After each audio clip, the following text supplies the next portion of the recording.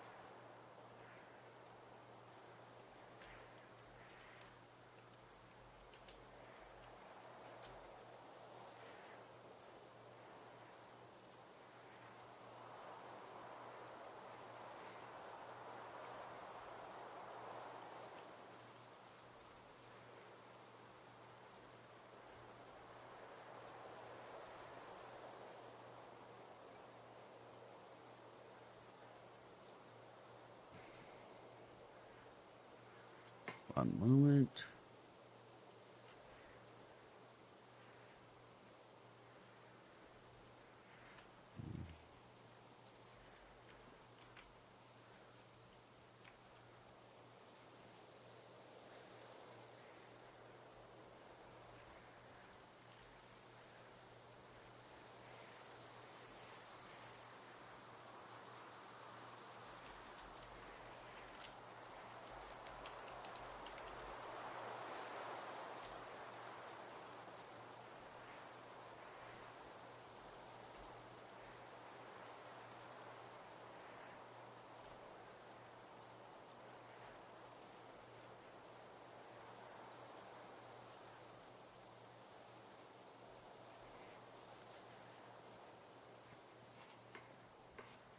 Hmm.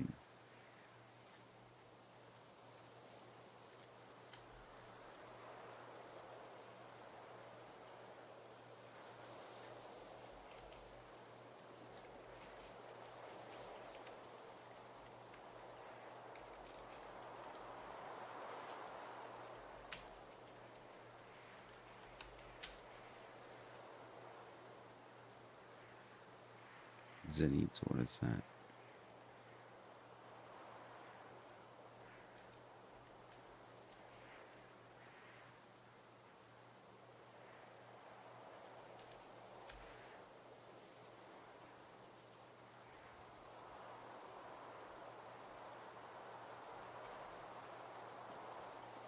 Mm-hmm.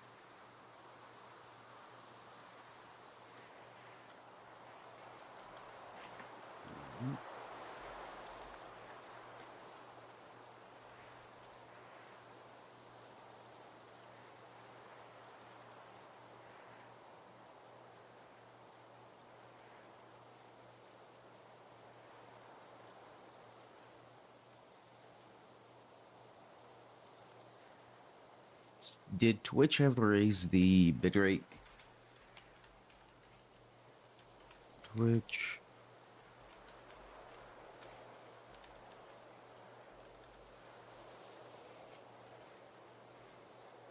Hmm.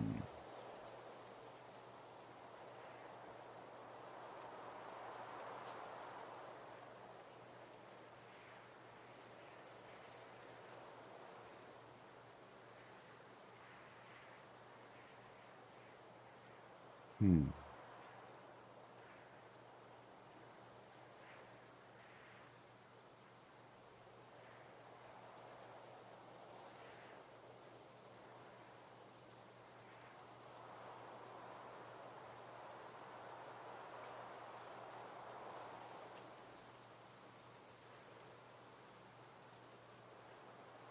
Hmm.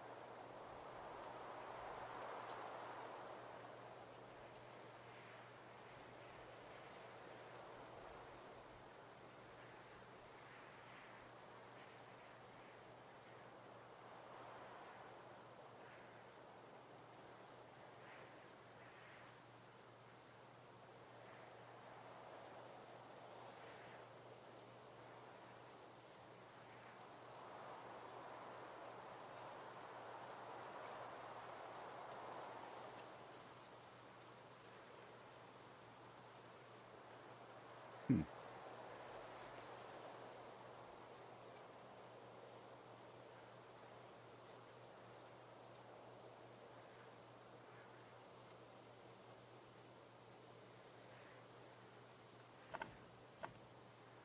Like sheer.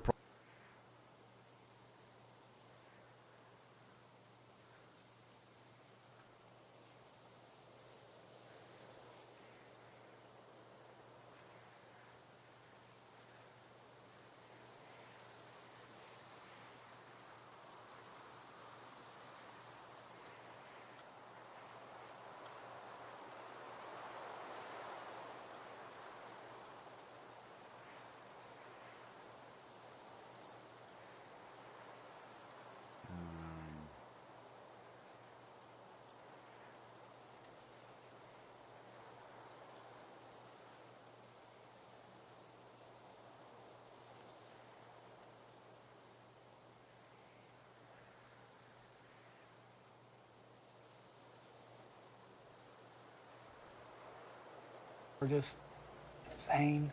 Oh, he said insane. The son wasn't too sure, but the dad's like, oh, she's insane. Oh, All right. He created a crazy. monster. Friends to give them to me after they're finished. And then, of course, I sterilize them with rubbing I alcohol. like how it keeps like showing up. Meth is this program can be dangerous, you know, but do not do what she's doing. Wow. These are like the ones that come in like the kid Tylenols. Oh yeah, it is, isn't it? That one, Those don't even. that one's ready to go. Yeah. And you can safely use this up to 4 times. 4? Nothing surprises. Who said that? Who told you that? Safely. I mean, maybe like the tip of it starts to get dull after you shot up 4 times. I don't know. Yeah, after the Doesn't mean 4th anymore. time, you know. Yeah, you gotta be careful. It's Karen, you know. That's Karen. Yeah. Roll it out. It's sterile. It's the exact same medical paper you would find at a doctor's office.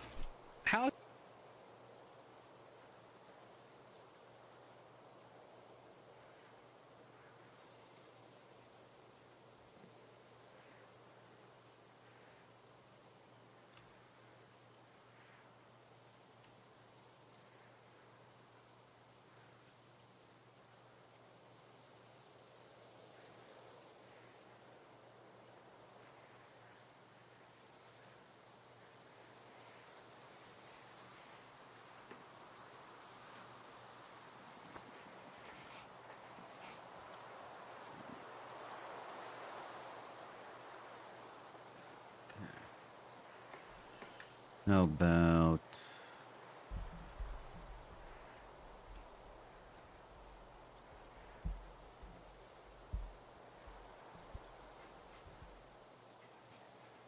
Okay.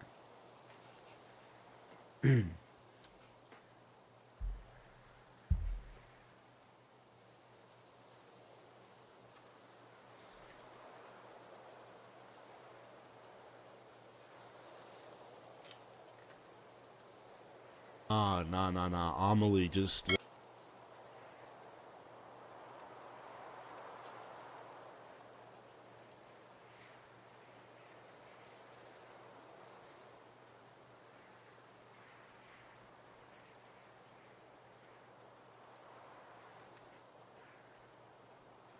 walk off stage.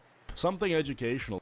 They just have like no idea. I think they think I'm like gay or like I'm like with them or doing a documentary. I don't fucking know what they think.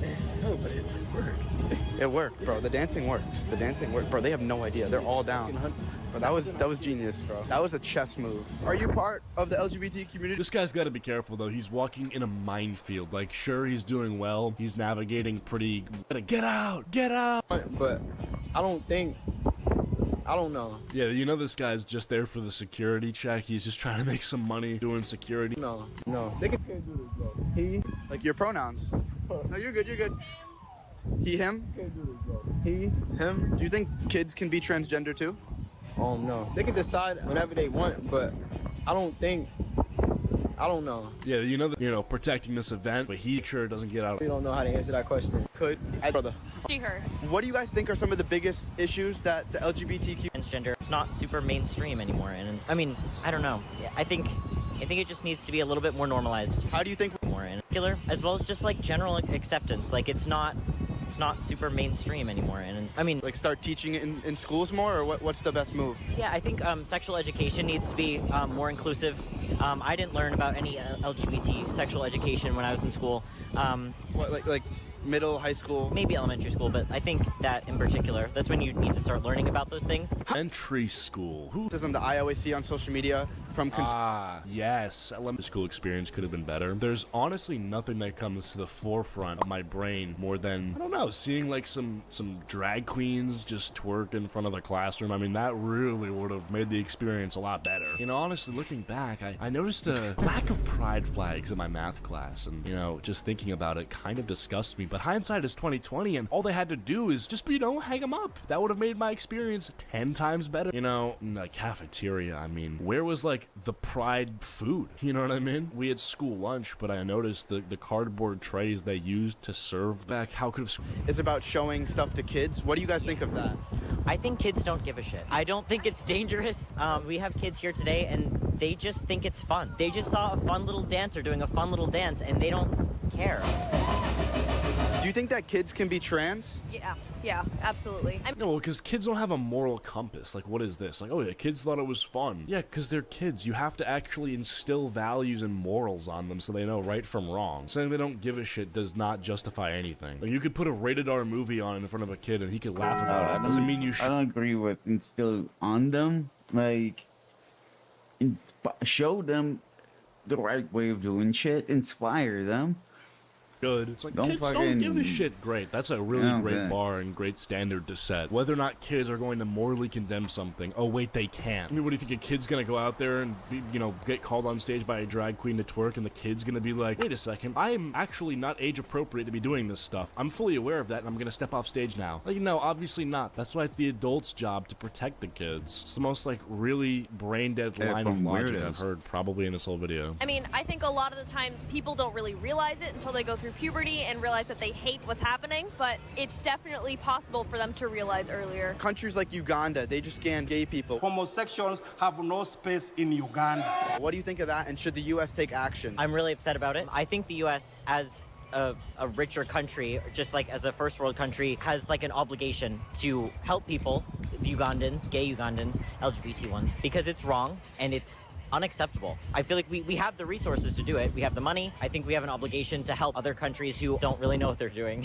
in terms of being safe. There's a bunch of homeless people. What does your shirt mean? What does my shirt mean? So it just means that when people want to be called something, they should be respected, and you should call them what they want to be called. It's just basic respect. Cultures all around the world have this basic rule. It's not an exception. It's nothing weird about that. Why Yes, Satan? basic cultures worship Satan, I believe most countries in this world are majority Christian. These are out there. Like, no country is a self-ID Satanist country.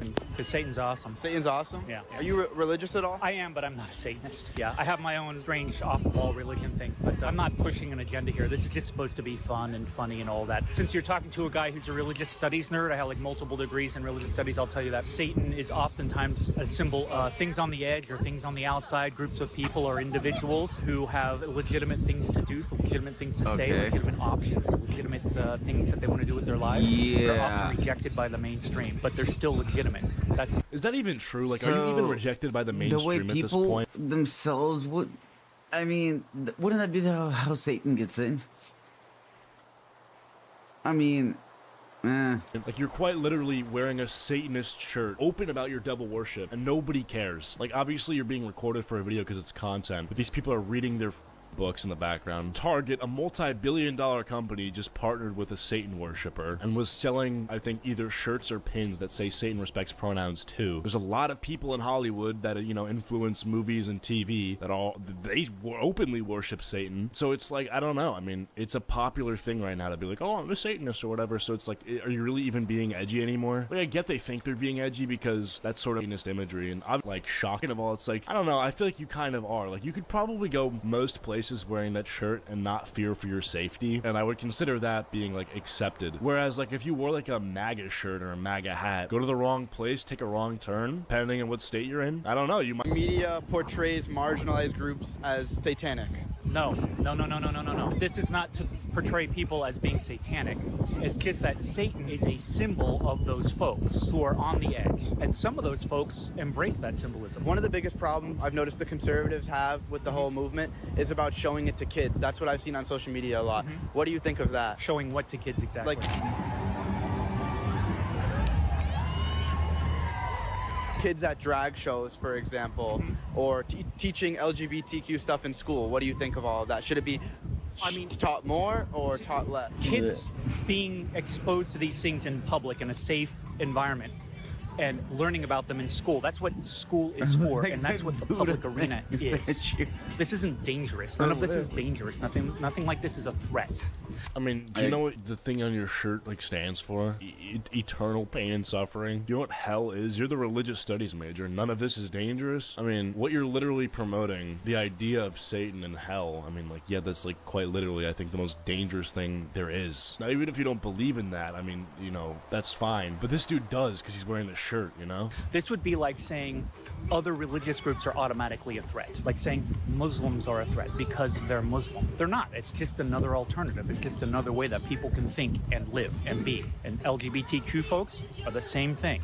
And if this fits who you matter, because there's something dangerous there, this Satanist, this fits who you are as an individual, whether you're Muslim, Satanist, LGBTQ, it doesn't matter, because there's something dangerous there. It's good for people to feel that they should be accepted and have a path forward for them that works for them. No, thanks. I understand the need to coexist and get along regardless of our differences, but you're literally promoting that Satan. doesn't go I'm gonna pass on to that. the I'm gonna pass on extremes. the we can all be buddies, you know? If you want to be my friend, which you probably wouldn't want to be my friend, I'm gonna decline your offer, you know? I'm gonna say, nah, you're good, you know, repent, take off the shirt, find God, then we'll talk. In the meantime, let's just, you know, that thing that you were saying during COVID, 6 feet apart, let's try to keep that. Let's keep the distance. That's what's important. So, yes, it should be in the public. Okay, all right, thank you. Does that make sense? Yeah, I think his shirt means that he is Satan. Whoa! That he respects his son's pronouns because his son is trans. His name is Alex. And I think because he is Satan, it means he respects pronouns. It's a very little kid. Come on, Satan.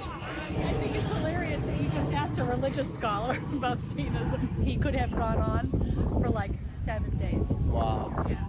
Awesome. Thank you guys for your time. Thank you for doing this. Yeah. I don't even know what to say, bro. Okay, yeah, I think with that, we're gonna stop it here. If you'd want to watch the rest of this video where the confrontation starts, you can do that for yourself. I'll link it down below, but that'll... Oh, that's boring.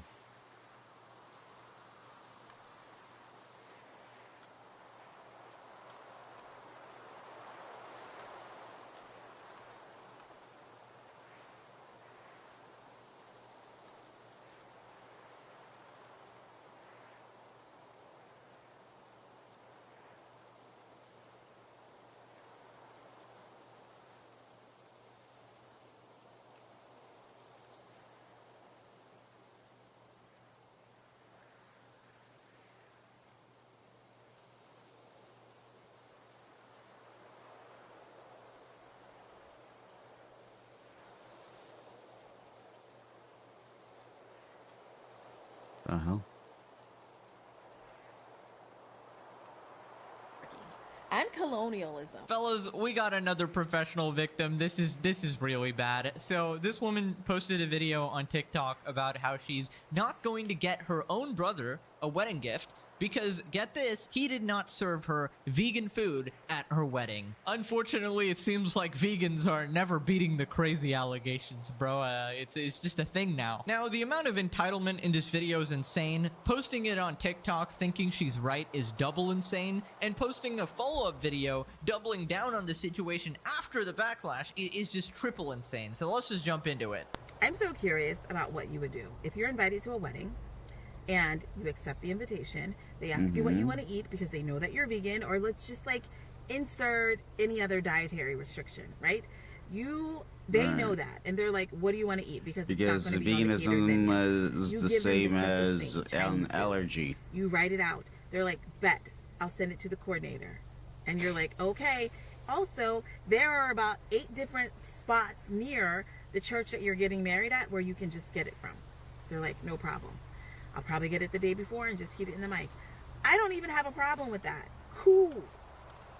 But that's not what happened. Right? What? You get a call like 2 hours before the wedding, 2.5 hours, and the coordinator's like, so where do I get this from? Where do you order from? Ma'am, what are you talking about? Okay, so she's mad that the coordinator is asking where to get her food. And she's mad that it's 2 hours before the wedding, but I don't know why she's mad about that, because, you know, food doesn't really take long to get. You order it, and if it's nearby, it just comes, right? And especially if it's for only one person over here, it's not like they forgot food for the entire wedding or anything. Yeah. I think this coordinator just wanted to clarify where specifically you wanted it from, because they probably are not vegan, so they just wanted to be extra sure, you know, which place will qualify your standards, and just make sure, you know, you like the taste and enjoy the experience. But instead, you are having a meltdown, as if instead of a food issue, this is somehow your wedding and they forgot to bring your family or some shit. And so I'm like, any Chinese store, just Google it. They're all the same. It'll taste good, right? I don't even care if it doesn't taste good. Like, I just want something to eat. I want my child to have something to eat. And Right. and You're then forcing veganism on they're our like, kid. okay, working on it. And then an hour before, they're like, how close are you to the church where, you know, family members are getting married? And I'm like, 10 minutes, 15 minutes. They're like, okay, can you go pick up the food? I placed an order. Can you go pick? I will not. No, I will not. Why would I go do that? That doesn't even make sense to me. So it doesn't make sense to you to pick up your own food to help the wedding coordinator manage an hour before the wedding? Really, bitch? If you're so particular about your food and you want it so bad, just get it, man. Like, why is it such a hassle for you? Like, it's not like it's an hour drive away and you're gonna miss the wedding. It's literally right there, just a couple minutes out of your way. They're just asking for a little small favor over here for your brother and close friend's wedding, by the way. And she leaves that out in this video, by the way, to make herself look good. But then in the follow-up video, she clarifies that this is actually her brother's wedding. So for some reason, she decides to make a huge fuss about this and post it online to expose this coordinator or the brother. I don't exactly know who she's mad about, but this is just so petty. Like, I'm here to see some nuptials, not be your assistant. And they're like, well, you're not going to have anything to eat. And I'm like, okay, cool. I kind of expected this to happen because your track record with being a coordinator is like iffy. So Wow. my question is, Shots what fired. do you do in terms of a gift? Because I feel like the gift serves two different things, right? The gift is intended to help you cut costs, right? Like traditionally, like I'm going to, if I'm not getting you like something tangible, I'm just giving you cash. And I want to help cut the costs that you spent on these meals. Now, my meal's super cheap because it's Chinese food. It's like $20, $25, if that, right? But then the other side of the gift giving is like, it's intended to like celebrate you. You just said your nuptials and yay, you're married, go be great. But Wow, she sounds so happy and if thrilled. I didn't get any return on my gift.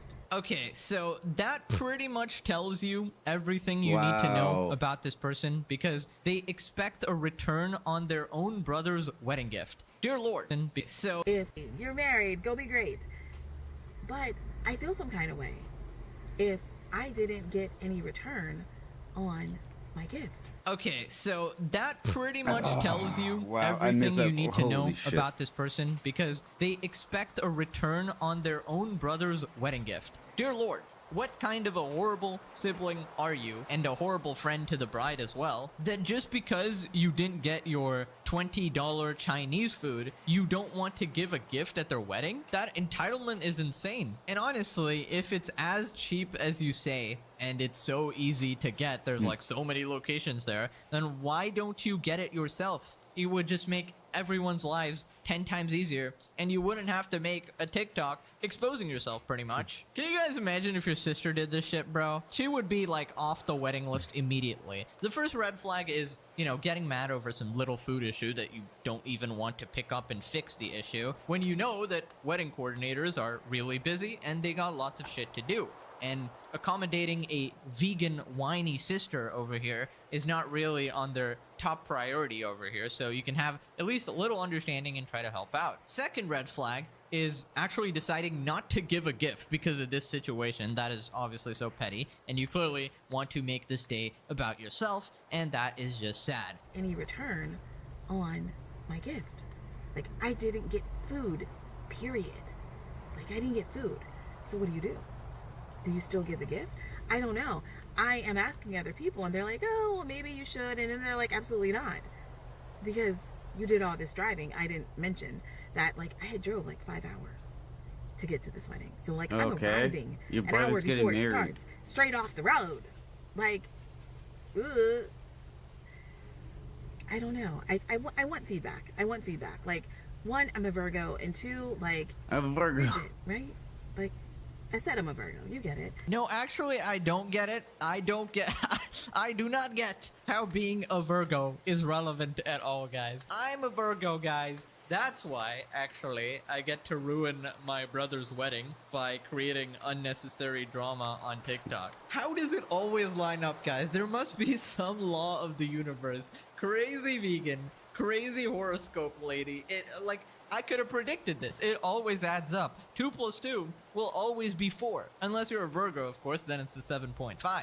But just imagine not getting your own brother a wedding gift because your lazy ass couldn't pick up some food right next to the wedding place. And, you know, she asked what I would do in this situation, so, you know, let me give my little take over here. First off, I'm not asking for vegan food, okay? I'm not a vegan. But even if I was a vegan, maybe I probably wouldn't ask for vegan food. I'm just one of those guys who wants to save, you know, hassle from other people. And, you know, even if I'm, like, really adamant about my diet and shit, then I'll just gotta do it myself because I'm not trusting somebody else to, you know, make sure my diet is perfect or whatever the hell. So I'd bring my own lunchbox, okay, personally. Second off, I'd probably pick up the goddamn food if someone, you know, ordered it for me or whatever, because I know that they're swamped with tasks, you know, especially as a wedding coordinator. You know, it's called having a little bit of empathy, but, you know, you wouldn't really know anything about that. Third, I would probably continue to give them the gift I got them for their wedding. That is a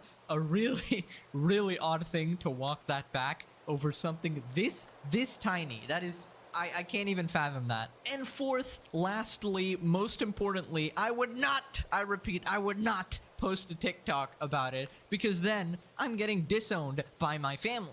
Like, I don't have a sister, you know, IRL, but if I did, and she pulled out her TikTok at my wedding, bruh, she's getting sent to Mars, all right, to live with the aliens. Or option number 2, I would skip out on my own wedding. I would destroy the ceremony and, you know, spend my time making a response video to destroy her social media presence.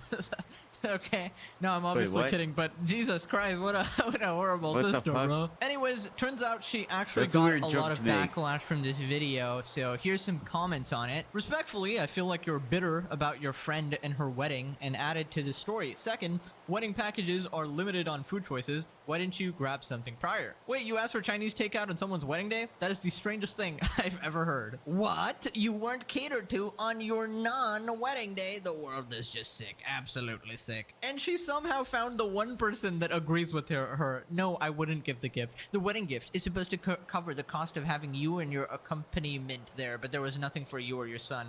That's my feeling. I spent $400 to $500 to get there. That should suffice. I love the name as well. I'm not gonna be quiet podcast. This is not someone you want to have as a sister, bro. This just seems like trouble. This is crazy. The coordinator and the bride had 7,000 things going on those 2 days before the wedding, and they still try to accommodate you and work with you. Now,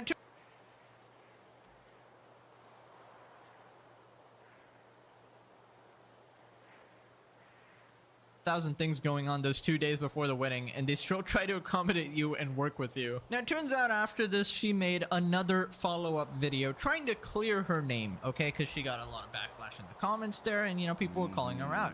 And she reveals in this next video that it was actually her brother's and her close friend's wedding. And she thought that that actually made it better for her, but obviously it makes it 10 times worse because now this is family you're talking about, and this is not a random person that you're TikToking about. It gets much more personal when it's family. And yeah, I don't know. Don't air these matters online. This is just uncalled for.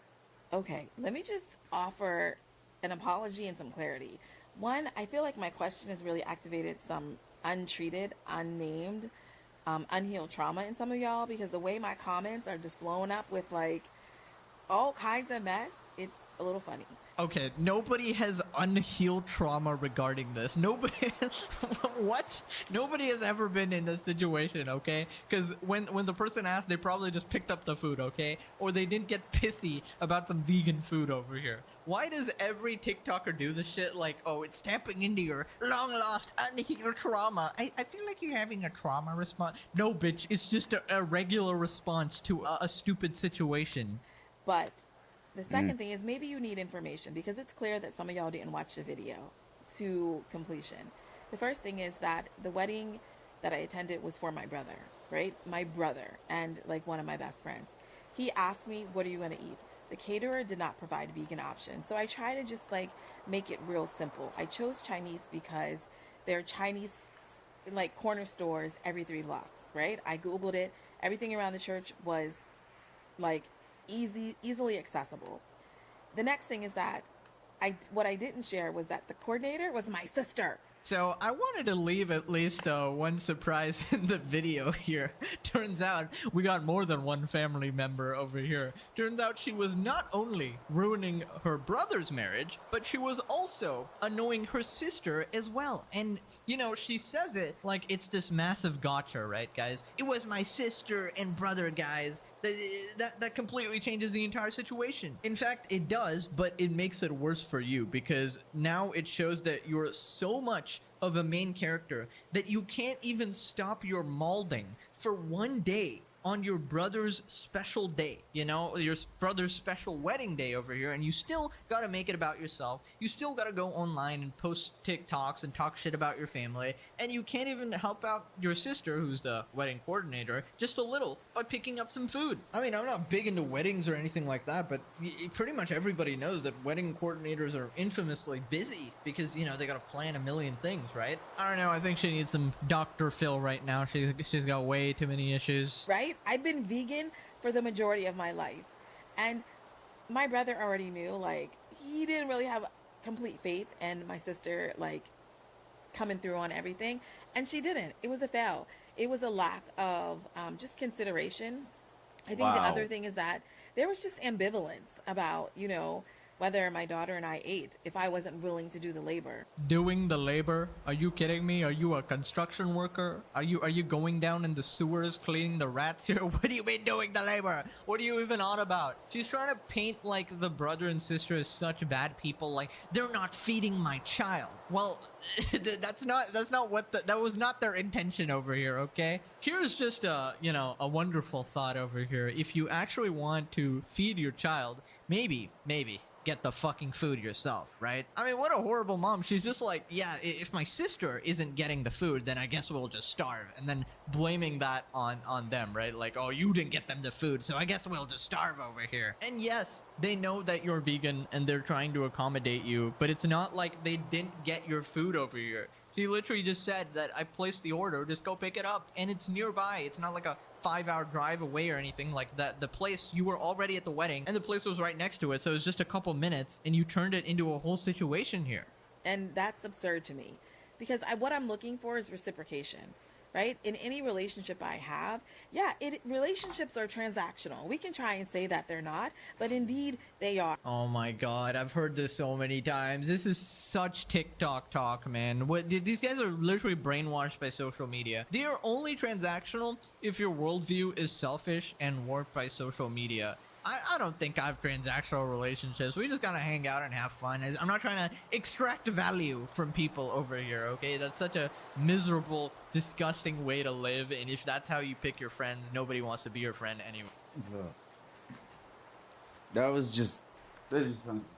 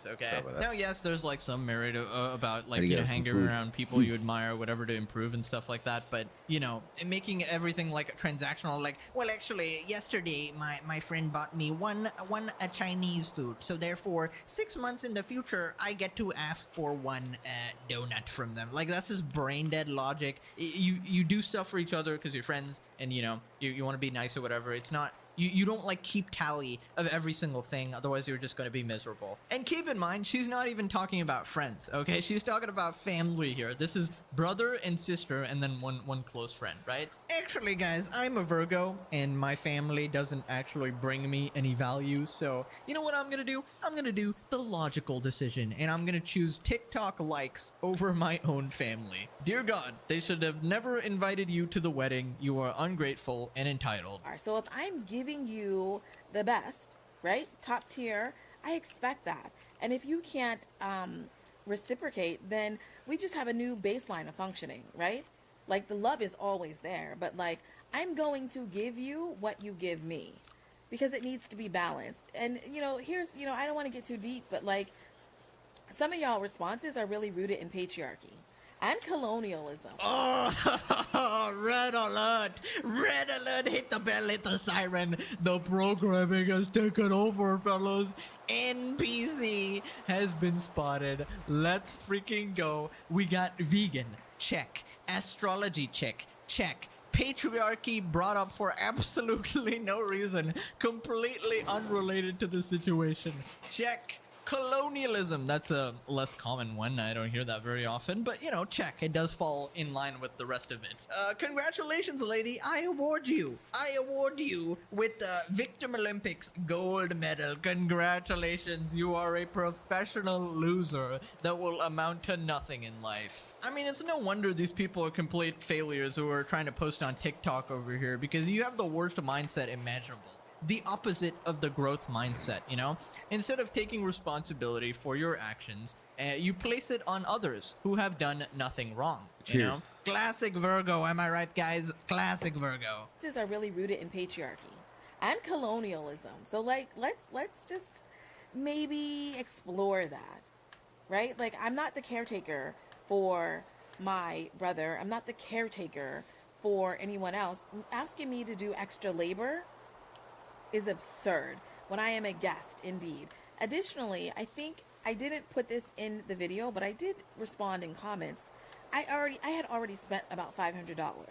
She's like the worst spent thing of $500. humanity and bundled up that somehow. was my gift, my attendance. Maybe Ain't no that's way extreme. she just said that, guy. Oh my lord. Your gift was your attendance? The family should be so grateful that Mrs. Virgo has attended. I think, you know, they should be jailed, honestly, because they didn't roll out the red carpet for Miss Virgo here. We should all kiss the ground she walks on. Bruh, my gift was my attendance. What a narcissist. I was wondering if their she would say wedding that, day. honestly, It's but not apparently your she did. day. Snap back to reality. fucking You're nuts. not special. Especially on this day. This is a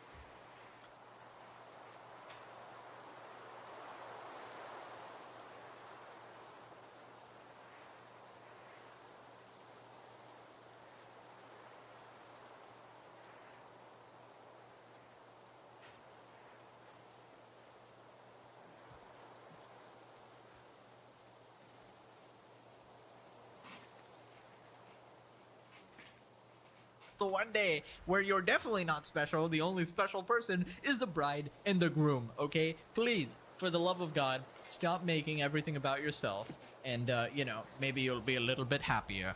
Because although I arrived less than an hour early, I still had to get dressed. I literally drove directly to the wedding. 5 hours. I had to get dressed. I had to get my daughter dressed. Wow. I had to get our hair done, all of that. And so by the time I finished, I really only had about 20 minutes to spare. And there was no way I was just going to be driving around a city I'm not familiar with to find some food. And so it wasn't a big deal because I expected it. So we didn't stay for the reception, right? We busted up. We took pictures. We had a good time. And then we dipped and got some food. And it was actually Thai. So, just kidding. What is that? Ah, yeah. What? What is that? So, just kidding. What is that? Ah, yeah. That's basically it. Why do you insist on making a fool of yourself? Oh, yeah. What was the point of that face? Are you saying like, gotcha. Well, gotcha. It was actually my family, guys. I totally owned all of the comments over here. Oh my god. I'm about to die of cringe. Oh. That's like Also, a disgust wow, she you feels know, with you drove herself. 5 whole Image. hours. That must have been so Little hard bit. for you. Yeah. It's your brother's fucking wedding over here. I understand, like, if they live in another country and you gotta fly over there, maybe you have a job, maybe you have work responsibilities, maybe you have all of that. You can't just uproot your life to go attend a wedding or whatever. That's, excusable, understandable. But driving 5 hours and acting like you scaled the Himalayas over here, acting like you're Neil Armstrong, they probably didn't even want to invite you. They were obligated to invite you because you're a sister, I can almost certainly say that your entire family probably hates you in secret, and they're just like, putting up with you, and you're acting like you're God's gift to this earth over here, driving 5 hours to attend my wedding. My gift was my presence over here. Jesus, you need to learn some empathy, learn some manners, and stop being such a Virgo. Anyways, what an entitled brat. Brother, if you're watching this, ban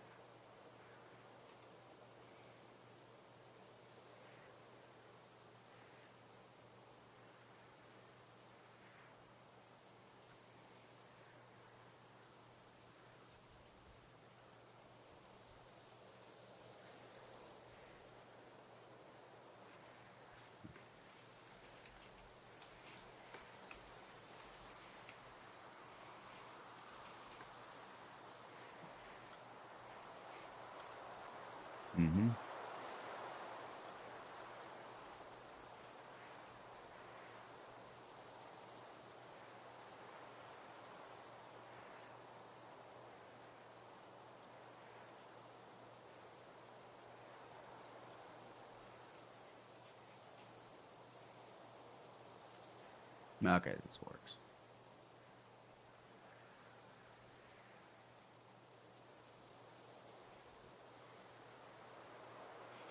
One second, I'm about to start the game.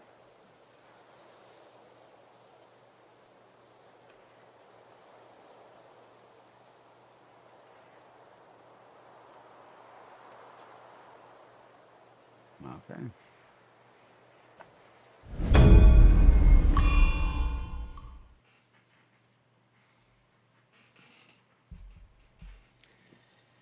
I can't remember where it is I left off, but wish me luck.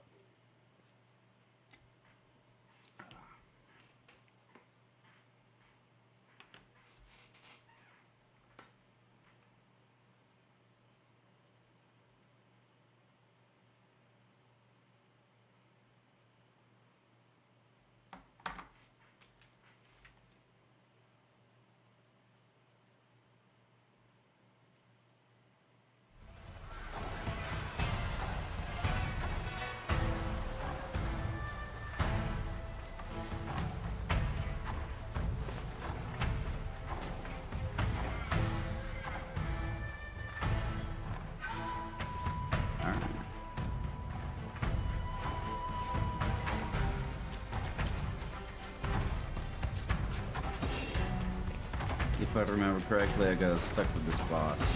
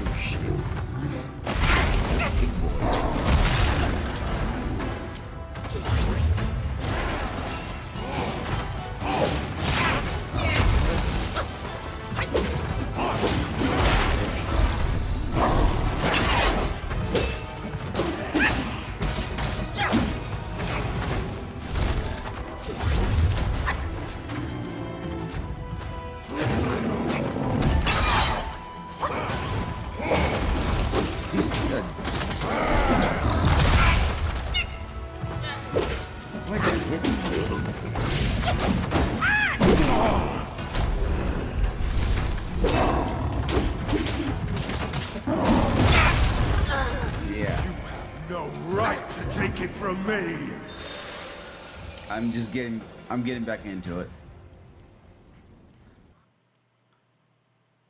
I'm just getting back into it. Don't worry. I got this.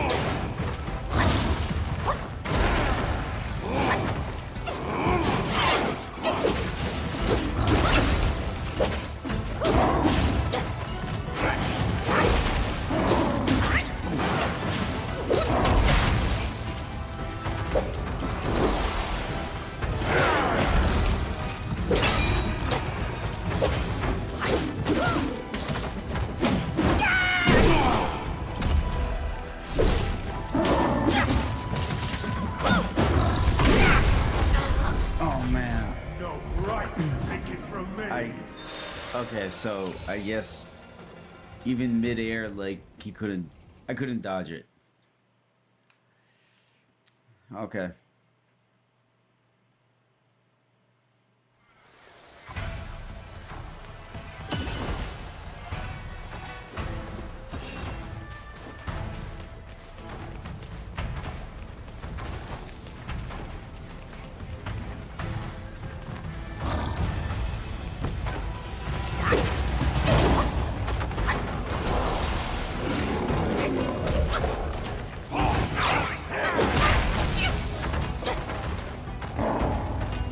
After the perfect dodge.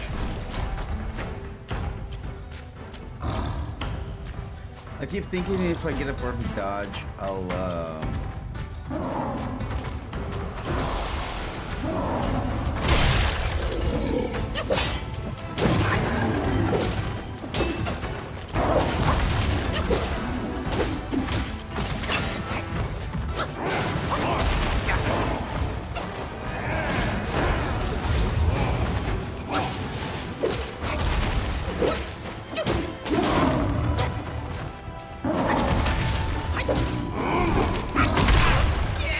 come on, I dodged that.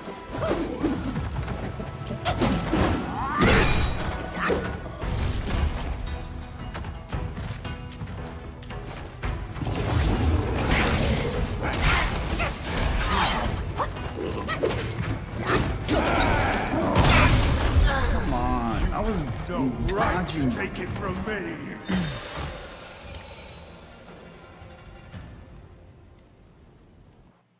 I was dodging.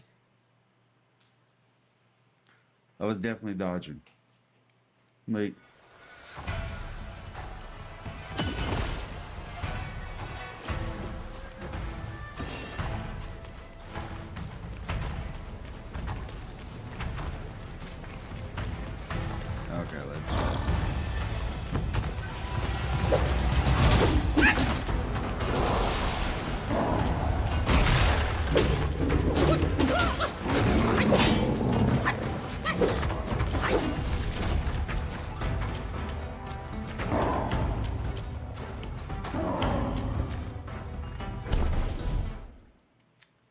Okay, I'm feeling good about this. So...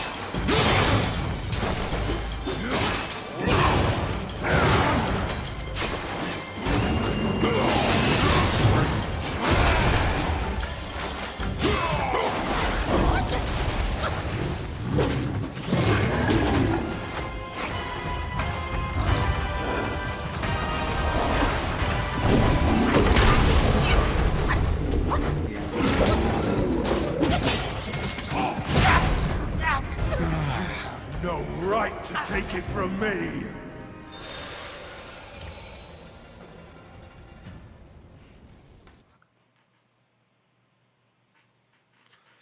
This beer is giving me more trouble than it should.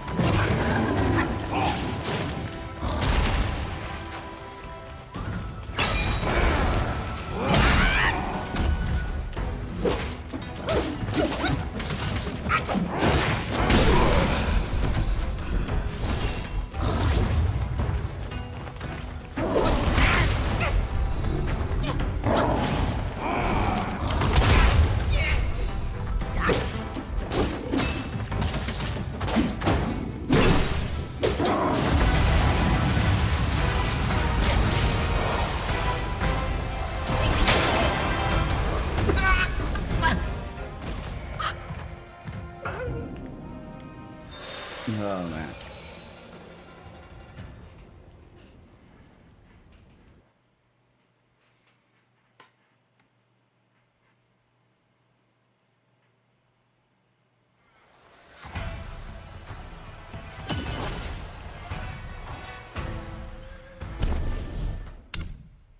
What level am I?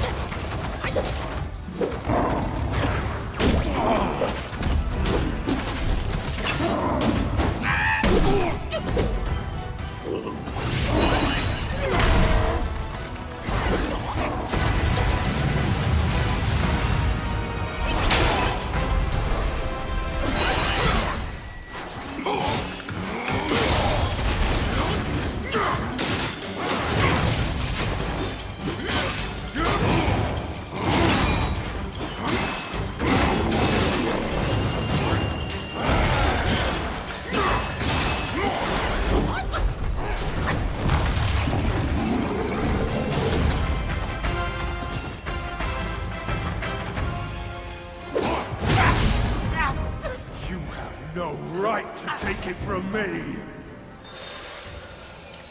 Freaking bear. I swear. This bear's giving me more trouble than it's worth.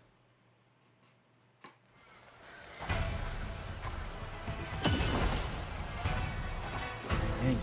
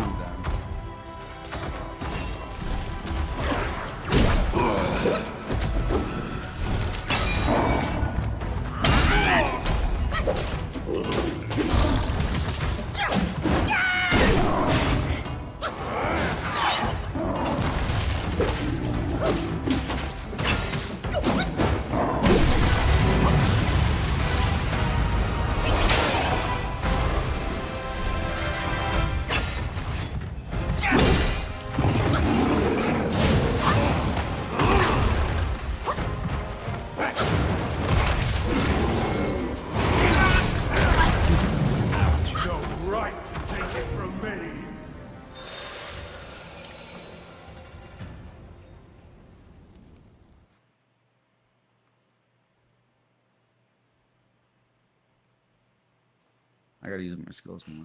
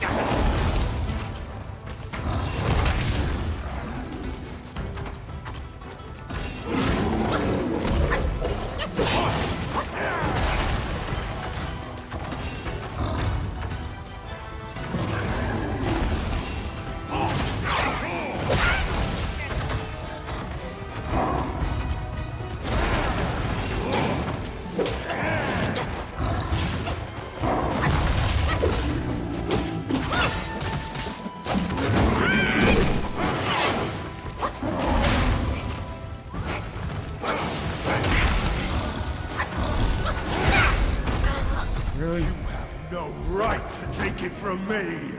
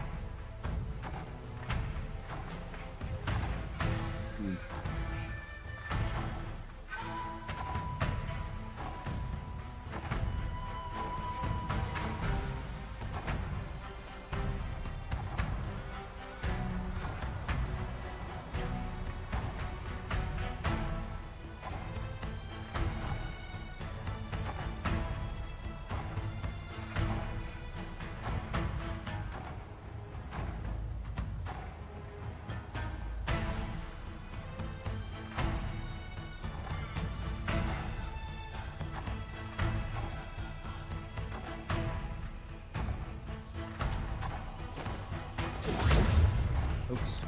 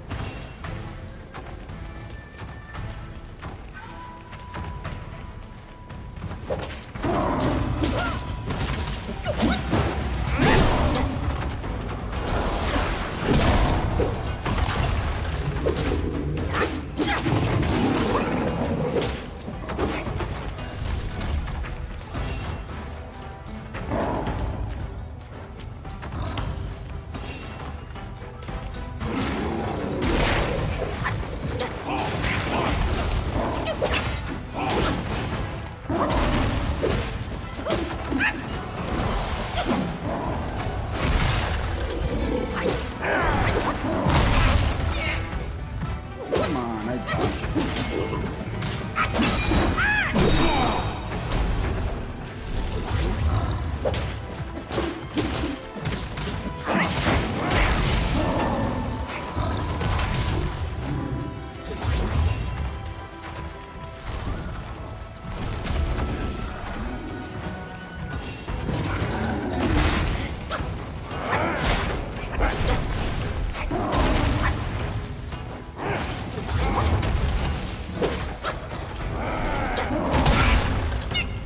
seriously, come on.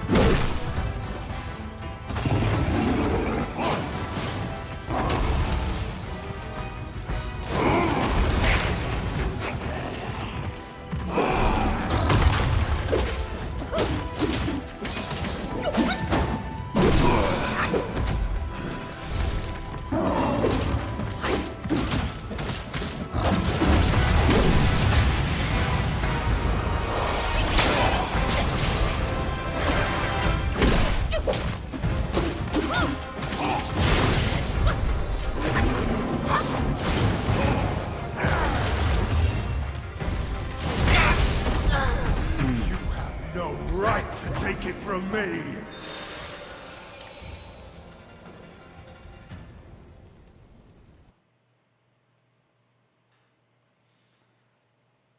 Like, there's got to be something I'm missing. I got to figure this out myself. Like, this pathetic.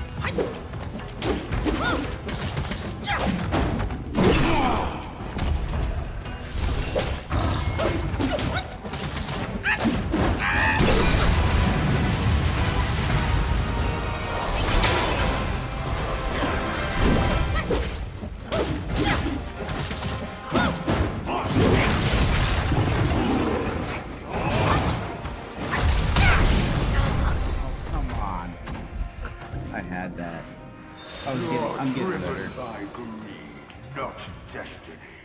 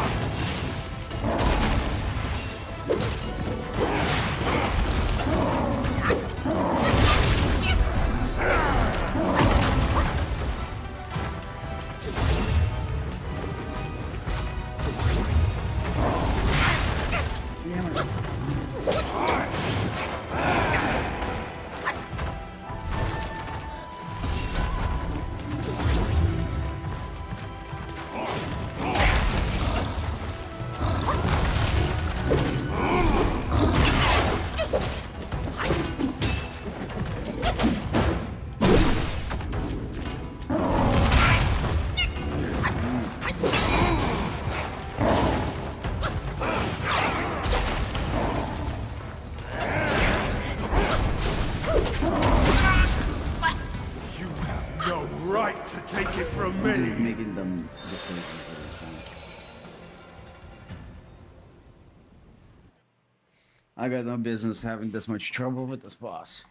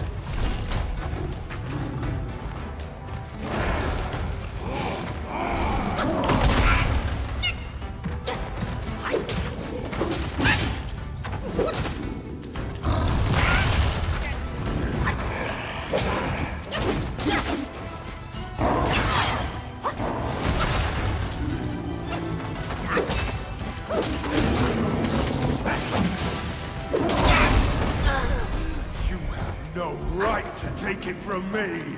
Yeah.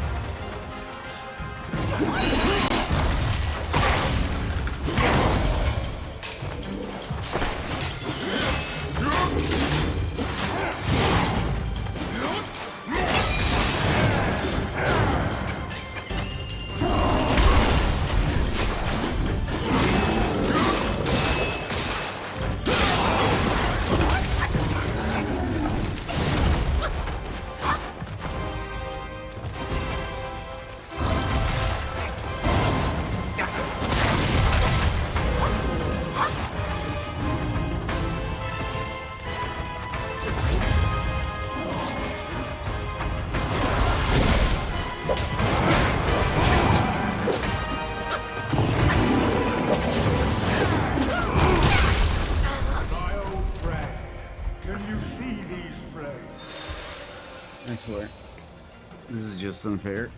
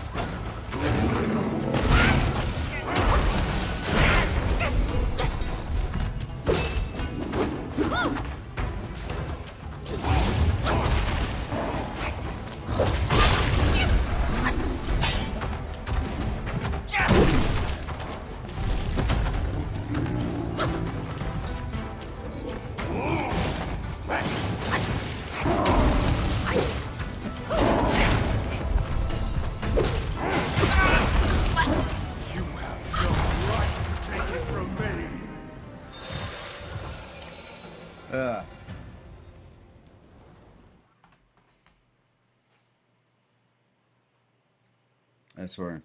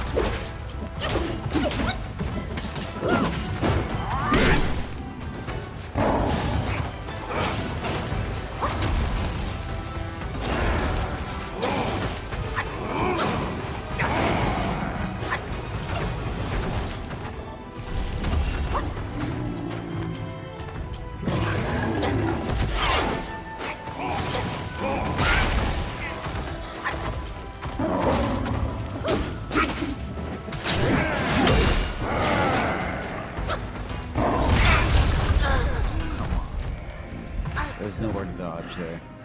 You're driven by greed, not destiny.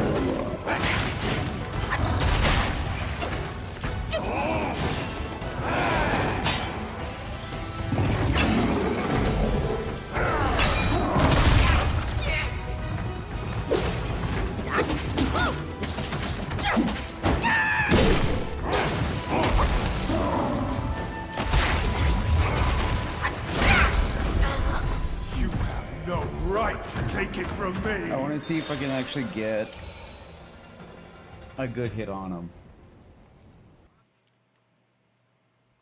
with the heavy attack, like right at the start there. Actually, what if I go here?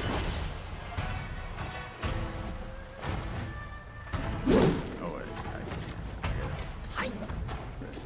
Charge this.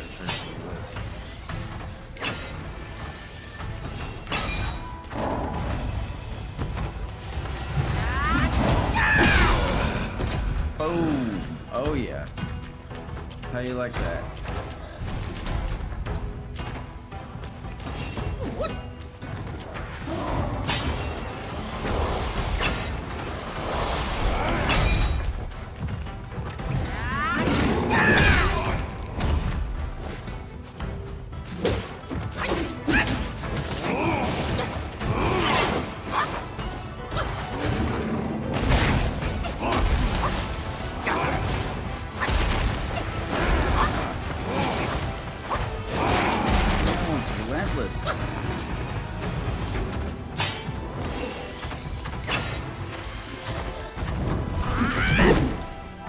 Oh, come on.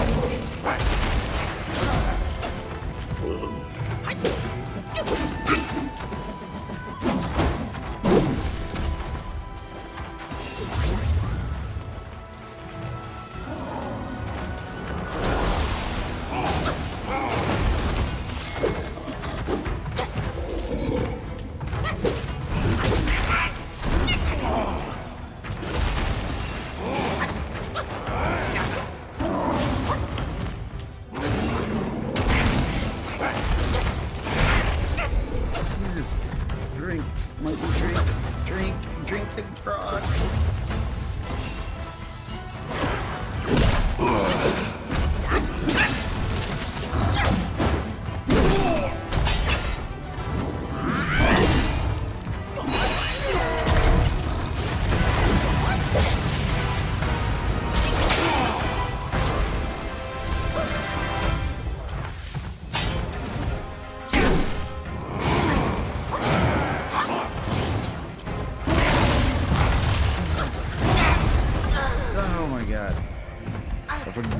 at how crazy You're he gets. driven by greed, There. not destiny.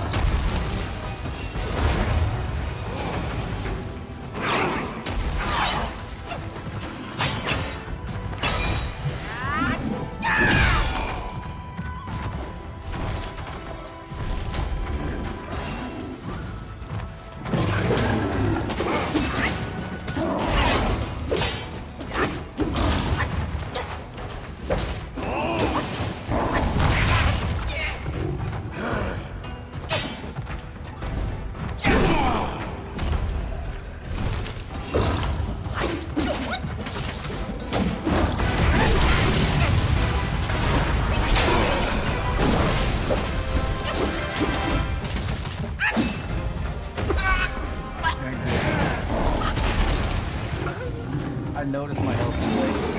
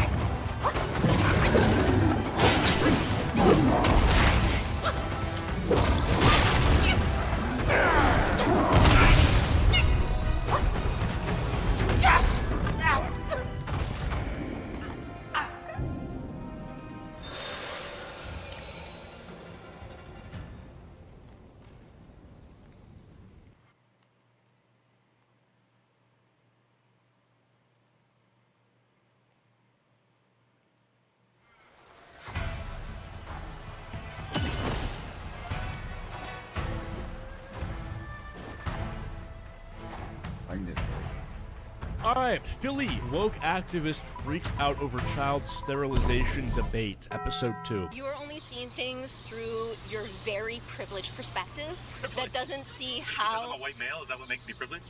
You do have historical and current privilege. I'm not saying that you are actively going forth and working to oppress people, although you are. So we have a group of 3 people here that says, the guy in the middle is holding a sign that says children cannot consent to puberty blockers, which I agree to. I agree with that statement. And I guess this woman disagrees, and she's like, you're privileged, which has nothing to do with what we're talking about at all. But we'll have to see how she responds. I am By saying saying we shouldn't sterilize and mutilate kids, I'm oppressing them.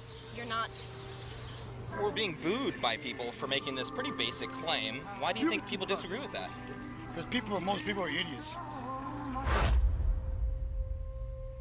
What's going on, everyone? James Klug here. Today, I am joined by Billboard Chris and Mike Harlow in Philadelphia. Freak out. I want to see how just saying this can cause like an actual commotion. Because regardless of the conversation and regardless of...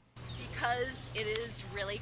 Don't videotape me. I did not consent to be videotaped. Oh, shut the up, bro. You're getting exposed. Also, it is completely unreasonable to expect that in a public park where people are videotaping that you're not going to be caught in the video. Let me tell you something. When you're in public, you can be filmed. Just how that works. Okay. Zero interest in talking to you. Zero interest? Absolutely We're not. talking about sterilizing kids. Huh. Oh, no, that kid, not a chance for him. Zero interest in talking to you. Zero interest? Look at this guy. You can tell this guy got brainwashed. Absolutely not. Absolutely not. Whoa. Sterilizing Unfortunate, man. kids, that's kind of important, isn't it? You probably shouldn't That kid probably is on puberty blockers. Yeah. put people off and tell them to F off if you don't want to. You're walking around with hate speech. Oh my god. You're walking around with hate speech. Children cannot consent to puberty blockers. That's hate speech. This is the autistic level of discourse that we are at. What is hate speech about this? Because you're actively promoting anti-trans agenda by walking around with that. Like, you know what you're doing. Okay. Children cannot consent to puberty. Like, yes, we're promoting an agenda that literally rejects the idea that people should be having their genitals mutilated. Especially children. Children should not be experimented on in that way either. Especially children, I should say. Blockers, children under the age of 18. You disagree with this sign?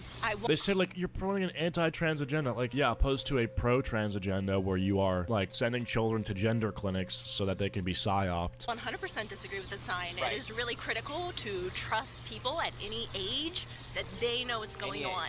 Yeah. Mind if I ask you why? I think some kids are too young to understand it. Yeah. I also think that some kids that are a little bit more mature, 15, 16, 17-year-old, they do understand it, and I think they have a right to choose. Well, there you go. Yeah, I don't believe in it. Huh, I love that because you can just see right there with that clip the oh my god, I'm forgetting the word, like getting mad or anything. And you know, What about when it comes to sex? Do you believe in ageism? Do you believe that children can consent to sex with adults? Not with adults. Why not? Okay, we're talking about different things. So ageism as in that adults have all of the imagine saying that you think children can consent to irreversible operations on their body, on their genitals, that are largely experimental, right? Like the research on this stuff is pretty, it's in a vacuum. And you're saying, yeah, they can do that. But then you're also saying, no, they can't consent to sex. Children cannot consent to puberty blockers. Children, they have no state of mind yet. They get what they get fed by guardians and parents and whatnot. We're being society and social media, all that bullcrap. We're being booed by people.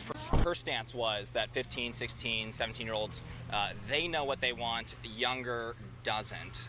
Why do you say so? Why the difference there? I think that they should have a Hey, little bit Zalman. more time to Oh, come on. Cheers. comprehend the things in life and how they really truly feel. Yeah. Chris, what do you think about that? Well, so there's a friend What's of up, mine, her dude? name's Chloe Cole. Oh, sorry. She's been speaking out about this all across the country. She has autism, like almost half of these kids do, statistically speaking. And at 13, she was put on puberty blockers, testosterone. At 15, she was given a double mastectomy. I think it was just 11 months later, she had deep regrets. Forrest Suffered other Gump. abuse as well, as many of these kids have. And now, He looks you know, like it, kinda. doesn't have her breasts. She's not sure if she can have kids because of the effects of testosterone. Some 16-year-olds are much more mature than others, you know, but they're still children. Their brains The And prefrontal then cortex some is dude part of our walking brain around responsible with a for sign that logical says children decision-making cannot doesn't consent finish to fully forming until puberty 25. I know when blockers. I was 16, I mean, I may not look like the smartest person on the street, but I did okay in school. But man, the stuff I did when I was 16 and still at 20, like most people, I did a lot of dumb things. I mean, I'm And now we're- 47. I still do dumb things. Yeah, now we expect kids who've 47, struggled with holy who knows shit. what trauma or abuse, or they have other mental health comorbidities. We expect these kids to be able to make lifelong, permanent decisions to their fertility, to their future sex life, and they're irreversibly harming their bodies. So I don't know. I still think 15 or 16 or 17 is very young. I think that it shouldn't be just something that you should just on a whim do something. I think there should be, just like any other mental health aspect, you should talk to somebody. You should understand all the aspects of it. I'm not saying just go run to the doctors because you're 16 years old and go, oh, look, this is what I want to do today.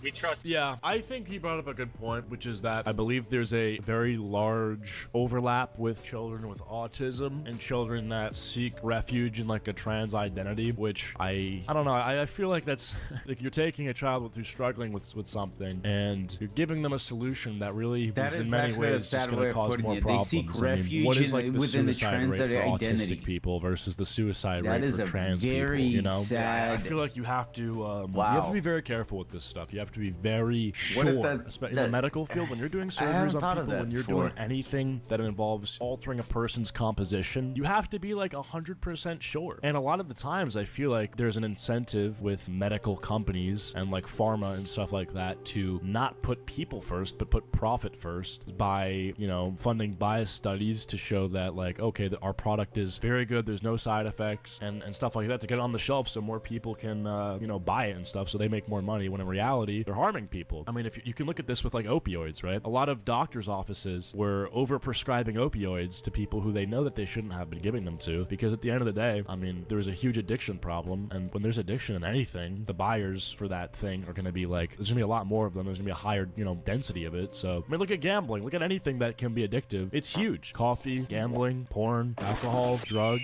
even like other smaller things, dude. You have to look at it like that. Children to know what's best for them in your first argument. But now when it comes to sex, children don't have the accumulated knowledge. You acknowledge that. You so you're are- saying children can change sex, but they can't have sex. Why is You that are different doing standard? the hate group thing where you're mishmashing predatory things with kids understanding their own genders and their own identities. Predatory sexual behavior is not the same thing as No, people it's being not trans. about the predators. It's about the kids and whether they can consent or not. What the fuck is she on about? It's not about the fucking like adults trying to have sex with children. It's about, are children able to consent to having sex with adults? So this has nothing to do with fucking predatory mishmashing. What the They are fuck is different wrong with this things. bitch? You cannot put them in the same group. I'd say indoctrinating children to believe that they're born in the wrong body and that they need to change their body Like, to how do they? find true happiness. I'm I'd say disappointed that's with these pretty guys for not predatory. noticing No one is that. being indoctrinated. It's like, Yeah. Don't you think it's predatory, though, to, for example, give a Like, double they mastectomy really to don't a see 12, it. 13-year-old girl?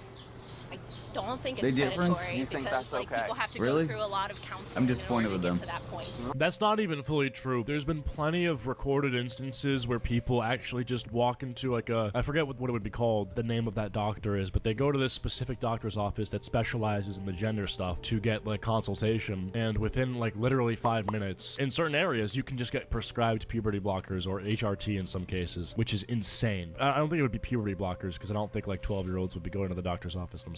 I've seen clips of people on Zoom where I've seen a clip of this guy, like he just looks like a guy. There's like, he looks like this guy. He goes on Zoom and he says, I feel like I'm a girl. And he basically like doesn't really elaborate. The doctor doesn't really ask him any more questions. And by the end of the call, they're like, all right, your prescription will be ready to pick up at CVS, which is fucking crazy. That's fucking insane. So this idea that you're like, oh, you're only going to get access to this stuff that's going to change your life if you're really shown to need it, that's not true, dude. It's really not true. And I think they could absolutely be doing a better job vetting it, you know? And you can also cross-reference this with a lot of other things, like antidepressants or stimulants. You can literally get a 10-year-old on meth, like Adderall, if he doesn't sit still in math class. Like, take your 10-year-old kid, you know, to a psychiatrist and say, hey, Billy can't sit in math class because he's a 10-year-old boy. And they'll be like, oh, really? Well, I think we should give him like an amphetamine for that. He should literally get like methamphetamine in pill form, which is Adderall. And yeah, it might like permanently fuck with him. He might get like hardcore damage from that. You know, it makes your vision blurry. He might not sleep. He might not eat. He might develop mood disorders. But hey, at the end of the day, I mean, that's just ADHD. And it's so sinister because it's not because they actually care about ADHD, and it's not because they actually care about kids, you know, behaving and feeling good, and they want the best for kids. They want to enrich themselves. That's how this works. I mean, seriously. And it's the same thing with antidepressants. Okay, if you're 14 years old and you're going through puberty and you have like a hormone imbalance, which everybody good does points during there, puberty, but he's also your reaching in body, some areas. That's how I view it, at least. Not so much anymore. And he started I ranting. disagree with you. I know a lot of trans kids. And how old are they? That's none of your business. Well, you brought it up. Last year in Milwaukee, they had a pride event, and a psychologist set up a tent there with a sandwich board outside saying, trans or non-binary, 3 letters of recommendation for surgery. All you had to do was walk up to this psychologist, and they'll just rubber stamp your letter that you need to go get surgery.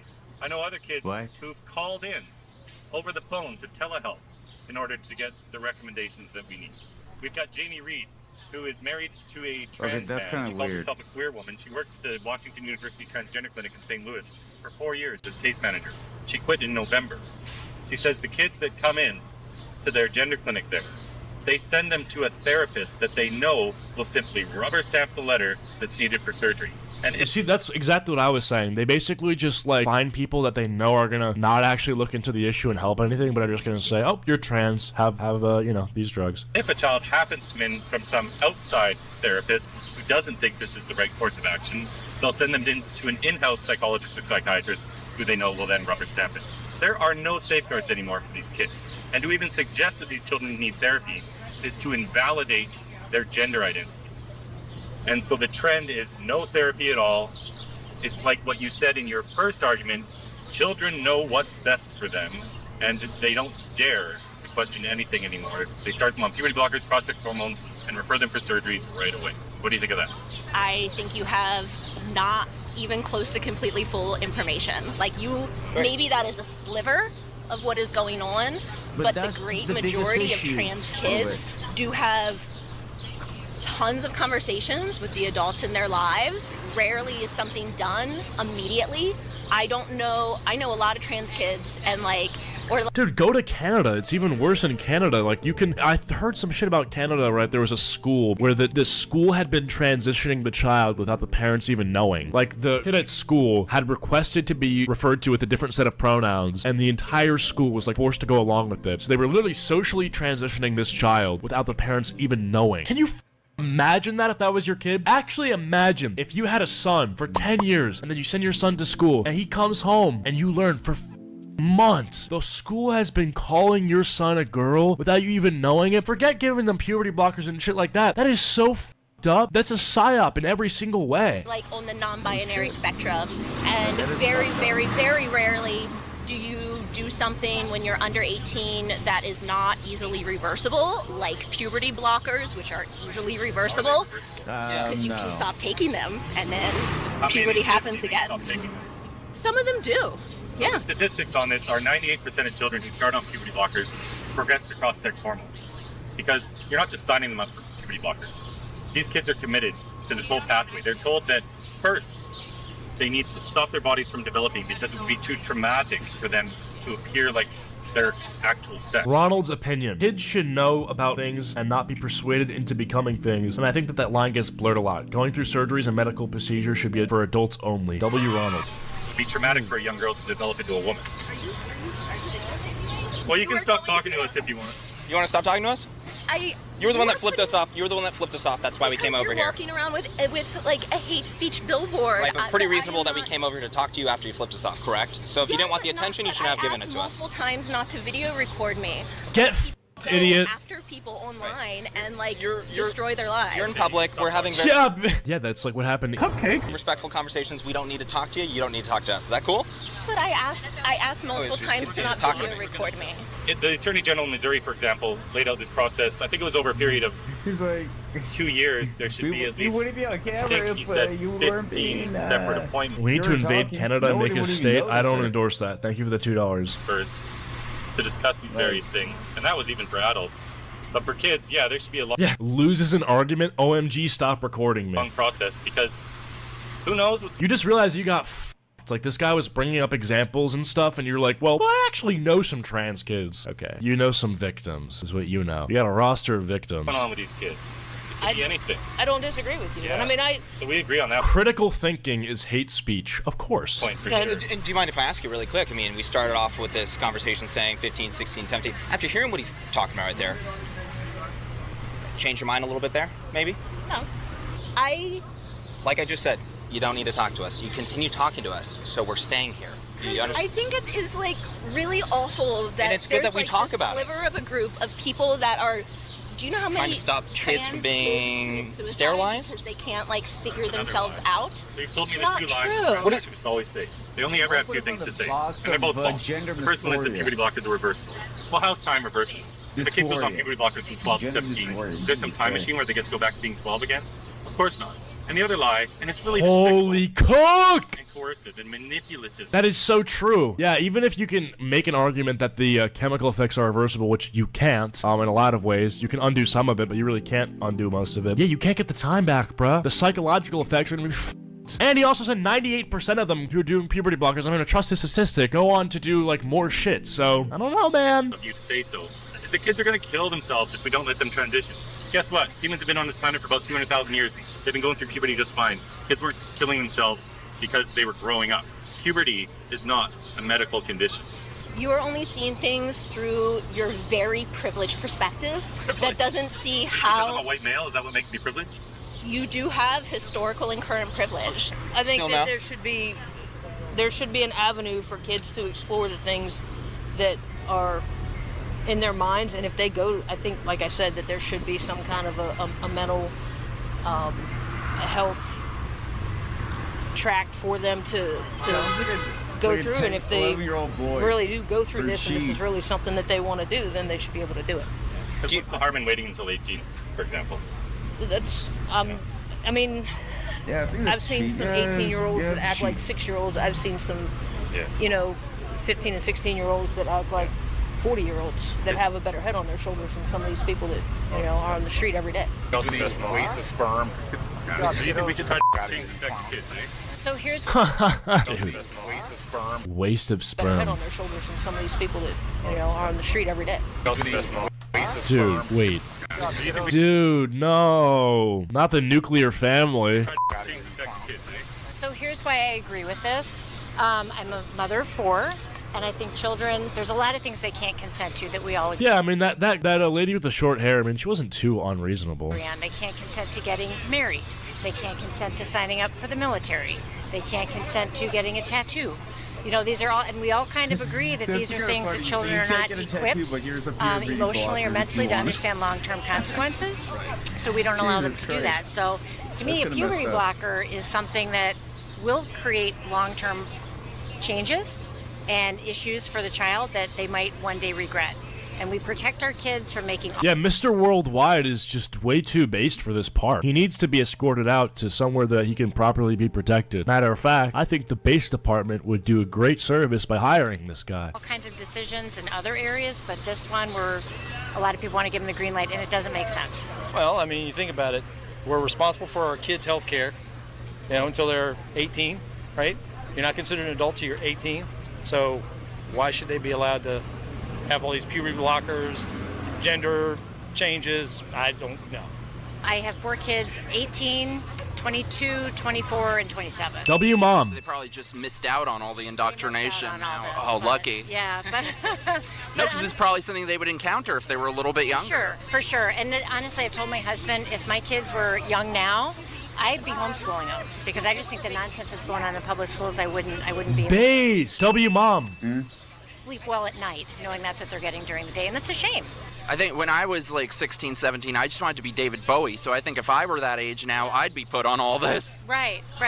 I agree. So Honestly, my argument to all of this, regardless of what you think it should be, if we're gonna go down the path of like gender-affirming care for minors or just in gender-affirm people at all times, you gotta do it for cis people too. You gotta do it for the non-transgenders, right? You want to affirm my gender? You know what I want for free? I want testosterone. Give me testosterone. I want the government to prescribe me some gender-affirming testosterone that I can inject every night, small amount, and that'll be good for me because I'll be able to get into the gym. I'll get a better, more masculine physique, and it'll really help, deal with my gender dysphoria, and it'll affirm who I believe to be, because I identify as a man because I am a man, and I will in fact be getting some government mandated, not puberty blockers. I just want the testosterone, and I think that it would be pretty phobic to not help me affirm my identity. So please, if we're gonna have this thinking in the world, I do believe that I should be able to get testosterone, and that's really the end of it. I commend you guys. They give me 2 more testicles. I want the quad testicle rig, one that no one's ever seen. I want 4 balls down there working at like a high frequency at all times, and if the government bans that, again, that's just a problem. What you're doing, it's hard to come out publicly and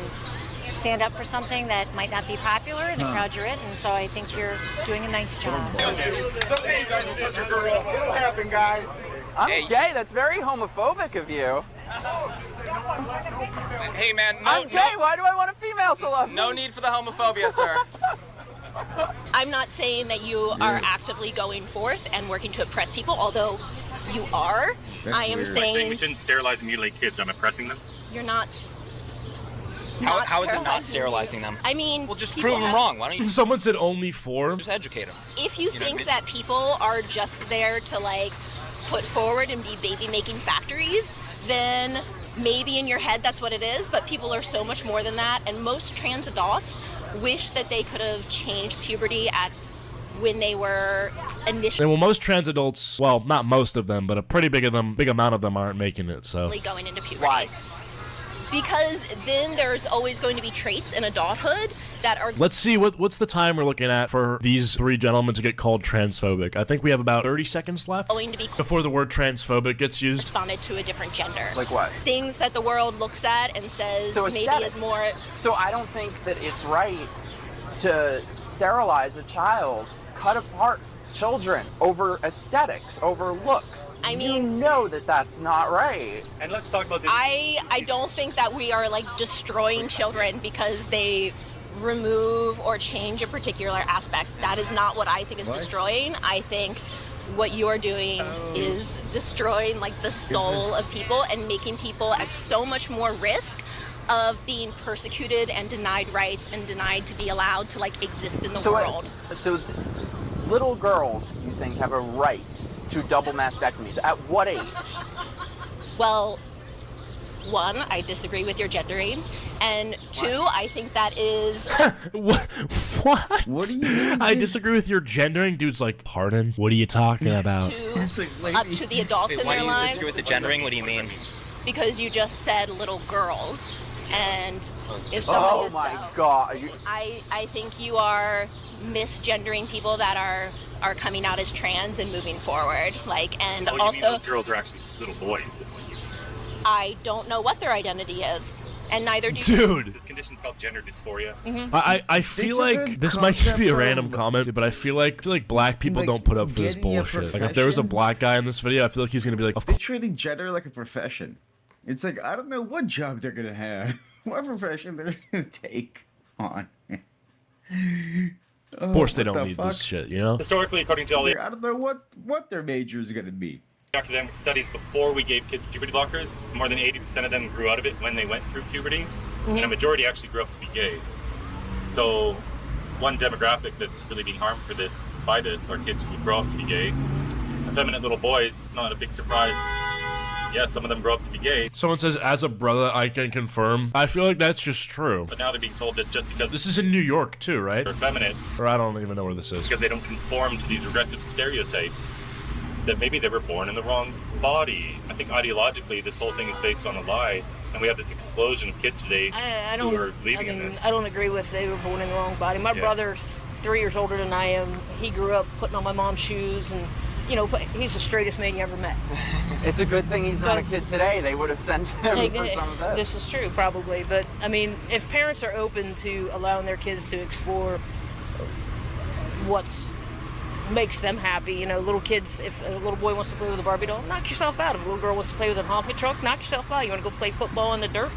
Go do you. Right.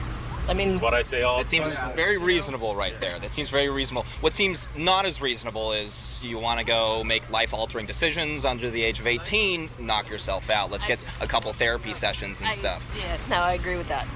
That there should be some kind of a therapy session to validate some of the things that they're feeling and make sure that it's that way. So that seems to be really where she's focused on. More therapy, but under the age of 18, still more therapy. What do you think, Chris? Oh, for me, it's an absolute no kids.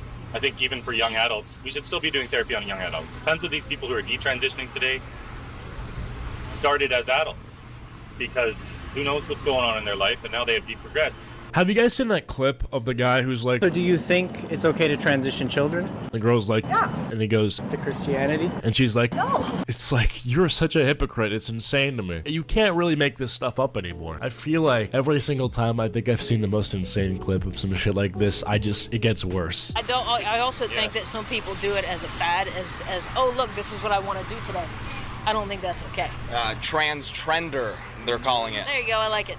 So, when we know that more than 80% of these kids with gender dysphoria will simply grow out of it, and a lot of them grow up to be gay, what the heck are we doing stopping their physical development and sterilizing these kids who are just going to be happy, healthy gay men and women?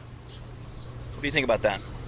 One, there are so many more statistics and studies, and a ton of experts believe that you should support trans folks in their journeys. You are thinking through one very tiny sliver. And also, I do not believe that sexuality and gender are the same thing, and you are conflating them, which I disagree with. And also, like, I think You realize that like 3 minutes ago she was like, I don't want to be recorded. Is she like oblivious to the fact that this is still going? Is she just digging herself a bigger hole right now? Really quick, how did he conflate them? who do detransition, and they feel fine about it. They feel fine about it. They feel fine about it. So after a 13-year-old had her breasts removed, before they even developed, just removed, she'll be fine with that the rest of her life. I can't speak to each individual person, and But I you would just said they're personally fine love to with it. break down Would you be gender fine with more. that? I wouldn't be. You don't know what they're going to feel because you I think probably... I do. No, you don't. I Because kinda do. you probably identify with the gender you were assigned at birth, so you don't know what they feel. There's no such thing as gender assigned at birth, and there's no such thing as a transgender child. They're called boys Well, and we girls. have huge disagreements, and you know, I grew up in the South. I have people that I love that have huge disagreements with me, but they do not go around actively putting forth hate speech in the world. What's hateful about this? You know what you're doing. Well, what's you're hateful about going it? out there to try and talk actively against people being trans, when you should just say it's okay for people to explore themselves. You're ignoring the basis for the conversation, and that's... You lost! They're removing so many barriers. Okay, well that's that. I think that's all I wanted to see. Okay, that's about this for the rest of the video. Good video. I thought it was really good. Go give this guy a subscribe. James Klug. This was very good. Very good video. I liked it a lot. And that's that. Shout out to you.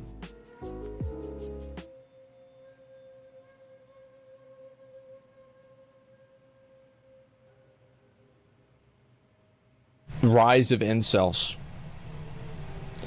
I see these videos pop up, and I love watching videos like this because I will always have a lot of things to say. It's your chat. It's real. Yep. Here we go. The video of my subreddit. Yes. A video of Twitch. When I was 10 years old, I had my first real crush. It was 4th grade, and summer was approaching. There were rumors spreading around about a girl in my class named Maddie who apparently liked me. Or rather, more than liked me. As a young kid who hadn't yet been conditioned by the internet, societal norms, or proper manners, I decided to confront her about it. "Is it true that you like someone?" I said. She replied simply, "Yes." After asking her, "Who?" 1,000 times in the hallway in between classes, she told me I was starting to sound like an owl, and she stormed away. But eventually, she did open up about her feelings towards me, and I told her that I had a crush on her too. But then summer hit, and I no longer had any way to see her other than romanticizing her yearbook picture in my room. I didn't have a phone, and at most, I'd be lucky to see her online in AOL Instant Messenger. Now, how many of y'all remember that? As the first few weeks... I had AOL Instant Messenger too. Yeah, absolutely, man. Yep, AIM, exactly. AIM, ASL. Weeks of summer went on, I couldn't bear being away from her for any longer. So I decided to look up her house phone number in our school's directory and give her a call. After around 9 rings, it went to voicemail, and I left one explaining that it was her classmate Cole trying to talk to her. I then proceeded to call her another 5 times because I had no conception in my head of what... I'm surprised his parents let him do that. I'm gonna be honest. Like, yeah, my mom would always be sitting next to the phone. She's like, who you calling? No, you're not calling him. He's not coming over today. Nope. Not him. Creepy guy would be like. 5 times, yeah. I was being that creepy guy. Finally, she called me back after a few days, and she said to me, "My mom says you need to stop calling me. It's getting weird." She hung up, and we barely spoke to each other again. As I was reflecting back on this story when I thought about the idea for this video, I wondered how radically different this interaction was from what most 10-year-olds do now. And not just 10-year-olds, but people of all ages. It's clear a lot has changed in terms of dating and how we interact and form relationships in the past 15 years. With kids in single-digit ages having access to any information they could possibly desire at their fingertips, That's a bit dating weird. apps on the rise, and individuality becoming more realistic, the landscape of intimacy has morphed into something scary. The number of sexless men between 18 to 30 years old tripled from 2008 to 2018. And Yes, but also the graphics in video games have also tripled from 2008 to 2018. So whenever you think about it, it makes sense. Yeah, it really does make sense. Like once you put everything into perspective here, I've showed this graph before too. There's a lot of guys, and this is the thing, right? Is there's a lot of guys that they don't really do anything. They just sit around all day.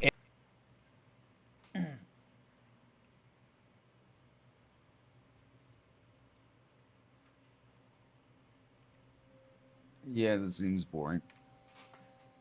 I don't know how that previous video ended. Yeah,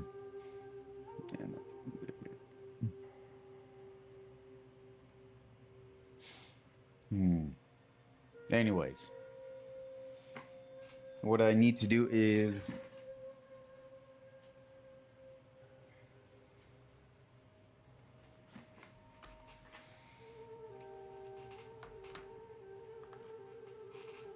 open up a beer and try to beat the stupid bear.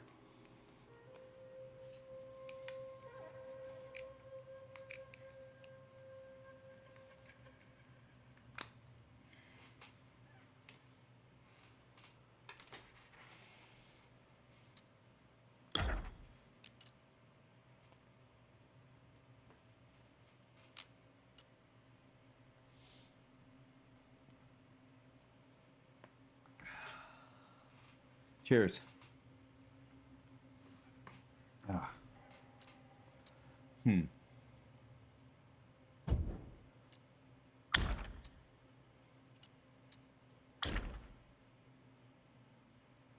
Don't you let it tag.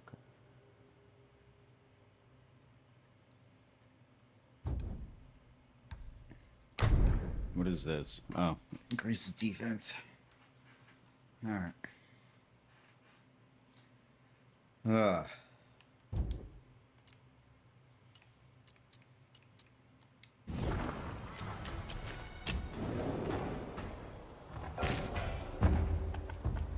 I'm wondering.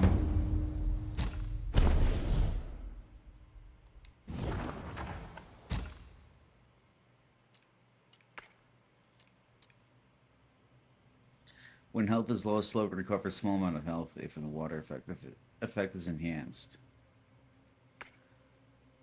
Yeah, when in water. I'm not in water. Like, I don't know why.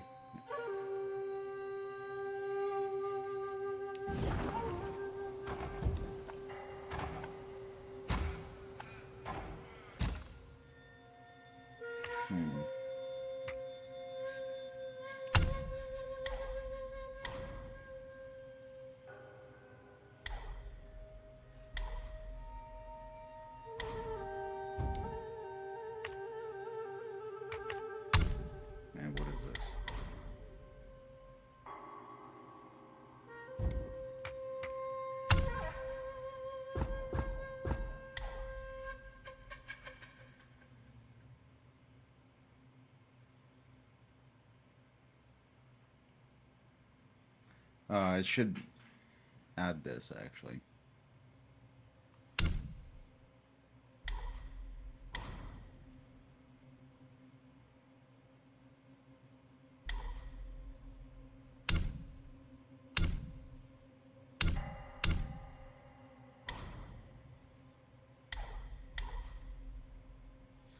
Makes it then each initial dodge more agile and flexible.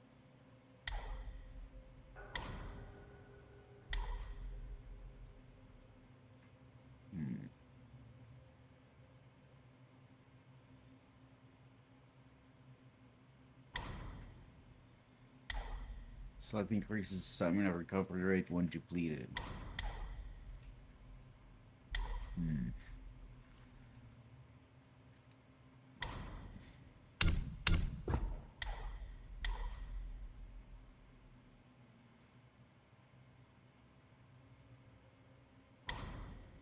Second move.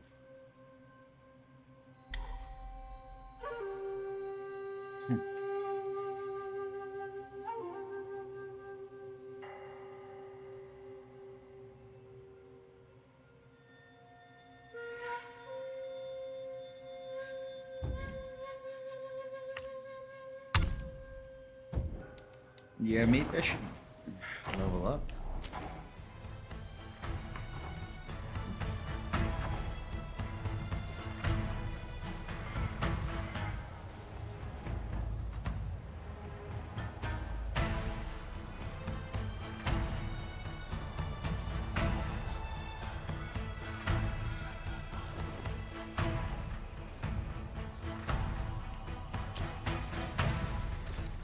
I can do this.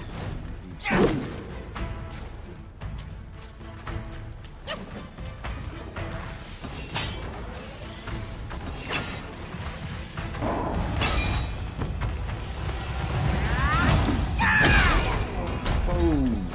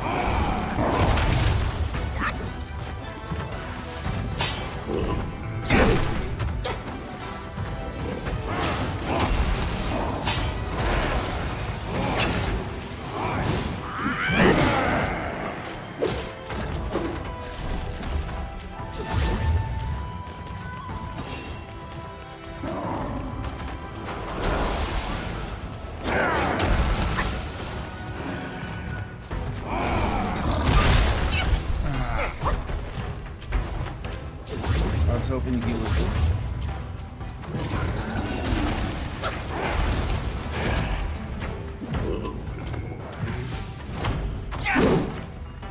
Damn.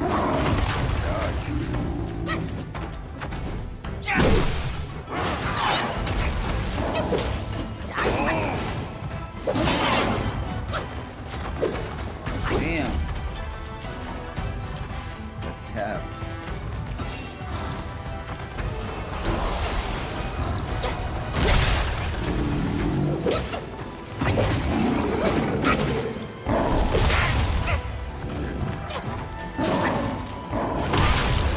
I actually got to start getting better at this earlier, but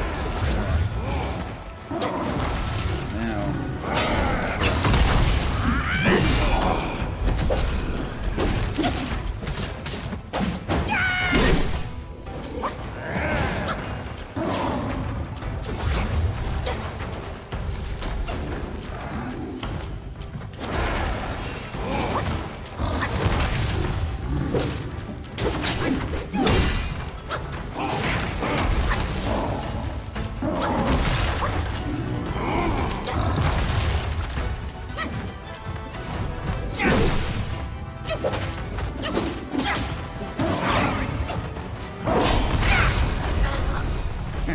No right to take it from me. I'm so tired of hearing him say that. I didn't even know what I'm taking from him. Irons will glow like gold.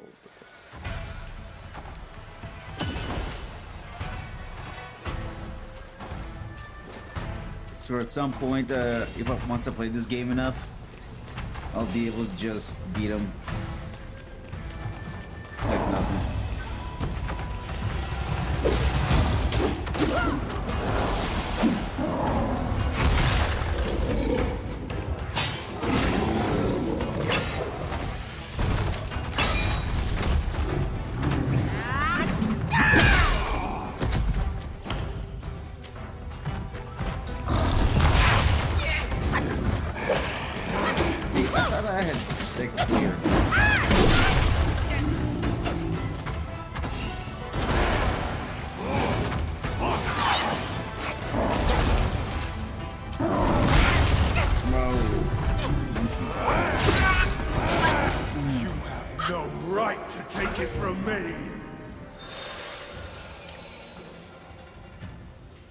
You know what? I think I should take whatever it is I'm going to take right now.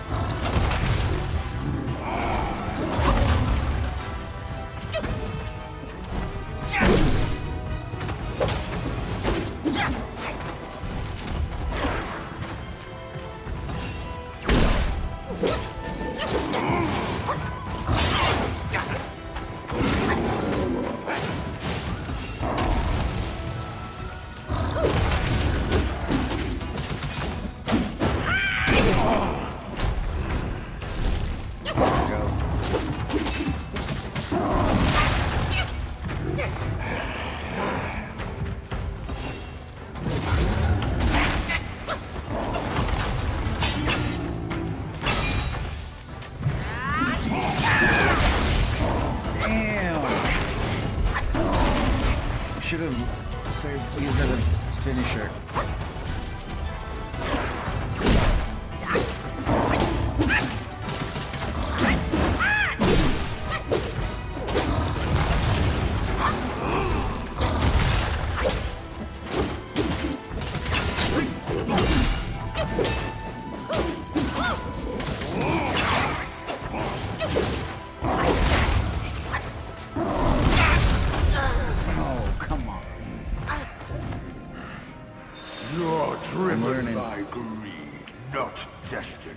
I was greedy there. I'm not gonna lie. I was greedy.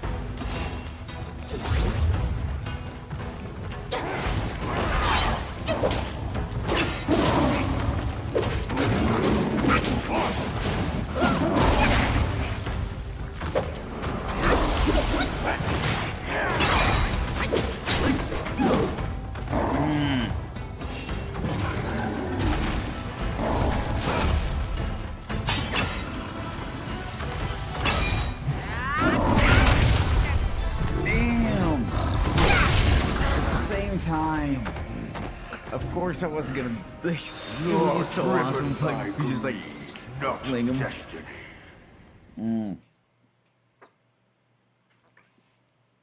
It was so freaking awesome. It was just like... And you just see the bear fly.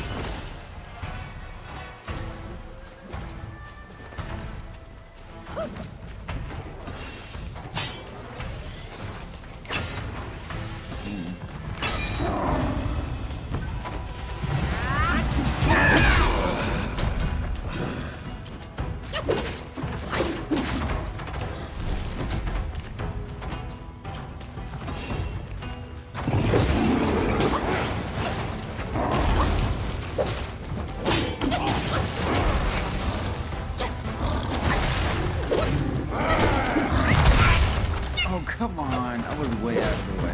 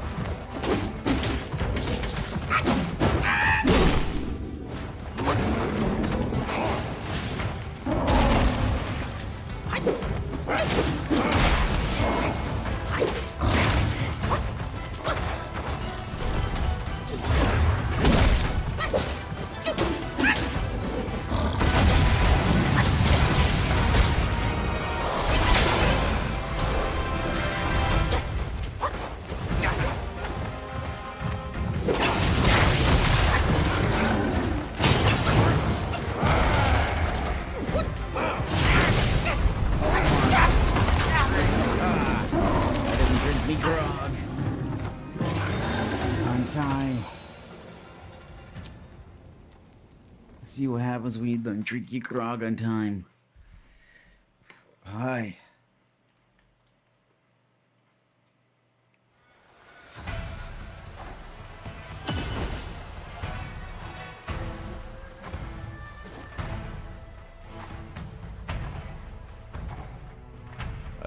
My video card is at 90 degrees. Let me cool it down a little bit.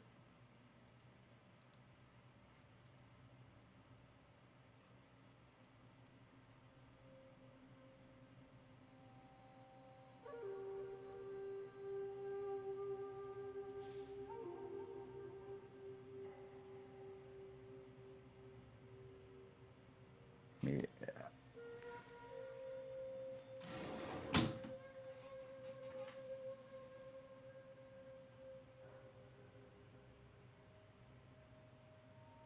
There you go. Opening the window should actually help a bit.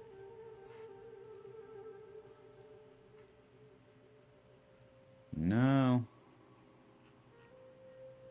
Doesn't seem like it.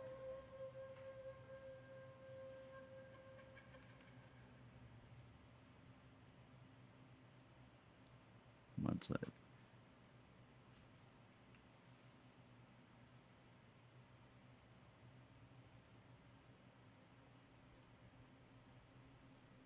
Like, it'd be nice if it was at like 90, no, like 85.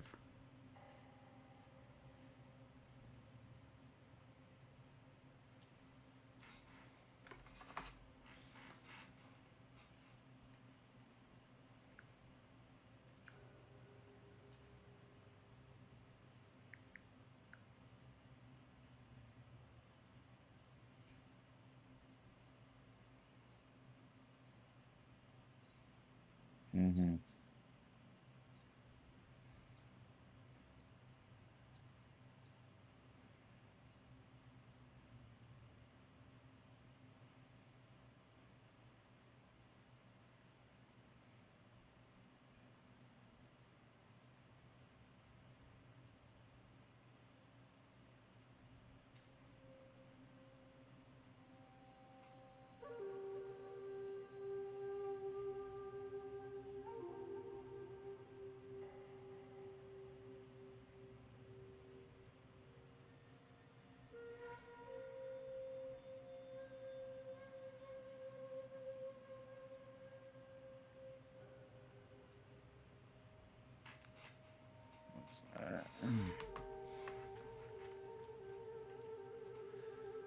Okay, yeah, this is not helping.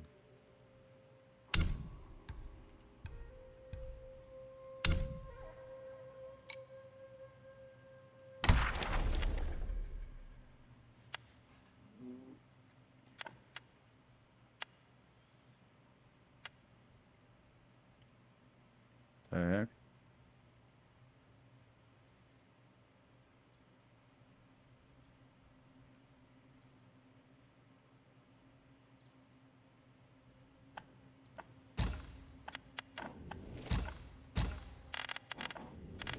So have I already beaten most of them? No.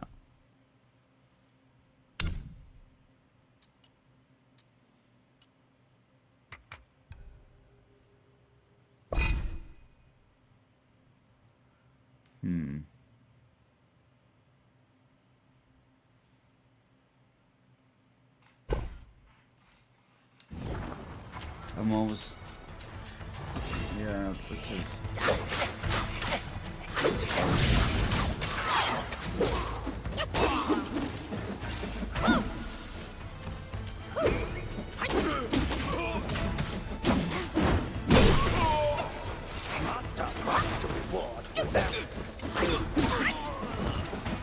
Wow.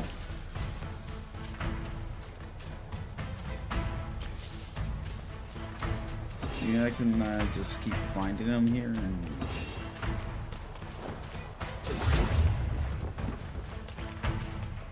Master promised to reward me the way.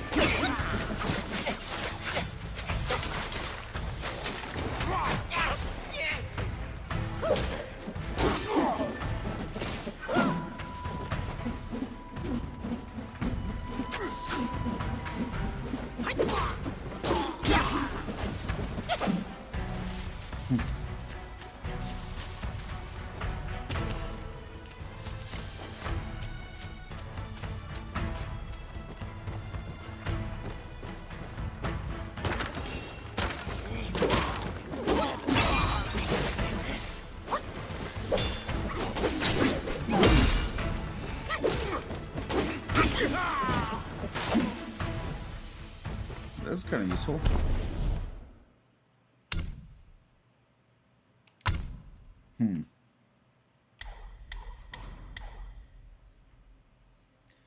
Considerably increases damage reduction upon a charged heavy attack.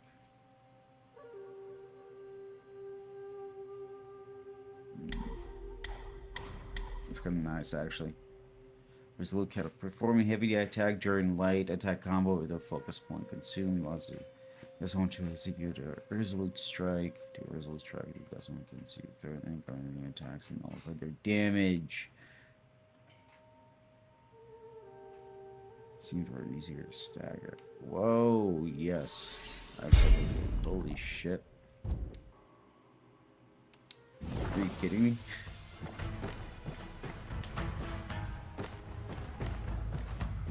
Nowhere to hide.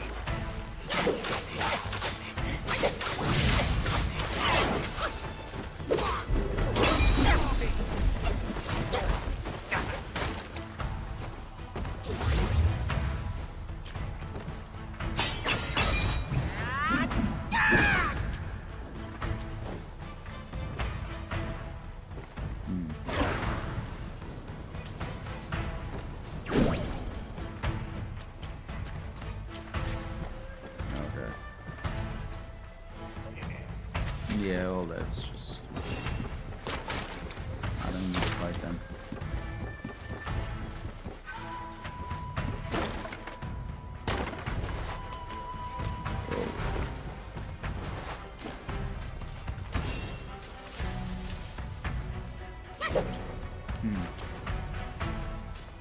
I don't know if that's a Buddha or a Shiva.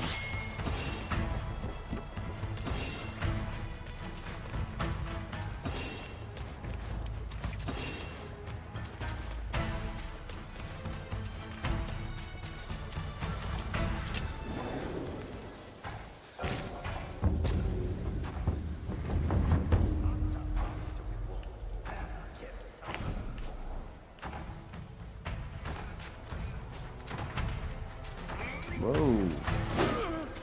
This guy just like showed up out of nowhere.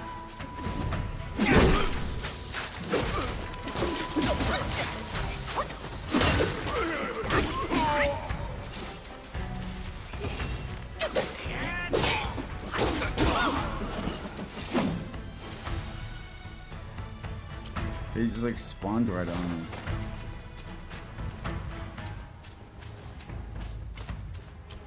Maybe we should go for it next round then.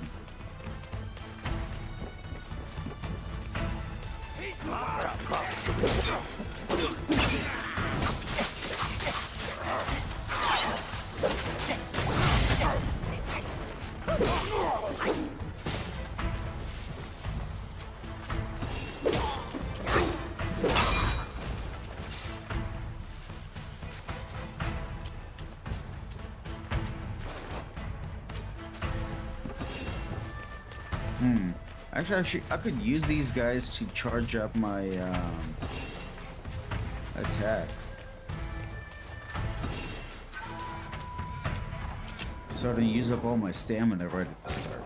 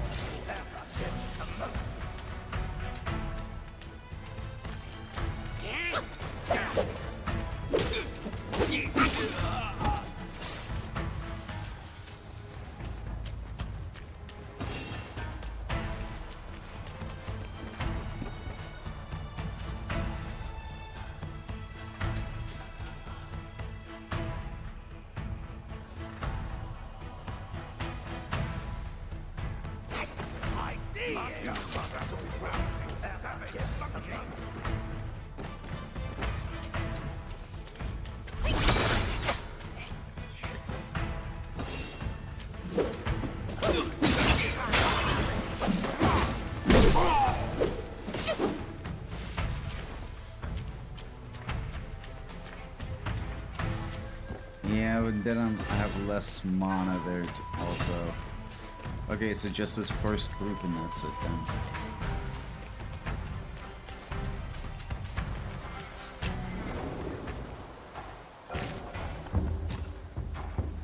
Also.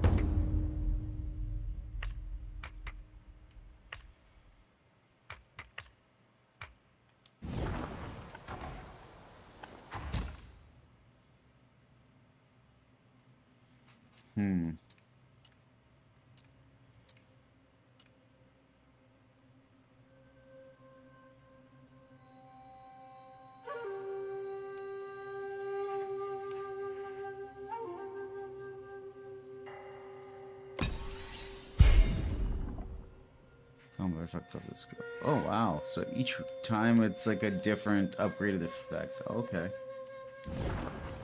I kind of like that.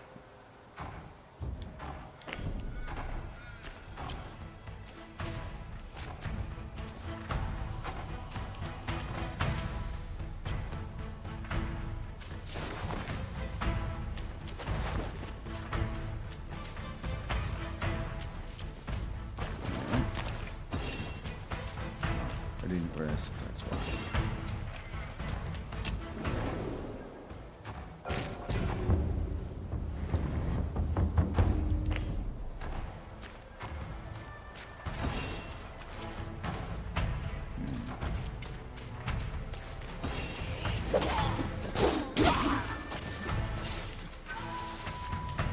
Master promised reward. Whoever kills the puppet.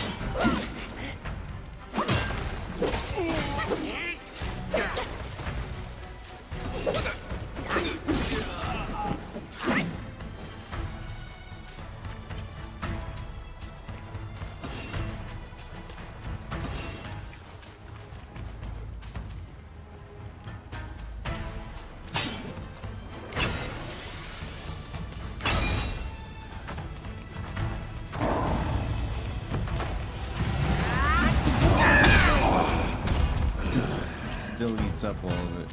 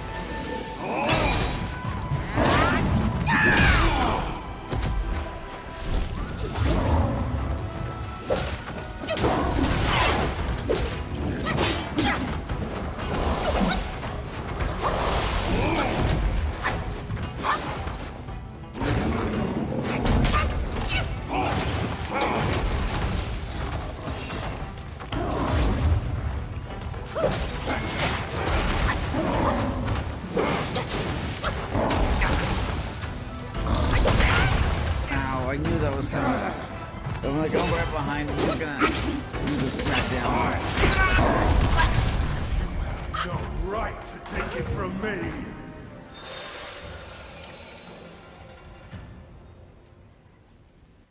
I don't know what this dude thinks I'm taking, but I think I should just take it.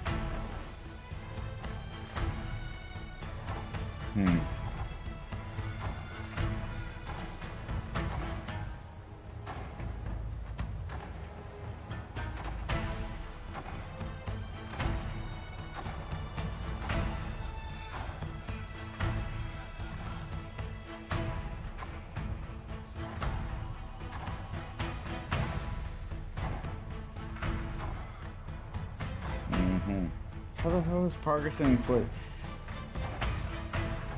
How can you combat inflation with cheap interest rates?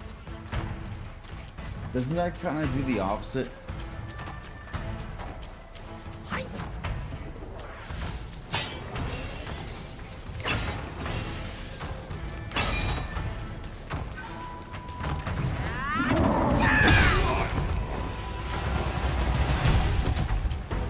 Damn, that's smack.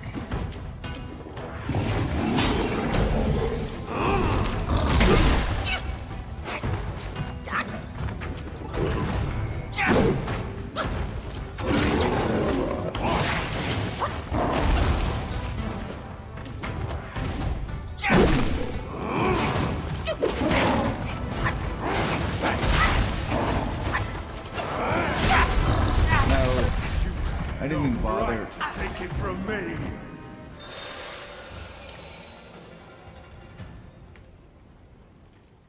What was that skill?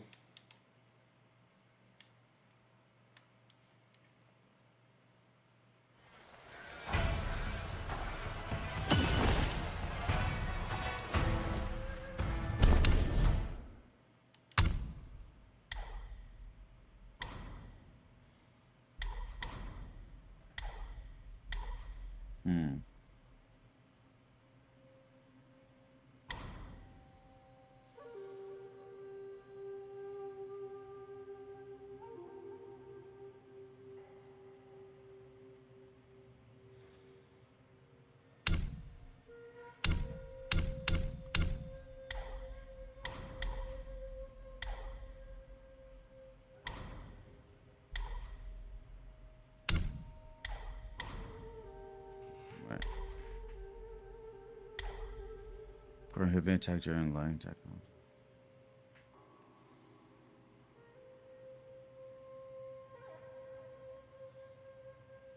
Before a heavy attack during light attack combo. Beautiful sport. I see.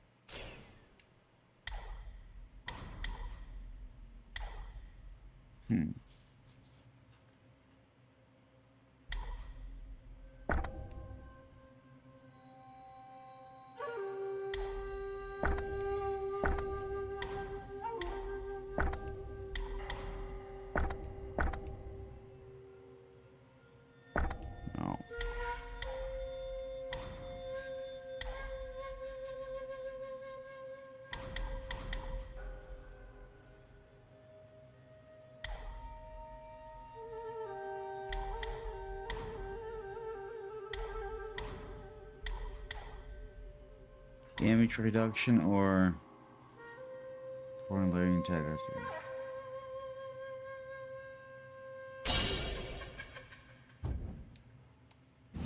Yeah.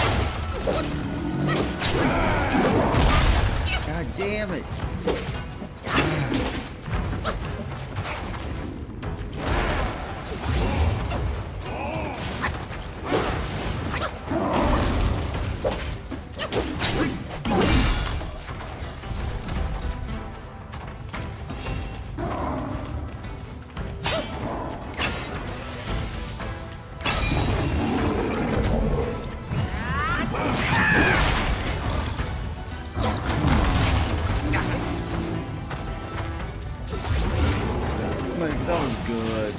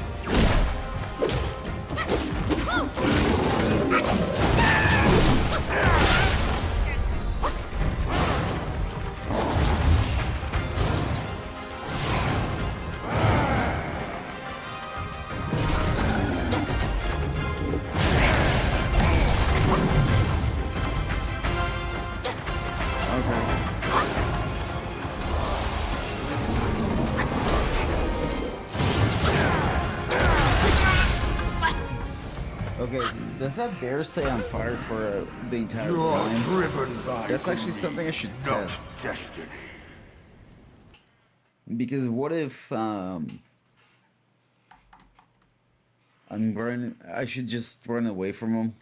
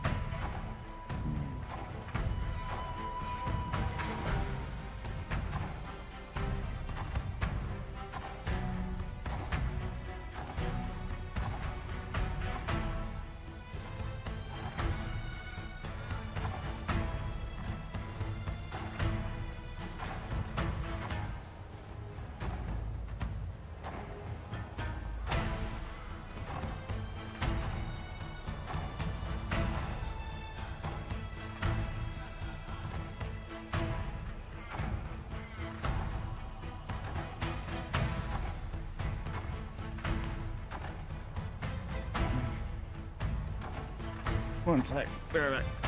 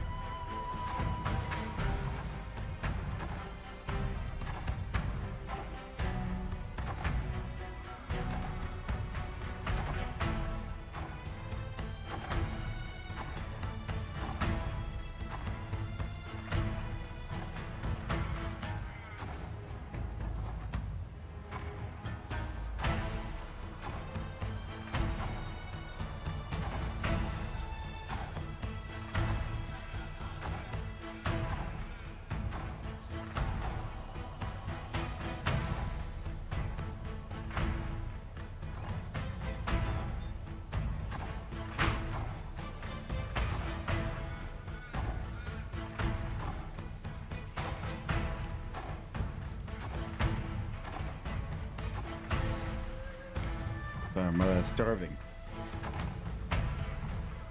I'm legit starving.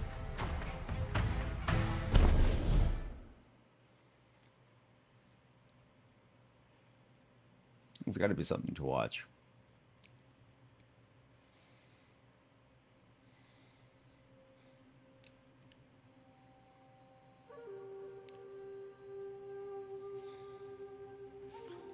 The hell?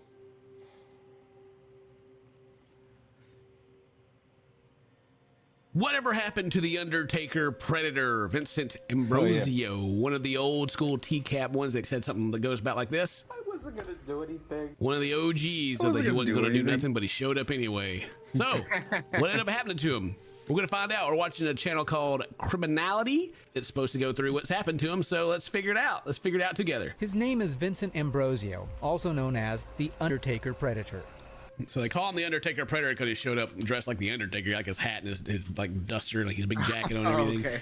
What made him the most memorable Predator was the pathetic breakdown he had while being questioned by Hansen in an attempt to garner sympathy. I'm fat. I can't do anything. Look at where I dress and stuff. Everybody thinks I'm weird.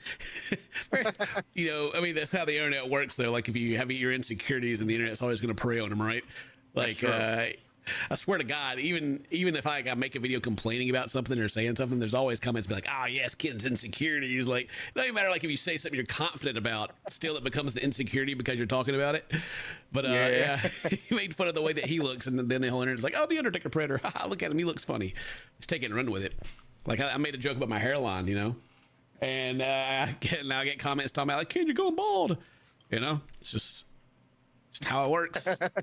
You know, so I'm also extremely successful and very popular, and everyone loves me.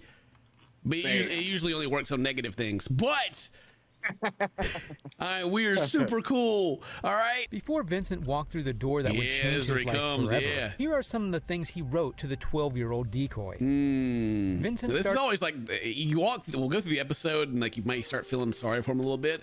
Then they show the receipts, and you're just like, yeah, all that goes out the window. And then all the guys like from the old episodes are like, "I was just talking. It's just talk fantasy. I wasn't gonna do nothing. I'm just here." Yeah. Fantasy, like me showing up. The girl replied, 12. And you? Then Vincent replied, 19. What grade you in? The girl replied, 7th. Then Vincent asked, could I see a pic of you? Yeah, so it's just like, even just that part right there, you're just like, obviously you see where this is going. It's just like, yeah, that's gross. Why do you need a picture of a 7th grader there, buddy? Fairfield, Connecticut police collaborated with former NBC News reporter Chris Hansen from To Catch a Predator. 10 suspects were arrested as a result of the Fairfield sting operation. No, that was the slow one then, I guess, because they had one where they had freaking like 24 dudes in 2 days. Yeah. Or something like that. They had to like keep them moving because they were just coming so fast. There's like, God. The next guy's on the way. Yeah, we got to get him out of here quick. According to investigators, the defendants' text communications were alarming, and they defended working with Hansen. It's terrible what happened, Fairfield resident George Gallagher remarked. I'm surprised at the number of people who are involved. Everyone... That's the thing that's so shocking is how many people they catch. Yeah. Dude, you know, I go through and I'm like, man, you know, our To Catch a Predator series we do, just covering these things is like, it's one of like the most viewed playlists that we have, right? And I'm like, God, I'm gonna run out of stuff eventually. Unfortunately, that seems to be very hard to do because Chris has got like a whole new show called Takedown where they're catching people out of a freaking trailer, and then there's like other channels where they're catching people, like, you know, just I guess the vigilante version where they're just taking it into their own hands. God, there's Chris just, isn't gonna be able to retire, dude. Yeah, if he was a YouTuber and he was like, oh man, I'm gonna run out of, no, he won't, which is the sad part. It just that they're sick enough to even be doing it to begin with, and then they show up and then think they're going to talk themselves out of it. You know, you figure these guys would know that Chris Hansen's out there lurking. You know, he's out there. He's waiting. And they still take the chance anyway, and they know who he is now. Like when they see him in the new stuff, they know who he is every time. Ambrosio made sexual remarks and shared photographs of his privates. When he walks in, yeah, he comes in and he tries to choke slam her, and she backs up. You know, he's coming with the old toot. So he sent.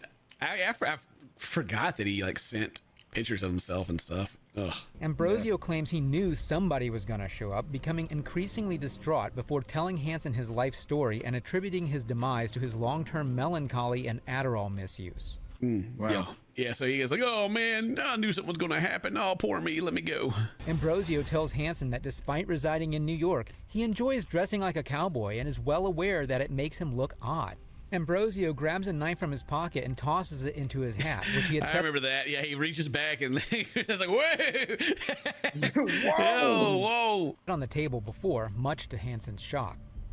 Hansen maintains half-heartedly that he had no pleasure in the interview. Ambrosio was arrested while begging the officer. That's the thing. Like all the Chris Hansen videos, Chris Hansen hates these guys. Oh yeah. I mean, yeah, it is his claim to fame. So it's like Good reason. it's not going to get typecast as an actor. Like Chris Hansen, he can't do normal interviews. If Chris Hansen's interviewing anyone, can you imagine him like interviewing an actor? Like seriously, everyone would just think that actor's a pedophile. You know, immediately. Let's talk. It's true. Have a seat. Like, Yeah. oh god. Like, oh, you know, Chris Hansen's interviewing Brad Pitt, and everyone just goes, Why? What? What? He just wishes he could do something. I'm sure, like his thoughts he has when he's like, you know, his shower thoughts is him just like Superman punching these guys' face off when he's sitting there talking to him. Like, Hansen adopts a much more solemn and compassionate tone when questioning him. This is to extract the maximum amount of information so that Vincent incriminates himself. That's another thing that he just said about the show is that they're there to interview and understand. You know, that's like the whole premise of the show to begin with. Right. Well, it was never about that. The interview is literally to get them to incriminate themselves. Absolutely. That's It has nothing to do with the psychology behind it. He doesn't care about none of that. He's like, yeah, tell me you did it, why you did it, and you're going to jail, you piece of crap. Some fans suspected Hannah was actually Vincent using a fake account, since she first seems agreeable to the notion of her and Vincent having a with a child. Although it is not stated.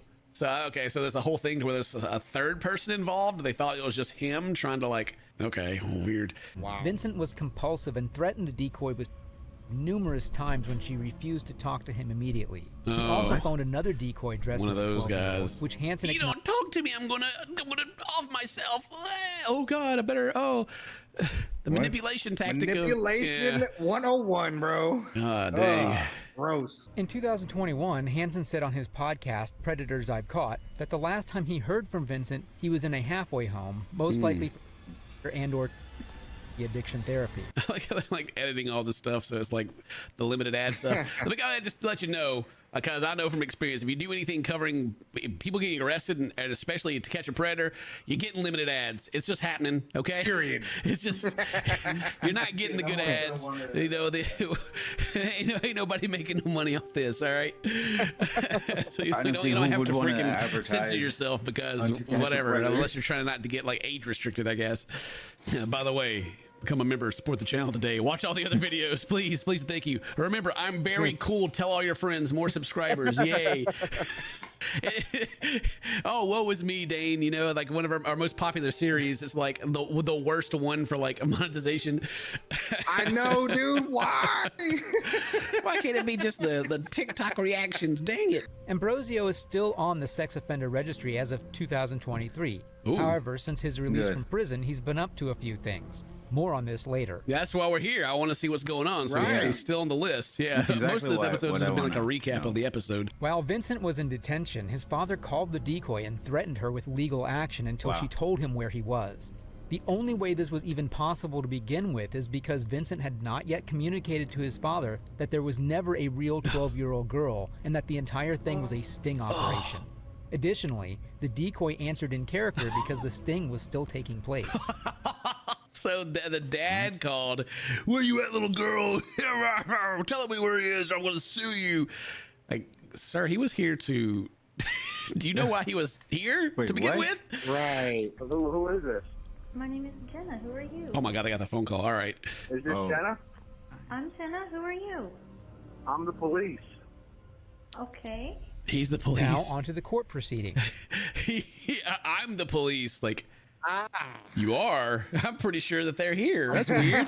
The court case starts out with Vincent's lawyer saying, he's been in and out of psychiatric hospitals. He's had extensive psychiatric treatment, different medication trials, and Dr. Walmer referenced that he's developmentally delayed for one, which I think contributed to some of this conduct. Oh, well, that's all you had to say. He's free to go, you know? Yeah. Oh, gotcha. I'm sorry. I didn't know that you had, You're crazy. All right, well, yeah, please go out there and molest away. Go ahead. Vincent served part of his 10-year suspended sentence, but was eventually released back into society on January 29th, 2018. Okay. 2018, it was 10 years, but he, like what they said, served 2 years of it. Now he's on probation. Yeah. People who have claimed to have seen Vincent since his release have updated everyone on his current whereabouts by saying, he works at a shop right where my buddy Chris Hansen from To Catch a Predator. 10 suspects were one on his current whereabouts by saying, he works at a shop right where my buddy works at. Everybody there just mocks him relentlessly. God. That is unverified. Okay, unverified, but still, it's just like everyone's like, hey, it's you, the Undertaker, yeah. He works as a car detailer at CAP Solutions, as well as a caregiver at Edward Bastone, and doing a part-time job as animal caretaker at Southern Duchess Equestrian. Ah, dang, dude got 3 jobs? Is that what's going on? Or is that, Jeez. Or is that his resume of where he's worked before? He also eventually went back and got his GED, since, if you remember, he claimed he flunked out of high school. I don't remember that. He's out there working a job. He went back to got his GED. And working 3 jobs. I mean, he was 19 when it happened, right? Yeah. Like, I don't know if he's the youngest one that they've caught. Still illegal, still like a 12-year-old, right? Yeah, that's the problem. I feel like if anyone's got the most potential to change, I would hope it's him. Because I mean, I would hope so. Yeah, dude. I don't even know how long is this show filmed. He's still in his 20s, maybe about to turn 30. Long life. I mean, hopefully a long life still ahead of him, and hopefully it's changed for the better. But okay, so not a whole lot of information really of where he is. That's why this episode's so much of a recap. I got you. Right. But he's out there, and the main part that I am the biggest piece of information is that he is out and about again. Out in the world. Yeah. Because they never like serve the full time ever. It's always like, 10 years. Well, you've been there for 1/4 of your time. Go ahead, get out. It's fine. Like you said, he's young. He was one of the younger guys. Hopefully, he learned from all this and changed. Yeah, well, I mean, you say that, like, I keep thinking back to, like, how the conversations actually went and, like, what he got in trouble for. Like, he got in trouble for child pornography as well. So it's just like, oh, yeah. If he didn't get caught, it was probably going to continue and be bad. It was not going to get better. Anyway, let's know what you think about all that in the comments. Today's your birthday. Happy birthday. So my friends, will see you next time. Bye-bye. I wasn't going to do anything.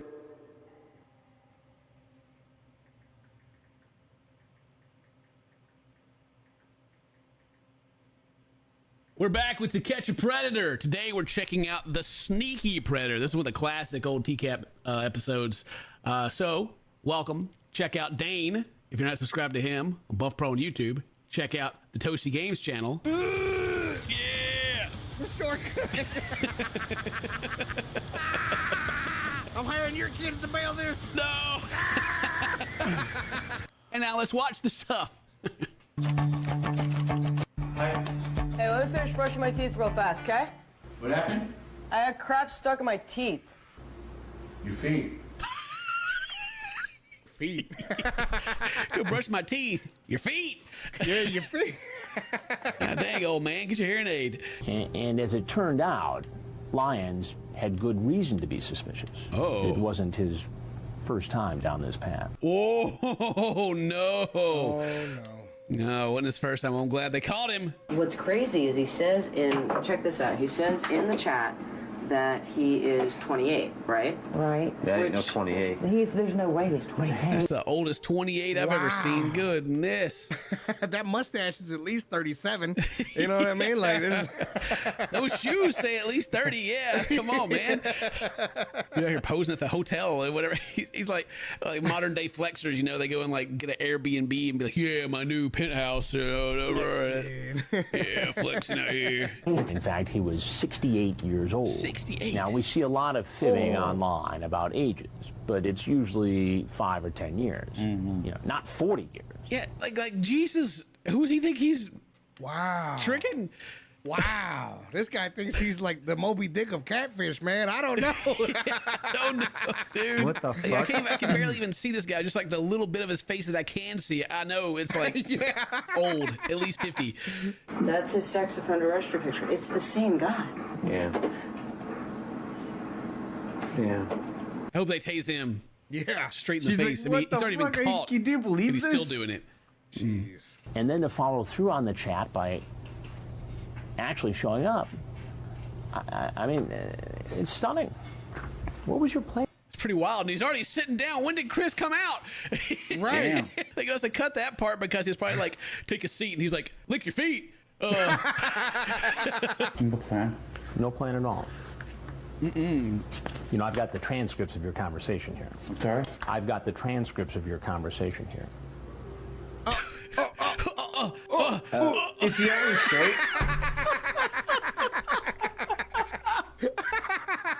The power of Chris Hansen, man. It's I get that old man a seizure right there. Damn. Dude, hit him with that old school anime surprise. What conclusion am I to draw from this? Just conversation that probably was He's still having a stroke. offhanded. What it sounds like, Robert, is that A little off. It was a little offhanded, you know. Really just a offhanded. little bit. Yeah, a little bit. yeah. Offhanded.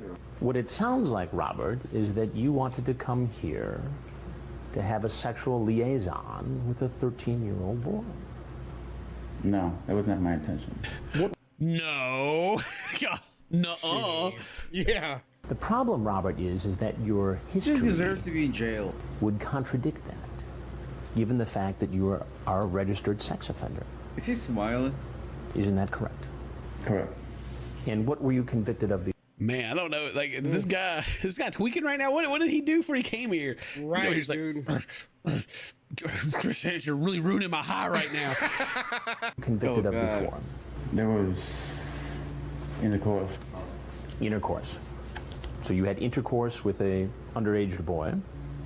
Yes. But he's just here to talk. He's just here to talk, man. You know. I wish they just jump out and tase him right in his For real, fish out man. looking Like, face right go now. ahead and haul him to jail, bro. He's done. You got probation? Correct.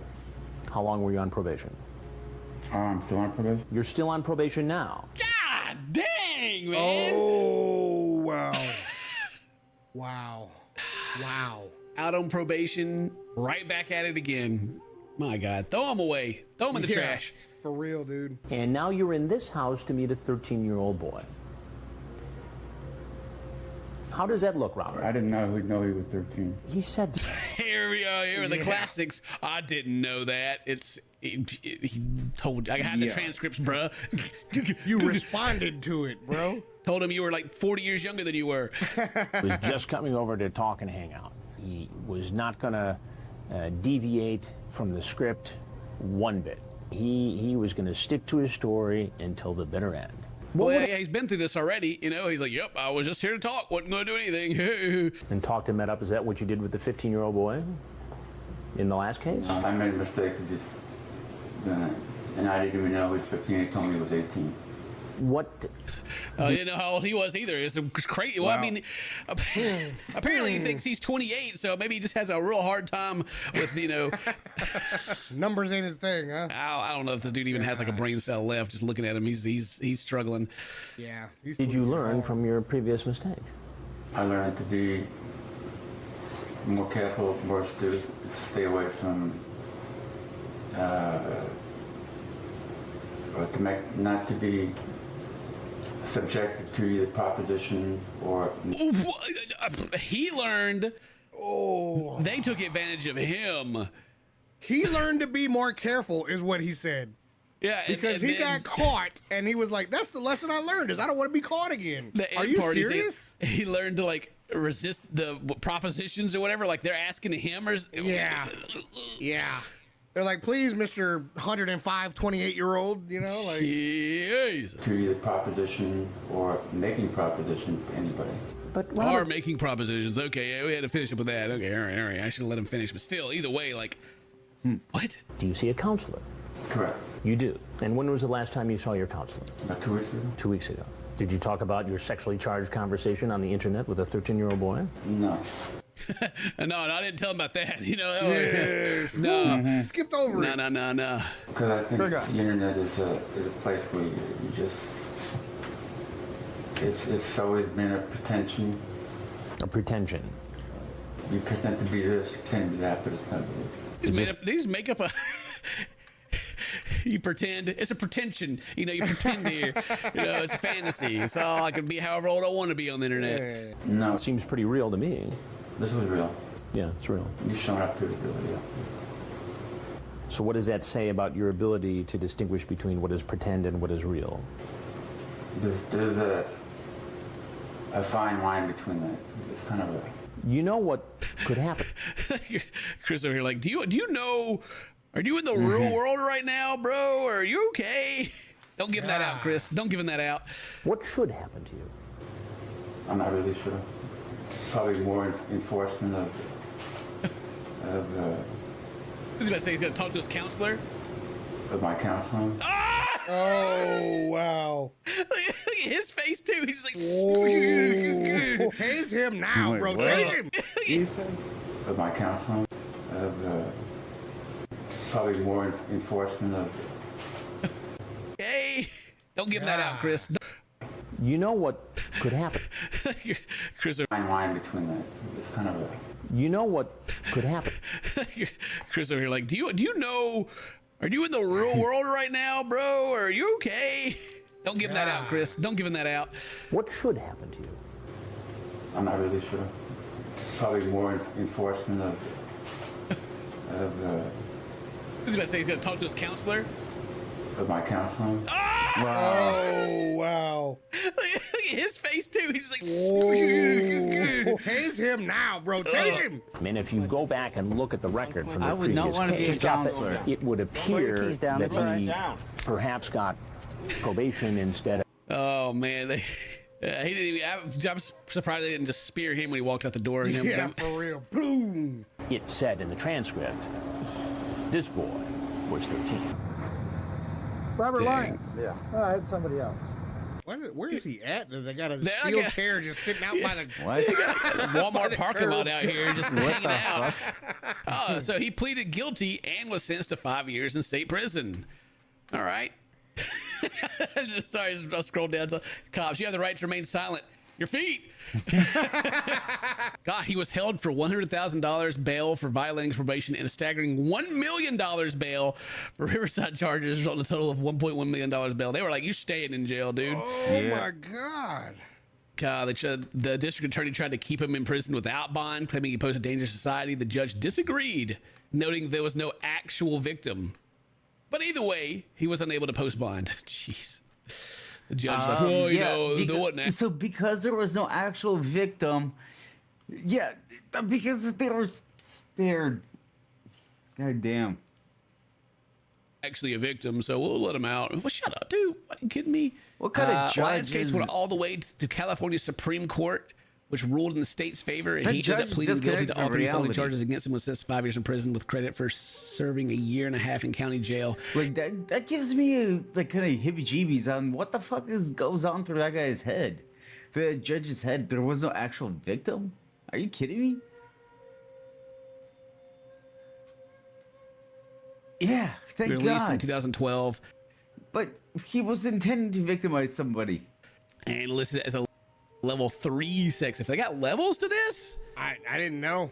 That's crazy. Maybe that's why some of those first time offender guys, get off so easy because they're only like, entry level threats or something. Screw that, man. Yeah. Well, anyway, I don't know what ever happened to him. It doesn't really say. Maybe passed away of old age. Either way, hope you guys enjoyed that. Leave a like, leave a comment, do all that cool stuff. Today's your birthday. Happy birthday. So, my friends, we'll see you next.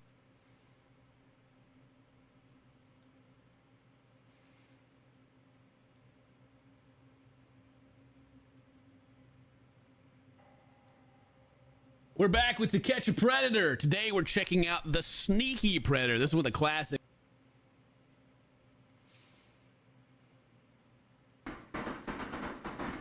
Damn, Dane, someone busting off over there. What's happening? I don't know what that was. Someone shooting? You all right? Gee, I'm good right now.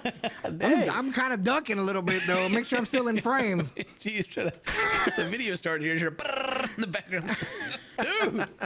All right, today's video is about Miranda Sings. There's some drama going on, and it's actually some old drama too. It's not actually new, but it's resurfaced.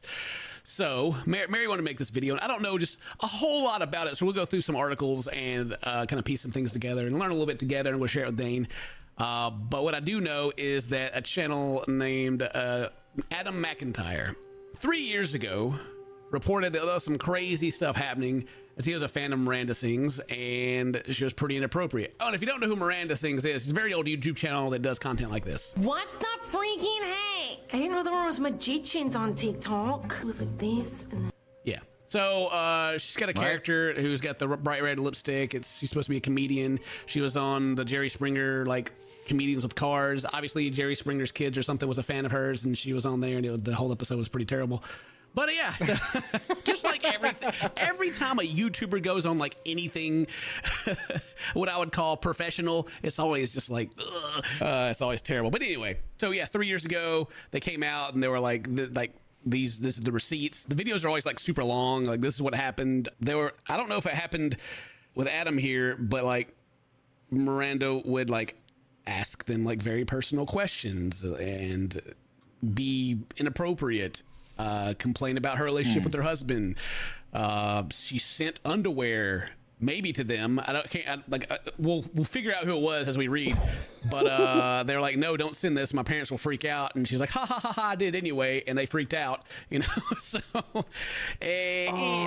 she sent underwear maybe to them. But anyway, so yeah, 3 years ago they came out and they were like, this is the receipts. The videos are always like super long. Like, this is what happened. I don't know if it happened with Adam here, but like Miranda would like ask them like very personal questions and be inappropriate. Complain about her relationship with her husband. She sent underwear maybe to them. We'll figure out who it was as we read.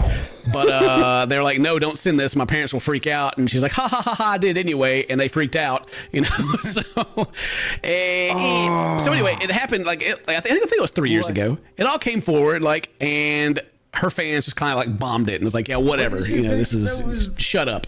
And now it's been brought back up again. And I don't know which video it was. It's probably this one, the one that with like 500,000 views on it, if I had to guess. And it's got like all the, you know, the DMs and everything. I'm not going to sit through a 2-hour video. I'm going to just go to the news article. So yeah. What happened to Miranda Sings? Colin Ballinger's grooming controversy explained. Thank you. All right. So yeah, the character Miranda Sings is like her hilariously talentless, quirky character that's got, I mean, the channel's got wow, her channel has 10 million subs, and your boy here. Okay. That's our goal, dang it. God dang it. I said I get to 5 million. Oh! I said this to Mary the other day. I was like, there's been several times when my channel has just kind of like really kicked off, and every time we make like a big life change. Like this past time, kicked off, we moved to Australia. And of course, things change, so the momentum dies back down, and I'm like, next time, if it ever happens again, I ain't changing nothing. It's all staying the exact same. Never riding the wave. I mean, I can't complain, though, because the views are literally like double what they used to be, so I'm not too mad about it. But anyway, she's got 10 million. Come on, guys. Tell your friends, your family, your grandma. Get them to subscribe. I'll sing for you. Oh. We'll sing. All right? I mean, yeah. I mean, she's got 2 best-selling books. Man, you literally just make a book and you're a best-selling author all of a sudden. I don't believe best-selling author for anything anymore. Like, especially if you have a following, you like have a book and you tell your fans to go buy your book, bestseller. You did it. Congratulations. Oh, yeah, just like if you have a podcast, you go tell your fans to watch it or listen to it. It could be trash. #1 podcast, past Joe Rogan. Good job, you know. All right, so here it talks about former fan Adam McIntyre first posted a video. He accused Colleen of grooming in 2020. It was full of fans. Colleen coming to her defense, and you know the hype regarding the video had died down, and everybody forgot about it. And then it was like, you know what?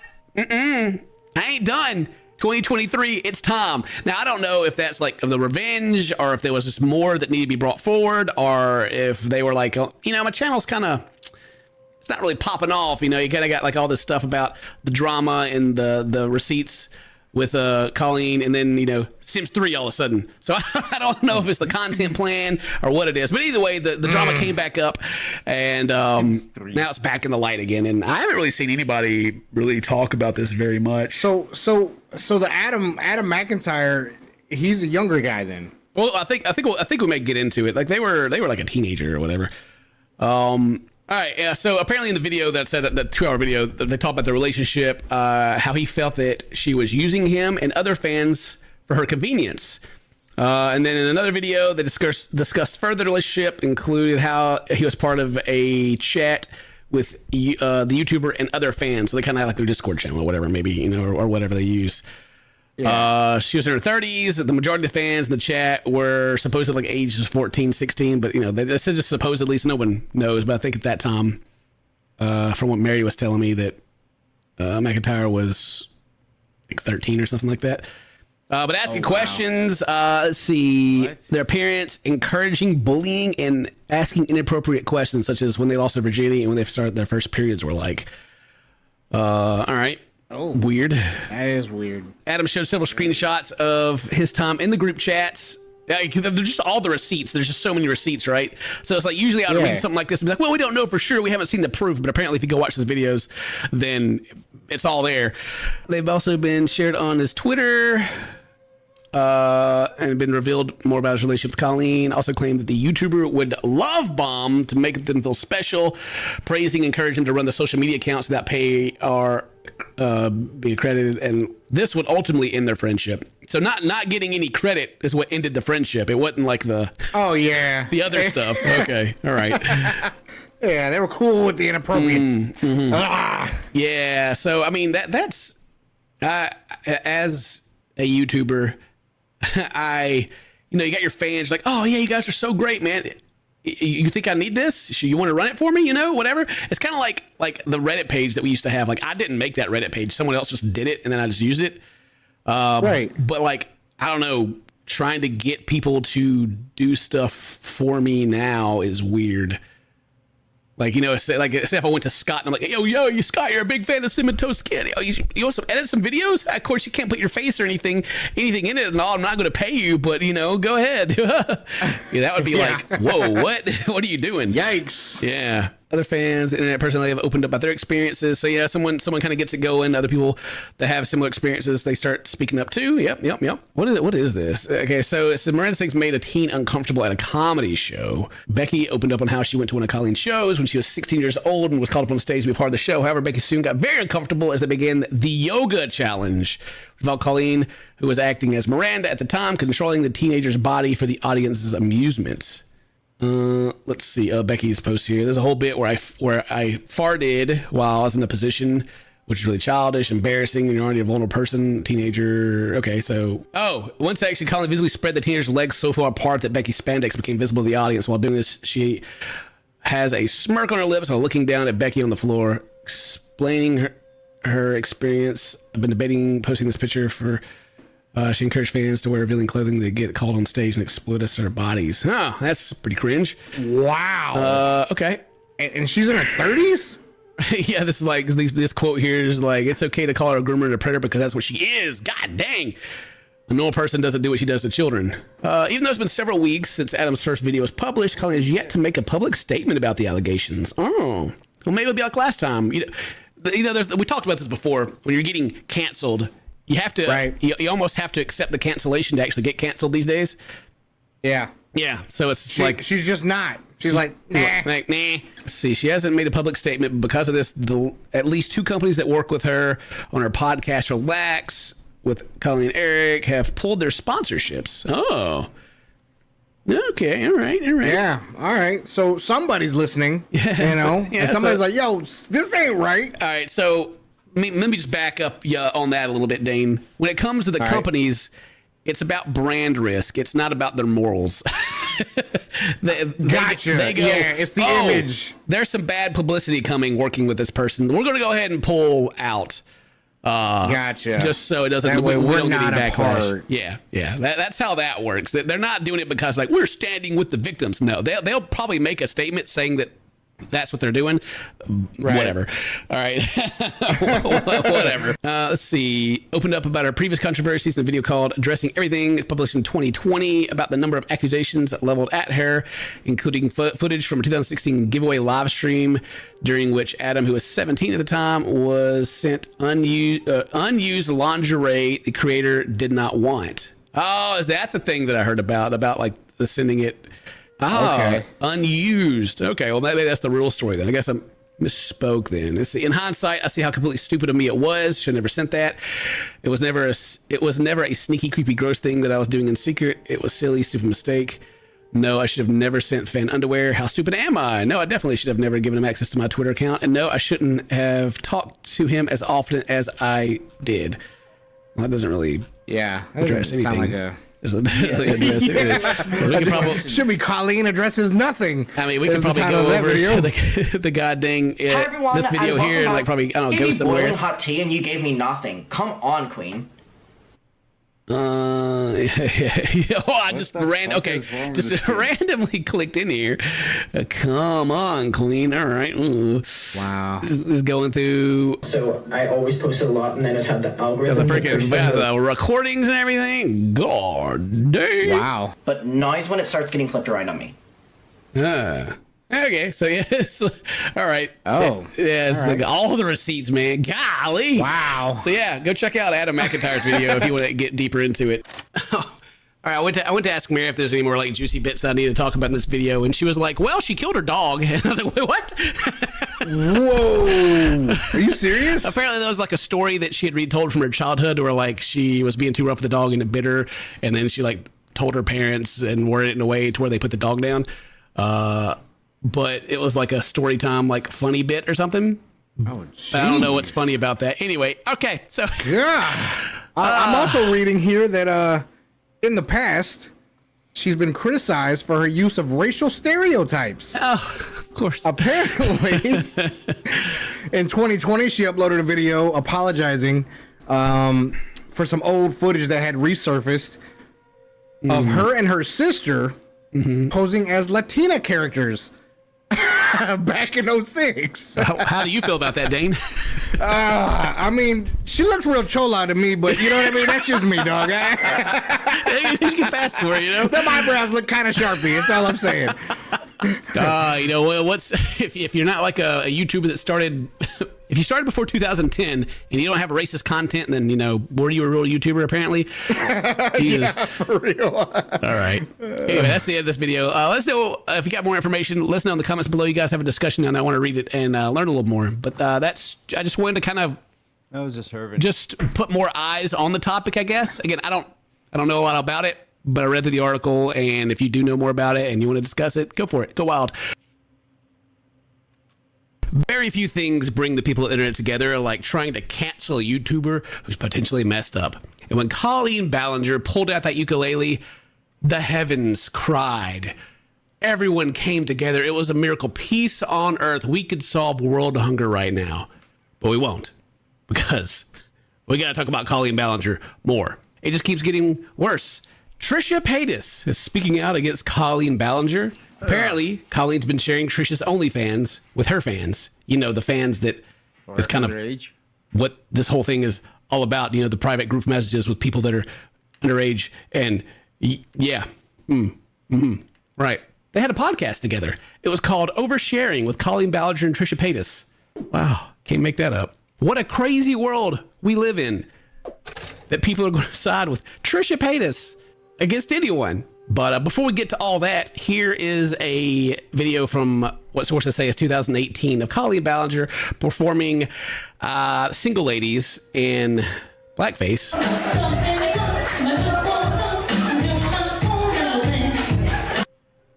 Which brings the question to me, if this has happened in 2018 and the allegations already came up before, what happened? How did we go this long with everyone being like, cool? Because like her whole shtick is taking the whole, like, what would you call it? The meta of it, like just kind of embracing these cancelable things and being like, what are you going to do about it? you got blackface here. Like at 2018, I'm pretty sure that freaking Jenna Marbles already canceled herself, and Shane Dawson was. Or was that before this? I don't remember. But anyway, how has everyone just been okay with it? You know, it doesn't really make any sense. I don't think cancel culture isn't just such like a new thing that anyone would ever be like, this is okay to perform in front of a live audience and probably share with your fans. But anyway, so back to the story. We're going to be watching Tea Spill. We'll get that tea, Pinky's out, get your tea ready. And we're going to get the details of the story. Colleen Ballinger and Trisha Paytas. A lot of people have been waiting for Trisha to make a statement. When everything was coming out, they had just started a new podcast together, and people felt like Trisha needed to come forward and address where she stood with Colleen. There's part that bugs me. It's like the entitlement of like fans that like, oh, they did this bad thing. Where do you stand? We need to know what you think. She doesn't have to say anything, but if she doesn't, is that like make her a bad person? Anyway, just a thought. Continue on. Trisha seemed really excited. She had Moses build this whole entire set. They dressed up and planned outfits, and you could tell she was having so much fun. I mean, they were having so much fun, but if you go back and look at the episodes, if this is all of them, then, there were 3. It says 4, but this was like, a teaser or whatever. Did they stop doing it? But I thought this stuff was more recent than that. Maybe not. All right. Anyway, I need the timeline. Somebody get the timeline out for me. The point is, if they're having so much fun, then, I figured they'd have more episodes. YouTubers and podcasts. Oh boy. I love the whole concept. Me and Felix had a podcast at one time, and, we did the same thing that all YouTubers do, is that you leverage your fans, you tell them all to go listen to your podcast, and it bumps it up the numbers. Even if the podcast is trash, you're like, yeah, we're beating Joe Rogan, yeah. And it was like, yeah, woo, man. And then like by the time the 3rd episode comes out, everybody's like, no, we're done. Maybe that's what happened to their podcast. Colleen was actually the one who received a ton of backlash for teaming up with Trisha. People said that she was going to drag her down, she was going to create drama and expose her in the end, and they told Colleen to watch out for herself. Oh yeah, that's kind of like just the thing like with Trisha. Like everyone's expecting her to be like, oh my God, and just be like freaking wild and crazy, and you can't deal with her. Oh, how the turntables. Yesterday, Trisha posted a video titled Colleen. She started off the video by talking about everything that's come out over the past month and made it clear that she doesn't stand behind any of that. And when she saw the way that Colleen handled the situation, she was shocked. Well, yeah, everyone was shocked. Everyone was just like, bro, what? But so far, like, it's like the drama playbook, right? You come out and you're like normal, and everybody goes, oh my gosh. It must be very serious. And you say, I do not support what she's doing. It's bad. I am shocked at what she did. Okay, nothing mind-blowing there. She did say that she stayed in touch with Colleen because she's been there before and she knows what it feels like to be canceled. I think. Well, that kind of, damn. Which is it? Is she like not okay with it, or she can relate? I don't like that. And I was just shocked, to say the least, that she didn't at least acknowledge the stuff that her own fans were saying, how they felt, and she sent me the link to her video, her apology video, and I didn't respond back to it because I was shocked. But you have your friend here, right? And you don't agree with, you're like, oh my gosh, all this bad stuff has happened, and they send you their apology video, so you're probably still like their crying shoulder behind the scenes. But of course, after it gets so bad, then you disown them, or I don't know, you make your public statement, distancing yourself.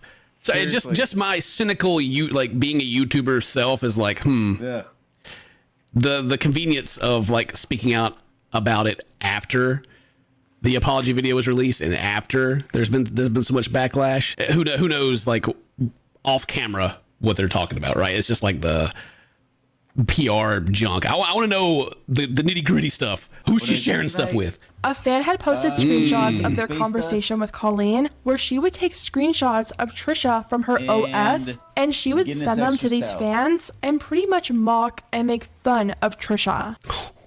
What? There we go. That's what I'm looking for right there. Jeez. Hey, bestie, let's make a podcast. By the way, I'm mocking your body with my fan groups over here. Oh, boy. One who was 14 at the time. The 14-year-old's alleged, because I didn't speak on this because I didn't see anything. This one is pretty hoppy. Space Dust IPA.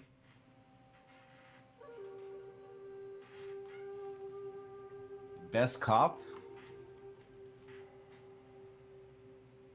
Never heard of Judy Cops.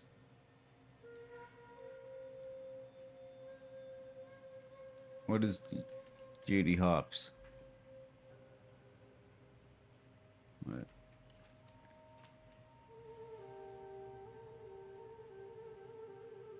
The heck?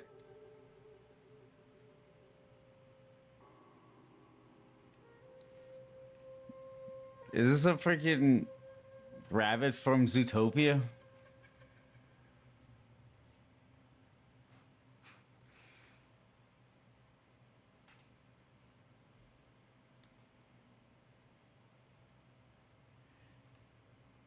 Zootopia?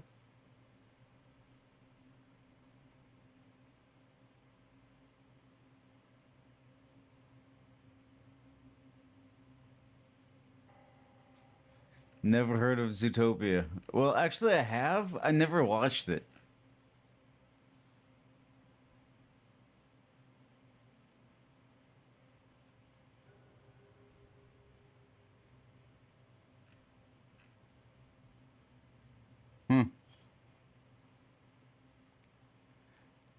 So what does that have to do with, what does a cartoon rabbit have to do with this?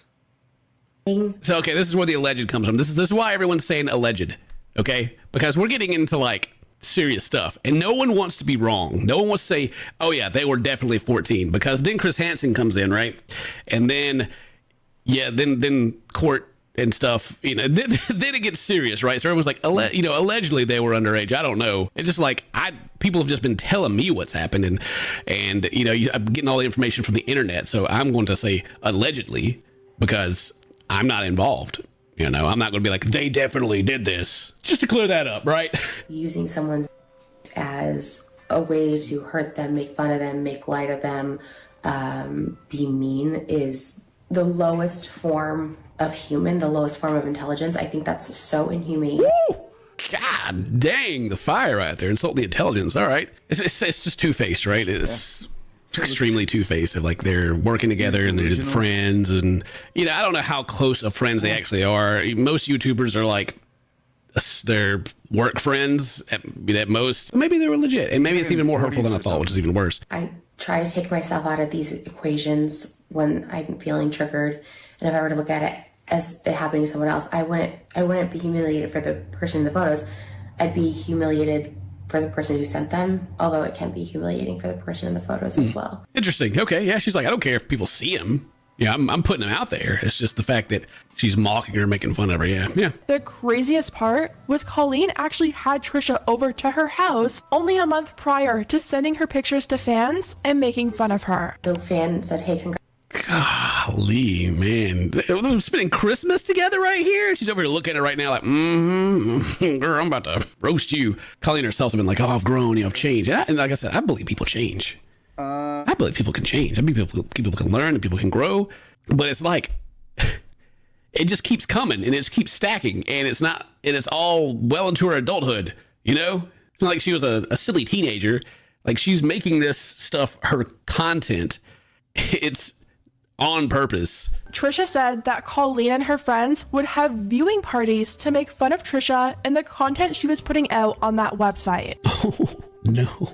And there's a friend of hers who I actually met as well back in 2018 with his face posing next to my tribe to images of me. And there was a video of it, and it's a lot. It's a lot. Yeah, that's a lot. Imagine having your friends over for a viewing party to see Trisha Paytas nudes and making fun of it. So I was wondering, and you guys can let me know in the comments what you think about this. It's in 2018 with his face posing next to images of me. And there was a video of it, and it's a lot. It's a lot. Yeah, that's a lot. Imagine having your friends over for a viewing party to see Trisha Paytas nudes and making fun of it. So I was wondering, and you guys can let me know in the comments what you think about this concept. I was wondering if the internet wasn't so angry at Colleen right now. Go for it. And it came out, or the story came out of like she's having viewing parties, watching Trisha Paytas' nudes. I wonder if the internet's reception would be like, oh God, yeah, screw Trisha. Or I still think it's freaking. I don't know the word. Like, I don't want to say like gross, but not like. I don't know, man. It's something else. It's not. It's not normal, right? It's not my normal. Is it normal? But yeah, just like the concept of if it would be a big deal, if people being so mad about it, or if it's because, with the way everything's going, or it's another thing on top of it. People are outraged by that as well. She asked her if she was sending these photos around, and Colleen denied it. Colleen apparently tried to blame it on the fans in the chats, trying to say they were the ones sending the photos and not her. Oh, well, I've seen screenshots. Well, it wasn't me, it was them. They were the ones doing it. All right. This one fan who was underage at the time would send photos to her. She's like, no, he was a fan. He sent photos to me, and he was obsessed with you. And he would... Oh, that one's not alleged. Okay. But the story is they were sending... Okay. Send me it, and once in a while I'd like respond to him and be like, hey, okay. That's what she told me a couple weeks ago. The fact that she admitted that she responds to him is weird to me. Like, I don't know. Yeah, why would you? I don't respond to anything, man. People... my DMs are open on my Twitter, and people send me like news things. People send it to me, and I'll read it and be like, oh, that's crazy. But I don't ever like be like, oh wow, and like have a big conversation or anything like that. But it just also reminded me of, I forget that I have a platform and I can make content out of all this drama. People will send me stuff and be like, this is crazy. Have you seen that? And I go, whoa, that is crazy. And then I close my phone, or Mary will stick her head in here and be like, did you hear about this happen? And I'll be like, wow, YouTubers are stupid. Wow. Anyway, and move on with my day, where I could just make content out of it. Oh my God. I am destined to be a T channel. Yes, but I'm never going to know all the facts, and people are going to be mad about it. I'm always going to get the comments and be like, Ken, you shouldn't talk about this unless you knew everything about it first. If you guys watch my content, I never know what's going on, please. Colleen had so many chances to just be honest and at least give Trisha the respect of knowing what she did before she has to learn from someone on Twitter. You think it's drugs? Is that like a cocaine nostril right there? No, that is a weirdly... Wow, what's her ear shaped like that? All right, anyway. Twitter. If Colleen felt bad... Oh my God, this face and this freaking creepy shadow back here. All right, whatever. Saying she saw a whale squirt, and she wasn't talking about Trisha Paytas. I sent her that as well, and she said everything's taken out of context. Like, these are lies. The misinformation station, there it is. Toxic gossip train rolls on. Trisha ended up apologizing better to these fans than Colleen ever did. I am so sorry to that person. Wow, you did it. Already, you did it. 10 out of 10 apology. Wow, way better than the freaking ukulele crap. I had nothing to do with this. I do not condone it. I think it's the most disgusting thing, and above all else, illegal. That's why everybody's tiptoeing around it, because it's illegal. Chris Hansen's over there. I guarantee you, like, there's going to be a month from now, he's going to have a goddamn interview up, or he's cracking the case open, he's going after it. I still think it's disgusting. A grown woman in their 30s doing this to someone who is in their house, been around their family. Like, you have some issues. It's a sickness. She probably invited you over so that her friends that were at the house could like see you, and she could like laugh about it after you left. Like, oh my God, there she was. She thinks we're friends. Here's her nudes. Colleen sat beside Trisha for weeks, talking like they were best friends. I mean, talk about having absolutely no guilty conscience. I mean, YouTubers do this all the time anyway. They like get together and act like they're best friends. Again, I'm not trying to poke any holes in it. Just the how best friends they were. That part of the story is kind of like, yeah, whatever. I doubt that they were like super close best friends. I mean, I said it when we did the apology. Like, we reacted to the ukulele video. I'm not gonna call it an apology video anymore. The ukulele video. Colleen just seems like a bitch. And for Colleen to not even admit to Trisha when she had the chance, trying to claim it was all out of context, there's no remorse there. And I mean, that's how the whole thing's gone so far. There's been like no taking responsibility for anything. It's been like, nah, it's fake news. And then I go down the comment section, and it's bad when people are on Trisha's side. How ironic that Colleen's the one dragging her down. But anyway, that's crazy. That is wild. That is. I recently took a 2-week trip back to America to visit my folks, and while I was gone, lots of juicy things happened, apparently. It was kind of just waited until I was gone, and it was like, by the way, people are sending me all this stuff, and one of them they sent me were this Vanity Fair, a puff piece on how Miranda Sings / Colleen Ballinger scandal went off the rails. And the way that this was explained to me is the word, what was used, delusional? Seems like every video she's in. Yeah, well, the whole piece here is delusional, so I haven't read through it yet, so we're going to give this a read through. And yeah, went to Australia for 2 weeks, or not, went to America for 2 weeks, visit my family, and just got back in Australia yesterday, so I'm jet lagged. And was it a good trip? It was good. It was very good. It was good. We tried to make a video, but like the audio was kind of garbage. If you guys remember that one. Yeah. So anyway, yeah, lots of things happened. We're gonna read through this, and also the videos we did on Colleen. I saw that Adam was watching through. Mary was telling me about it. My wife, and I think Mary was telling me that we had that our fence riding that we normally do. I mean, basically, like I always take like a neutral stance and like kind of try to look at it from try to crack jokes about it, you know? Yeah. That it can kind of confuse them, and they were like, "Well, how do you feel about it?" I think Colleen is a big old bitch. I actually left a comment on that video of him too. I think she's just awful, and I mean, I think 90% of YouTubers are freaking trash cans. I mean, there's probably plenty of people that have problems with me too. But anyway, let's get to reading this thing. Starting off, just the title here: how the Miranda Sings Colleen Ballinger scandal went off the rails. Like that, the scandal at this point is where it all went off the rails.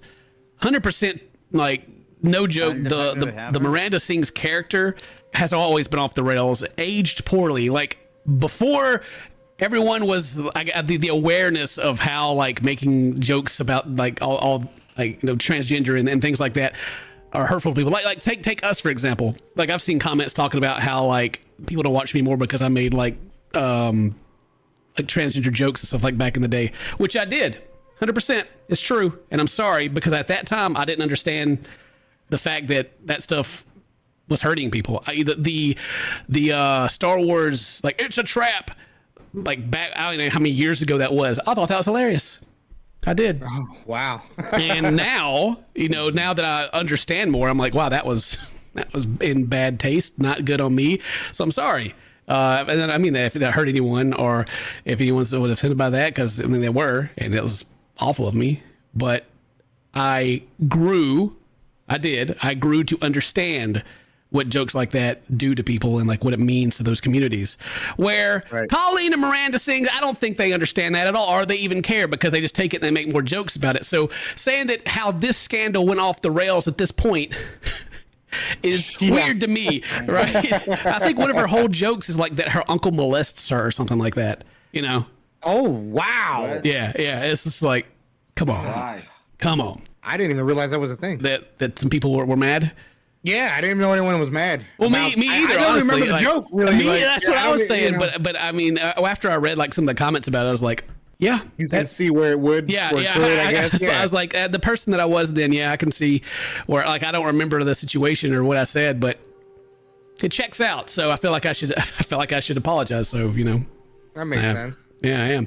I mean, it's like, to me, it's like, okay, there's you know, you go on Netflix and you watch a comedian, they tell a joke, and it's like a racist joke, and you find it funny. Mm-hmm. That doesn't make you racist, right? No.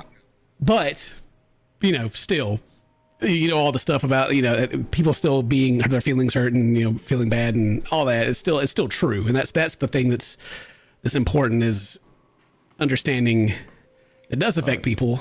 And I think I gotta lay down.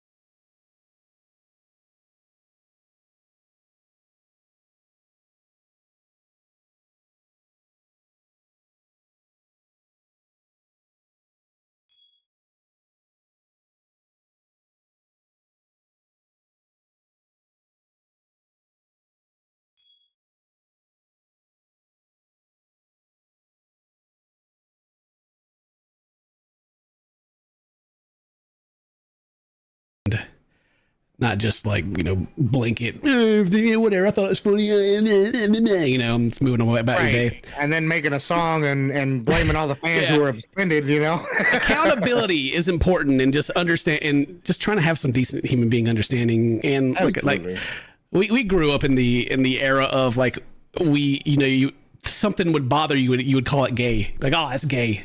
You remember, we've talked about this before. And so like, so all the stuff that we have currently in this day and age that's focused on like, transgenders and, just people's sexuality and their identities and stuff like that. We're old dudes. We're picking it up. It just takes a little bit longer. So apologies. Anyway, back to what we're actually going to talk about here. All right. Colleen Ballinger has been a YouTube star for more than a decade, amassed tens of millions of followers whom have found their own teenagers or even younger. They fell hard for her potty comedy, specifically her fictional alter ego Miranda Sings. Well, yeah, of course, specifically. That's like what it was all about. A talentless adolescent who delusionally believes she can sing despite the fact she's always off key. Is a character? I thought that was just her singing, man. I don't know. I thought she was just jamming out. You know what I'm saying? The persona resonated with outcast kids. Who found her desperate desire for fame to be oh so accurately cringe. Such success earned Ballinger a Netflix series, sold out live shows, and most recently rapid and satisfying controversy. So I'm not too sure if this is like patting her on the back or like what. It's like she's got Netflix, she's got all these subscribers. Anyway, all right. Last month, Rolling Stone published a story alleging that Ballinger had engaged in inappropriate behavior with underage fans. And their favorite sexual position. She also asked them to send them pictures of their body. However inappropriate her alleged behavior was, the article clarified that no sexual crime had been committed, and no evidence in review even hinted at the possibility that Ballinger intended to start a sexual relationship with a child.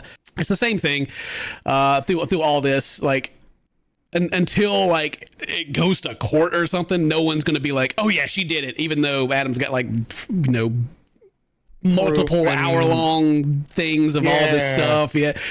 No one wants to be like, yeah, she did it. I mean, it's another reason, like the same reason that we always kind of just like take everything from a more neutral stance, I guess. Just kind of like people on the sideline watching, is because I don't want to get sued. It's like me going and saying, I believe she did it, and like really like going into it. I could say that, and a lot of the people that watch it go, yeah, Ken, woo, yeah, woo, our hero. And then I get that cease and desist letter, and then I get that, and then I go to court, and it's just, I can just not, Right? Is that like defamation if it's found to be not true? Yeah, it can it can get to that point, right? It depends on a lot of things. All because you had an opinion, you know what I'm saying, that you felt really strongly about. Yeah, that can get crazy.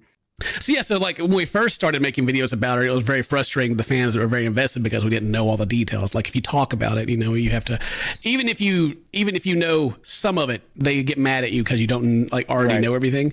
To where my counter argument is like, sure, I may not know everything, but I'm still spreading awareness because I know something wrong is happening. I can't go through and tell you point by point all the details about it, but I know something bad is happening, and I'll give you the information so you can go do your own investigations, and you can go watch Adam's channel, and you can go all see all the stuff, But anyway. And then you can come back and comment and let us know exactly where we left off. You know what I'm saying? You can do the hard work for us, and then we'll make another video about it.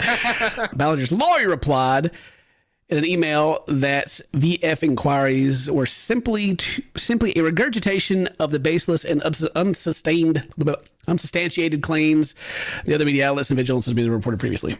So it's like, it's just whatever. They're just saying crazy stuff. She wasn't in blackface when she's up there singing. It was just dark green. Dark green. Yeah.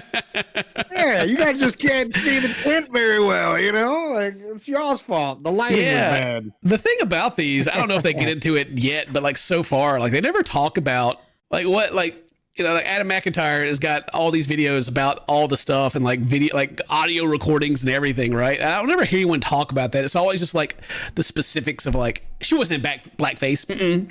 What about all these allegations? They're not true. Yeah.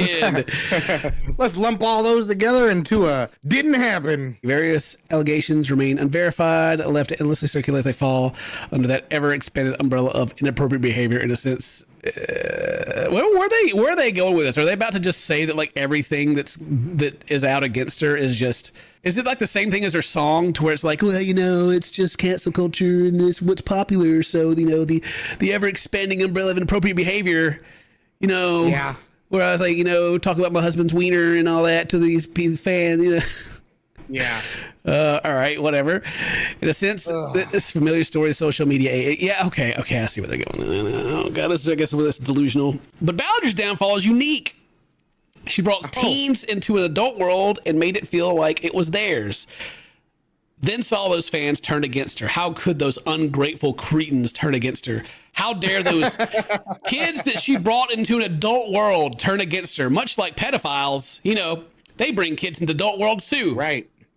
Literally put them in uncomfortable situations that they probably don't need to be in yet. You know what I mean? Like asking questions that they don't need to be asked. Just the context of the whole thing, you know, you're trying to word it like, well, you know, she brought them into an adult world. They didn't like it. Now they're mad at her. Well, yeah, right. Of course. I think that's like what grooming is, isn't it? No, I didn't like that sentence. That was no good. It's the product of it's the product of a particular era. Did she write this herself? It's the product of a particular era of YouTube stardom, of a digital persona. I can't even read this. To cultivate a feverish, savvy fandom that's been trained to reverse course and maybe seek payback with the first spilling of tea. Oh, okay. So now they're like, well, now that there's tea spilled, the blood in the water, you know, everyone's attacking. Which, I mean, that is what happens. Like, as soon as someone like actually starts talking about it, suddenly there's a lot of people talking about it. And I mean, is that because there was no story to begin with? No.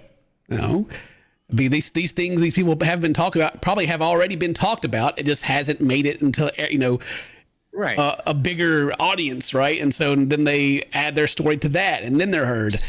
You know. Anyway, yeah, it's exactly. I'm just having flashbacks to her song that she made with the ukulele. It's almost like the same message. You could be forgiving if you were one of the millions who back in the summer of 2020 allayed some COVID anxiety by diving into the YouTube drama unfolding between Ballinger and her former fan Adam McIntyre. Oh, there you go. And then 17-year-old, yeah, Ballinger was his idol. Her merch could be seen all over his Irish teenager's bedroom, where he recorded his own videos. He was an inspiring influencer himself, making sweet, low-stake YouTube content about his life. The backhanded compliment. You know, making sweet, low stakes, unlike Colleen, who is all about the high stakes. She plays the high stakes table.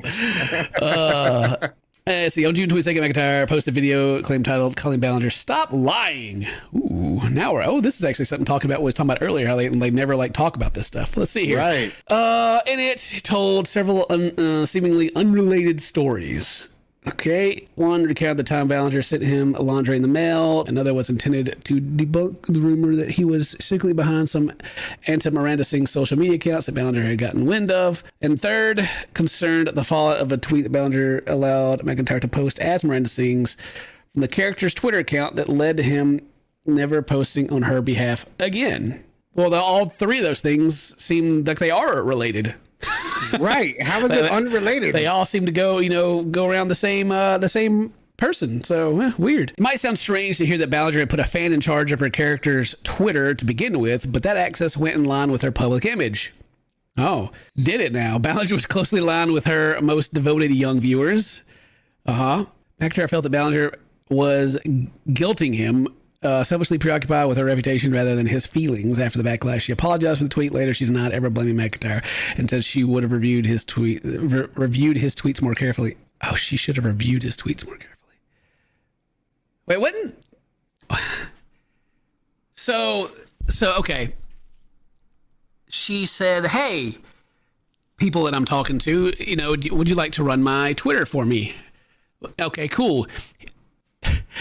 And then she didn't give him a pre-approved anything. The story, I'm supposed to believe that Adam made up this tweet on his own and posted it day one. Don't worry, bro. You No got this, okay? supervision. You got this. I believe in you. Yeah, you, go you ahead. The man. I should have reviewed his tweets more carefully. Okay, well, there you answers that question, I guess, that I had. Yeah, right. I just imagine myself, go, here, run my account for me, do whatever. It's like me, like Scott or Keon, like one of my editors, I hire them and be like, just make whatever you want. I'm not going to watch over it and, make suggestions on how the flow should be or anything like that. Or, because that's like, just edit the video, bro. You got this. Yeah, I mean, like their style is a bit of how they edit, and then my feedback, right? And it comes together and it makes a thing. You don't just let them run wild. I mean, it would still be a good video, I think, if I did, but Yeah, probably. Probably it probably makes fun of me a lot more. Then came the YouTuber's response to McIntyre's YouTube accusation, the classic back and forth. If the name James Charles and Teddy Westbrook means anything to you, get the idea. I didn't keep up with any of that, so I don't. Ballinger 33, at the time of her response to a teenager, posted a classic apology vlog. She also elaborated on the lingerie incident during a live stream giveaway with her fans. Ballinger explained McIntyre had asked for the article of clothing. According to her, he'd even sent photos of himself jokingly posting in the underwear group chats, including Ballinger's most noted fans. Portrait of Miranda Sings community, a silly pace from kids like McIntyre to belong, looking up to an increasingly... Well, I thought she wouldn't make content for kids. I'm whatever. Right. Well, also, if all this is happening in your Discord, you still sent the underwear. What do you like? She's acting like, oh, I can't help what they do with it. Like you still sent it to an underage person, and now they're posting pictures wearing it or something. Like, and you're not responsible. Come on, man. I don't know, man.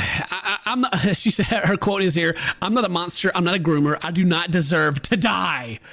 It's a leap right there. Good Lord. That is a leap, bro. That's alluding to the possibility that she'd receive death threats. Oh, well, good God. I receive death threats. If you got a following, you get death threats. All right, I'm not saying it's okay, but it's just like, this always comes out like when the YouTubers are feeling bad for themselves, when they're facing the consequences of their own actions. They're like, what, they said I should die. And that's, you think I should die? Is that what you think? Huh? You think I should just die? Right. Yeah. If you ask me, maybe. All right, maybe you should. Whatever it takes to take responsibility. Dang it. But still, like, this is deflection city. Yes, dude. Absolutely, every bit of it. Like, she's still like, even in this article, they're not taking responsibility for any of her actions. They're just being like, no, didn't happen. Not quite like that. Not quite like that. Who wrote this article? Did her lawyers write this article, or did she write it? I don't know. Who wrote this? They pay for this? Like they paid for this. Let's see. Public opinion, or at least YouTube fandom, swayed back toward Ballinger. The pendulum would swing back and forth for many years. McIntyre established a new YouTube identity as Ballinger's whistleblower, frequently posting new videos, racking up 100,000 views by commenting on podcasts of her every move. Oh my God, they're trying to make him sound like a stalker or something. Like, you got to understand that Adam, like, it's like a big deal in your life. It's not just something that you just go, oh, okay, whatever, and you get over, right? It's like... Right. You got this person that did these things and you got all the proof and you're like, you want them to, as you change the person and go, you know what, that's screwed up. I'm not okay with that, and sure, whistleblower, whatever you want to call it, trying to get them to just say sorry, Right. I heard like one sorry yet, I don't think. No, and we probably won't. I don't know, honestly, if he's received anything like legally yet or not, like cease and desist or anything, because if it goes to court, right, then it all gets aired out, like in a legal setting, right? Maybe it should happen. How is it not at this point? You know what I mean? Like, with all the back and forth, it's everywhere in the news. Like, I'm sure the escalation's got to be pretty close, right? Oh, dude, I thought this paragraph was going this way, and it does. Meanwhile, Ballinger continued to work on a YouTube channel that was far from her Miranda Sings satire. Colleen Vlogs offered wholesome lifestyle content about her kids. He was over here stalking her, and she's over here making family content. Oh my God, what a monster! How dare you? The Ballinger family, who had family-oriented channel and endangering and exploiting their children online. How creepy that I feel. I watched them grow up. He said, "It's disgusting." Critique gave way to denunciation of family channels more broadly. Now, we used to, like, me and Mary used to do vlogs about our kids and stuff like that, right? Like it'd be our life and also be our kids. And we stopped doing it because at some point we went, nah, I don't want to make our kids content. And the way family vlogs go is the vlogs that are focused on your kids always get more views. Now, that's because people are like, I want to see, what's going on with the baby, the kids, so sweet and all that kind of thing. But on the content creation side, then you begin to push them more. We didn't, of course, but it's a very slippery slope. Like I was aware of it. I was like, it's the kid's birthday party. I should do a vlog about it. And I was like, no, I really shouldn't, because that's our business and we shouldn't share that, And then right. And then we also started noticing like some creepy comments and stuff. People just being weird, and was like, all right, that's enough. We're not doing that. Yeah. I personally do not support family vlogging. Like what was that old family? The I think they were called. What they call their family the Shatards? Is that it? I think so. Like that was like they end up having they always have like tons of kids, right? Because every kid is like.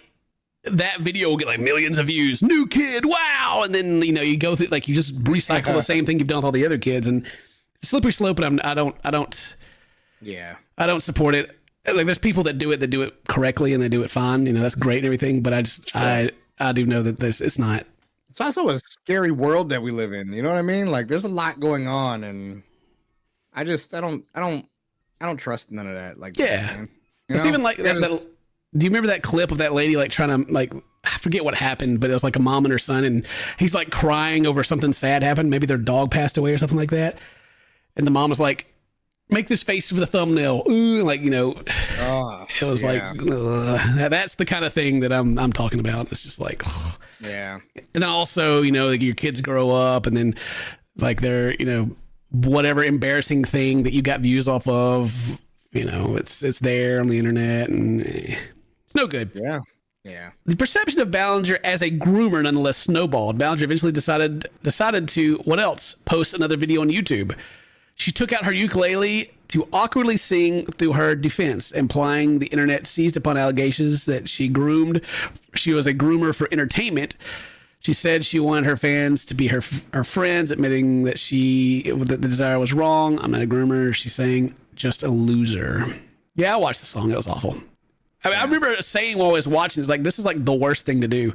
Like if you, if you wanted to kick the anthill and make it worse, this is what you do, and that's exactly what she did. Didn't she say it was she only meant it to be from the strange, creepy ant or something?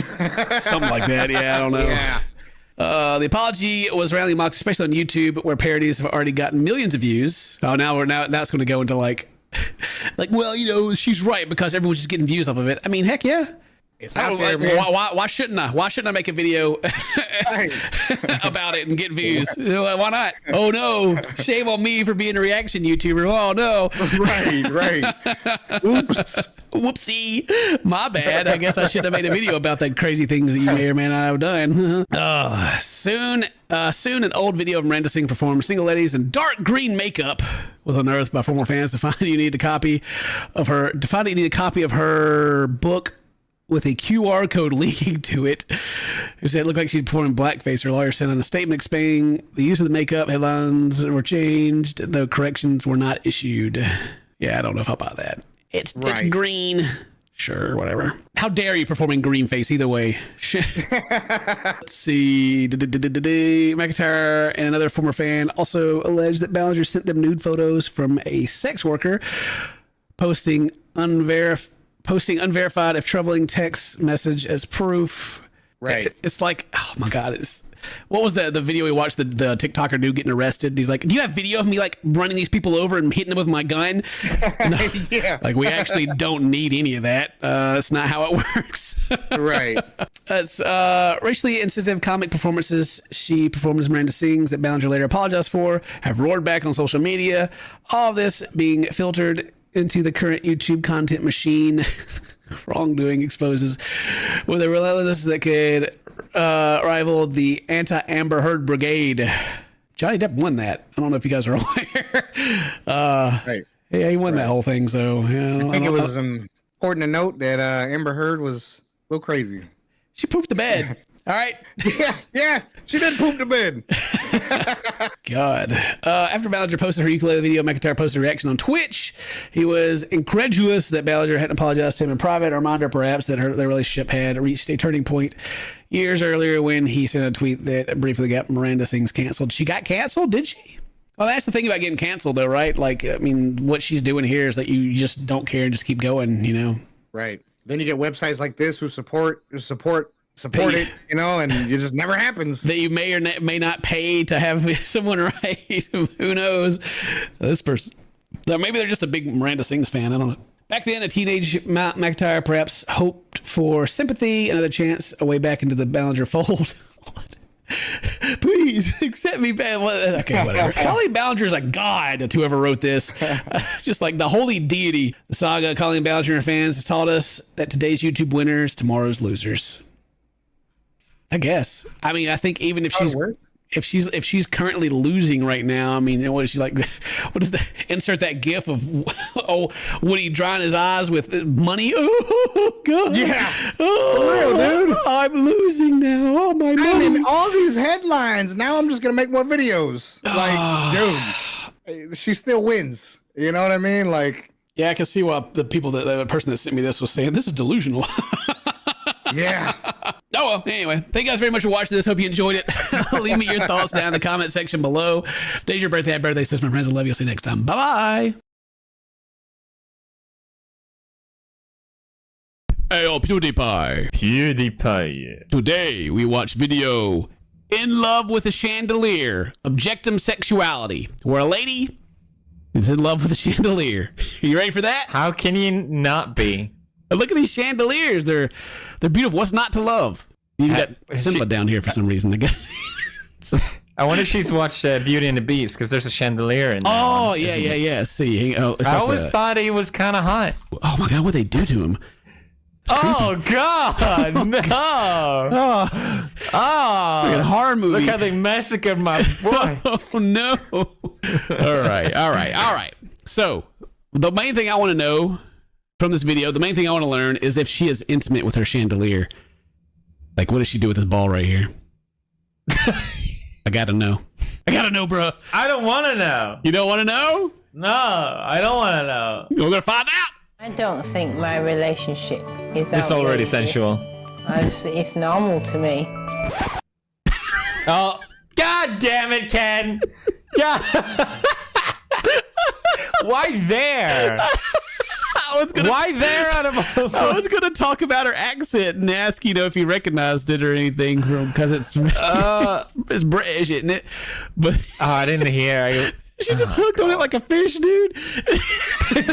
Yes. Oh no! Oh. Stop! First fell in love with an object when I was about 14 years old, and this was my drum kit. I felt the parents are like, "Oh, she's playing the drums again," but in reality, something very different was going on. It was love. was I loving a drum kit, and if I tried to explain it to other people, which I did, some people just said, "Oh, it's wrong," or "It's unnatural," or "You shouldn't." I mean, I don't really care if you do it. I just don't want to hear about it. Yeah. Well, I was kind of curious. Like, what did she? I figured she'd be like, "Man, I really love playing the drums. They're awesome. I love it." But instead, she was like, "I really like making love to my drum set," and they were like, "Whoa." Whoa. Hang on a second. How do you go from drums to a chandelier, though? That's a good question. It's a leap. You ever thought how they feel? Yeah, I like it. Like, her last name is Liberty, and so she's like all about like America and Lady Liberty. Yeah, you're right. That's me. She's appropriating your culture, Ken. Oh my! How dare she? You think she's in love with the Statue of Liberty too? She can make sweet love with the Statue of Liberty. Oh God, it would surprise me. The night guard comes walking through and he's like, "What is this? What are you doing?" And she like looks up and. I see it. Ignored the naysayers and followed her heart. Oh and shit! the object of her is. desire soon turned from her drum kit to the Statue of Liberty. Oh my God! You called it! What the hell? Holy shit! She loves liberty. much. Oh my good God. Does the chandelier know this? Because there's pictures of the Statue of Liberty all over this house. She's still in love with her ex. Oh my God. God. When you get a new girlfriend and they want you to talk about your past, she's like, well, there was a drum kit. There was a Statue of Liberty. I mean, I figured you'd stop with the Statue of Liberty. That seems like a pretty big one. I also fell in love with the energy that she was giving me. The and energy. I just felt this immediate connection with her. No, she's still. Oh my God, she's still going. She's got so many of them back here. All these little Statue of Liberties. Yeah. So maybe everyone that collects stuff is secretly in love with it. Maybe. And she's the only one honest about it. Yeah, she's like everyone else watching this video. It's like, oh, she's ruined it for us. She's telling us her secrets. Telling her secrets. How dare she? To gaze longingly at the 93-meter tall statue she affectionately calls Libby. Oh, Libby, she's really crazy. Kind of like a... Yeah, I was okay. So I gotta say this. Like it looks like all these parts she's been like rubbing on, you know. But then there's the face and the lips too. Yeah, she's been making out with this. She's definitely been doing. She's been. I don't want to say it. Don't keep playing. All right. Play. Get the thought out of my head. Well, of everything good in life, she's just amazing. To show her commitment to Libby, Amanda changed her surname by Deepole to Liberty. Oh, she changed her name. That's her name's Liberty. Oh, okay. That we should have. That makes perfect sense. What? Okay. Why is she sitting so close to the TV? What the fuck? On a stool? She's playing like Fortnite or some shit. She like needs to be really close. Yeah. Oh, she's got a PS3 down there, I think. Yeah. Okay. That's it. Yeah. And your, she's got the Wii. Your 20-inch TV becomes an 80-inch if you sit close enough. Get close enough, yeah. Yeah. And she fell head over heels with a chandelier. One day she just looked up. It's like a rom-com, you know. She's like, oh, they kind of run into each other at the store, and the chandelier falls on the ground, and like, oh, let me help you pick that up, and their hands touch, and like, I hate chandeliers. Yeah, you there's hate so them? many chandeliers in UK, and they're all like antique, so they're just like way pricier than. I ended up buying a pair because it came with that old flat, and I was like, I don't really want that there. And now it's like too expensive to get rid of and too troublesome to sell. Yeah, I'm stuck with a stupid chandelier. Oh, rich people problem. People don't realize. I hate these kind of lights. I don't even love it. Like these lights right here that have like the little bitty screw. God, I hate these things. Give us a call. The one. Yeah, the tiny one. Yeah, Yeah, you gotta get a converter for them if you got the hues. We have a chandelier in this house, and it literally has like 20 lights in it. It doesn't. Yeah, it doesn't give off that much light. Points. Yeah. No, they suck. Freaking chandeliers. Oh, my homies hate chandeliers. Yeah. Homies hate them. They suck. But you know what's worse than chandeliers? What? Those built-in lights, like the LED top ceiling ones. Yeah. Hate that. Because you're like, one of them goes out, and it's like, well, how am I supposed to change that? Get like a 40-foot ladder and like fall off and die? Exactly. Who thought of this? Someone in the comments is like, oh, you can get that little stick thing, but no, you have to actually get up there and like take the cover off of it. Yeah. And then you just die. I didn't decide to put the lights like that. Well, you didn't? What'd you say? Yeah, why do I not get a say in how the lights work? Oh. Yeah, I don't care. Why don't you get a say? Yeah, why don't I get to vote on it? I thought we lived in a democracy. So how do you think they should work? Same light everywhere. Just one universal light for everything? Yeah. Wasn't there a thing where like all the companies came together and made light bulbs this year just so they can sell more? I wouldn't doubt it. They do it with everything else. No, they did. That was like a famous meeting that all the Philips and all those Oscars went together and were like, you know what? We've sold light bulbs, but let's make them shitty so people keep buying them. What is the Phobius cartel? There it is. It's a fucking cartel. Holy crap. Oh no. They made them shitty. And then they came out with LEDs and they're supposed to last for like 20 years. They suck ass. But now they don't. Yeah. They last like maybe everything a year. Sucks. You another video you call me out for saying that everything gets shittier. Yeah, well, explain light bulbs then. They're shittier than ever. Wait, did I? Did I call you out? Oh. Yes. No, I agree with you now. I don't know what I was on at that point. Like my cell phone this get is crappy weird over time. Who cares? I don't know. My computers get bad over time. Like, what's up with that? You know, come on. No, they don't. You just gotta clean them with the dust sprayer. That's on you 100%. Oh, dang it. Yeah, computers don't get worse over time. That's not a thing. It's dust collecting. You gotta clean them. You gotta sprinkle. That's gotcha. on you. Now you look stupid. Yeah. Well, I thought maybe like because like they need more games, need more stuff. You know, they require more. But no, it's just because all my dead skin is caked up inside my computer. I understand. I should clean that out. Yeah. Idiot. Anyway, she's trying to tell us how she met this chandelier, okay? Get your dead skin out of your computer, bro. You're not idiot. You're gonna blow it out there with some you only got air. 50 FPS? Gotta get my FPS. I gotta put some RGB lights on it too. Do you think she got an RGB chandelier like when she's gaming? Oh, that actually looks sick. Yeah, you should do that. It was definitely love at first sight. Oh. But at the same time, I didn't think I would be able to have her. Because? Her being in Germany, and I just thought it would be impossible to get her. Maybe she bought my old chandeliers. Maybe that's where they end up. I'm like, who wants this shit? She's like, me, please. Maybe I'll spot him in the background here. I don't know. Yeah, keep an eye out if you see her chandeliers. Yeah. 51-year-old chandelier, who she calls Lumiere, shipped over from Germany. And despite their 57-year age gap, they have a loving relationship. Oh my God. All right. You don't have to put it that way. Oh boy. Like chandeliers, they're dirty. They're always dirty. Yeah, they always get dirty. They're always dirty. They're the dumbest light. They're dumb. I mean, they're supposed to be like look, you walk into like, oh, this beautiful chandelier. Now I walk in the house and go, God, these little fake crystals like hanging off by wire and whatever this red thing is up here. Yeah. Attracted me to Lumiere was her arms and the way that they are shaped with like a regular chandelier. Circle. Does she understand that this is a normal chandelier? Like this one's special, okay? It's from Germany. You could have just bought any chandelier. She's really elegant and graceful. The thing that drives me why the fake candles with the light bulb on top? Did anyone ever come in and be like, holy crap, is that a real candle? No, nobody ever did. That's kind of cool, actually. I didn't notice that. I think that looks cool. No, you don't. I mean, a lot of no, I do. That looks cool.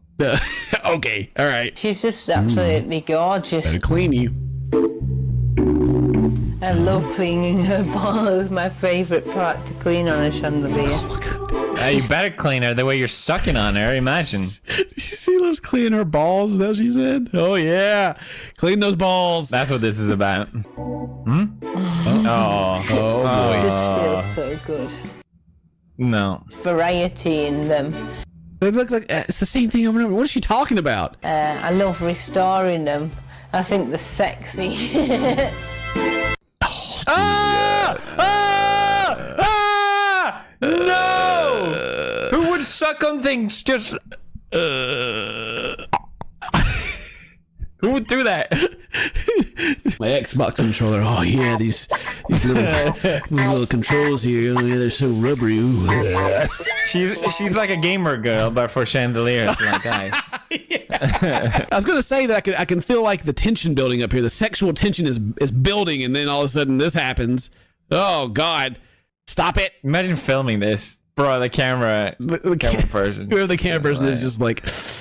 Yeah, that's good. Do more of that. Yeah, that's great. Keep going, by all means. All chandeliers, Lumiere is her leading lady. Oh, she's not. She's got more on the side. She's cheating on everything. Oh my gosh. To Lumiere Disgusting. on Valentine's Day 2017. Oh, that's and romantic. It felt so right to me. What did Lumiere say? Yeah. What did the chandelier have to say about this? First, she needed someone else's blessing. Gonna break up with the Statue of Liberty first. Oh, and that's I said, awkward. You know, you all right with this? Yeah, it's over here in the corner the whole time, just watching you. Just look at his face. It's so sad. How could you do this? I was waiting for her energy, you know, and she gave me good energy. Like she's just happy for me to. She looks very happy. She's very happy for you. I can tell. She doesn't have a happy face at all. I don't think about it. No. Overjoyed. She's so mad. Giving that energy though. Chandelier, you're everything that I could wish for. You make me so happy. That freaking fly. It's back. Ew! She's sucking on that. Sucking on that. Yeah. So would you be my wife? Would you commit to me for life? And you know, she gave me positive energy. You What does that mean? What is the energy? I don't. Is that the lights come on? Is that a positive energy? I was thinking she definitely does weirder shit, like when the camera's off, right? Like if that's what she does with the camera. Yeah. She does weirder shit. No, for sure. Oh God, you think she ever got zapped? You know what I mean? He's got electrical burns, you know. Oh, gave me positive energy. Look, I mean, okay, well, we got to say this in the video. She's not hurting anyone. She can do whatever she wants to do. But anyway, yeah. Anyway, it's weird. No. She hurts me. No, how dare she? You know, you don't want to shame anyone, but there's some things you should be ashamed of. And hurting the Statue of Liberty's feelings is definitely one of them. I put a ring on her finial, and there it I was is. the happiest. That's cute. Yeah. Right there on the ball. Yeah. On the ball. World. She was just glowing. So did you have the ceremony? I want to see the ceremony. No, where's the wedding pictures at? That's what I want to see. Come on. And the blushing bride-to-be plans to show her love for Lumiere in her commitment ceremony. Oh, yes. Oh, my God. Oh, yes. Maybe a few friends here. A celebration of our happiness and togetherness. Do you think Statue of Liberty will be there? She'll be the priest. She'll be the one. It'll be like they'll be like, if there's anyone here that wishes to speak now, forever hold your peace. And the Statue of Liberty is going to door slams open. Statue of Liberty wiggles in, burns down the church with her flame. Great. Pulls out a machine gun. For me, and She lights up her I'm life. Going to always love her in my life, and she'll always be a part of my life. Just like you always love Statue of Liberty, huh? Body. Yeah. You said it's a Statue of Liberty, and now look at Statue of Liberty, just back there in the background. I don't like that. I don't like that. Yeah. Stop sucking on them. Stop the sucking. What is this? She could fall in love with some exercise. If she gives birth to tiny chandelier, I'm done. That's when I'm out of here. That's when I know things have gone too far. Oh, That'd be kind of cute, a baby chandelier. Yeah, little chandeliers, chandelettes, maybe. I don't know. Dude, we need to make this wedding happen. That's true. She lives in UK. Ken, we got to set this up for her. This is last year when this was recorded. You think it's too late? No, I think definitely. She's waited 5 years. We gotta make this happen, Ken. Oh my gosh. I want to see this wedding happen. Oh my. Okay. Well, if you want to see this wedding happen, leave a like on the video, leave a comment, do all that cool stuff. If today's your birthday, happy birthday. Stay toast, my friends, and I love you. And you also check out PewDiePie because whatever. You don't have to do that. Yeah. What? Don't do what? Just end the video. It's fine. What? What? Isn't it not good? I cannot shout you out of my channel. Is that what? No, I'm just saying. I'm just happy to be here. Huh? Go check him out. Subscribe, goddammit! What do you want me to say? I'm trying to be fake humble, Ken. You don't have to come to me. Oh my god. You ruined my reverse psychology. It's whatever. Now it's over. Yeah, it's just weird now. All right. Bye. Welcome to the video. I'm Ken. That's PewDiePie. Today we're checking out a video about a lady who addicted to puppets. She's addicted to puppets, and she ain't letting me go. As you are. I have an embarrassing puppet story I will share later. So we're watching Woman Chooses Puppets Over Her Fiance on My Strange Addiction. Yay! Enjoy it. Leave a like. Do all that cool stuff. Check everybody out here. Subscribe to me, everyone. Yeah, heck yeah. Do it.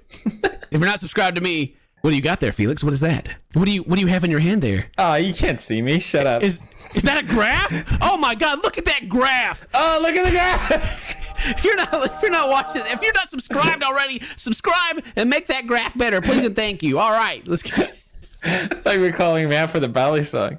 Oh, yes.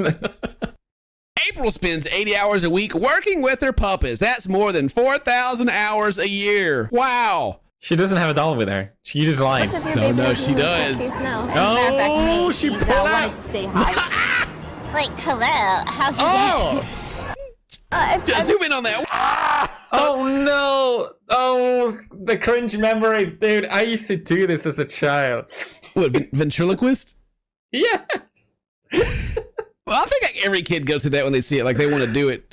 But you didn't whip out Really? the freakiest looking. Look at this disgusting. But I have a cringy memory with it. Can I tell the story right off the bat? You sure can. Or should I save it? Because it's awful. I want to hear it. Tell me. Okay. So they would be like, hey, asking the doll for a kiss. I don't know how. The doll would be like, no, I don't want to have a kiss. And then they'll be like, why? And then I'll be like, because I want to make out. That was the joke. Okay? Hilarious, right? Yes. Yeah. Yes. So I would do this to people. Okay. And then we had all the family, and I was supposed to do this hilarious joke that always lands. But I didn't know the difference between, doing the whole shkabackle and making out. I didn't know.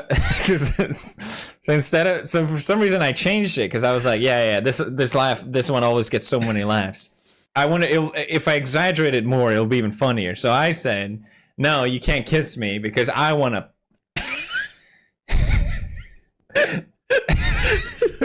It's actually pretty funny now I think about it, but my mom didn't think it was funny. It was like the audible gasp in the room. Like, that's not what we rehearsed. I don't know. Don't change the script.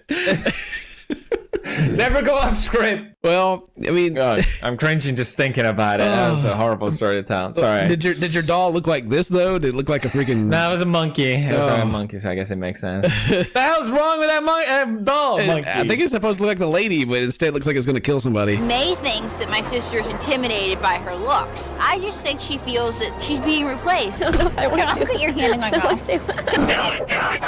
Jesus Christ. I love the smiling when she's doing the ventriloquy. Like, a lot of people are just like good, but she's just doing that hide it in my teeth. So she looks like a psychopath. Put it in my mouth. I didn't really understand what she meant by she's saying someone being replaced, but I'm not going to look back into it because I'm already freaked out enough. How does that work with dating? Like, because you have your puppets with you all the time. Like, if you take them on your first date, you're not gargle off. Does she really?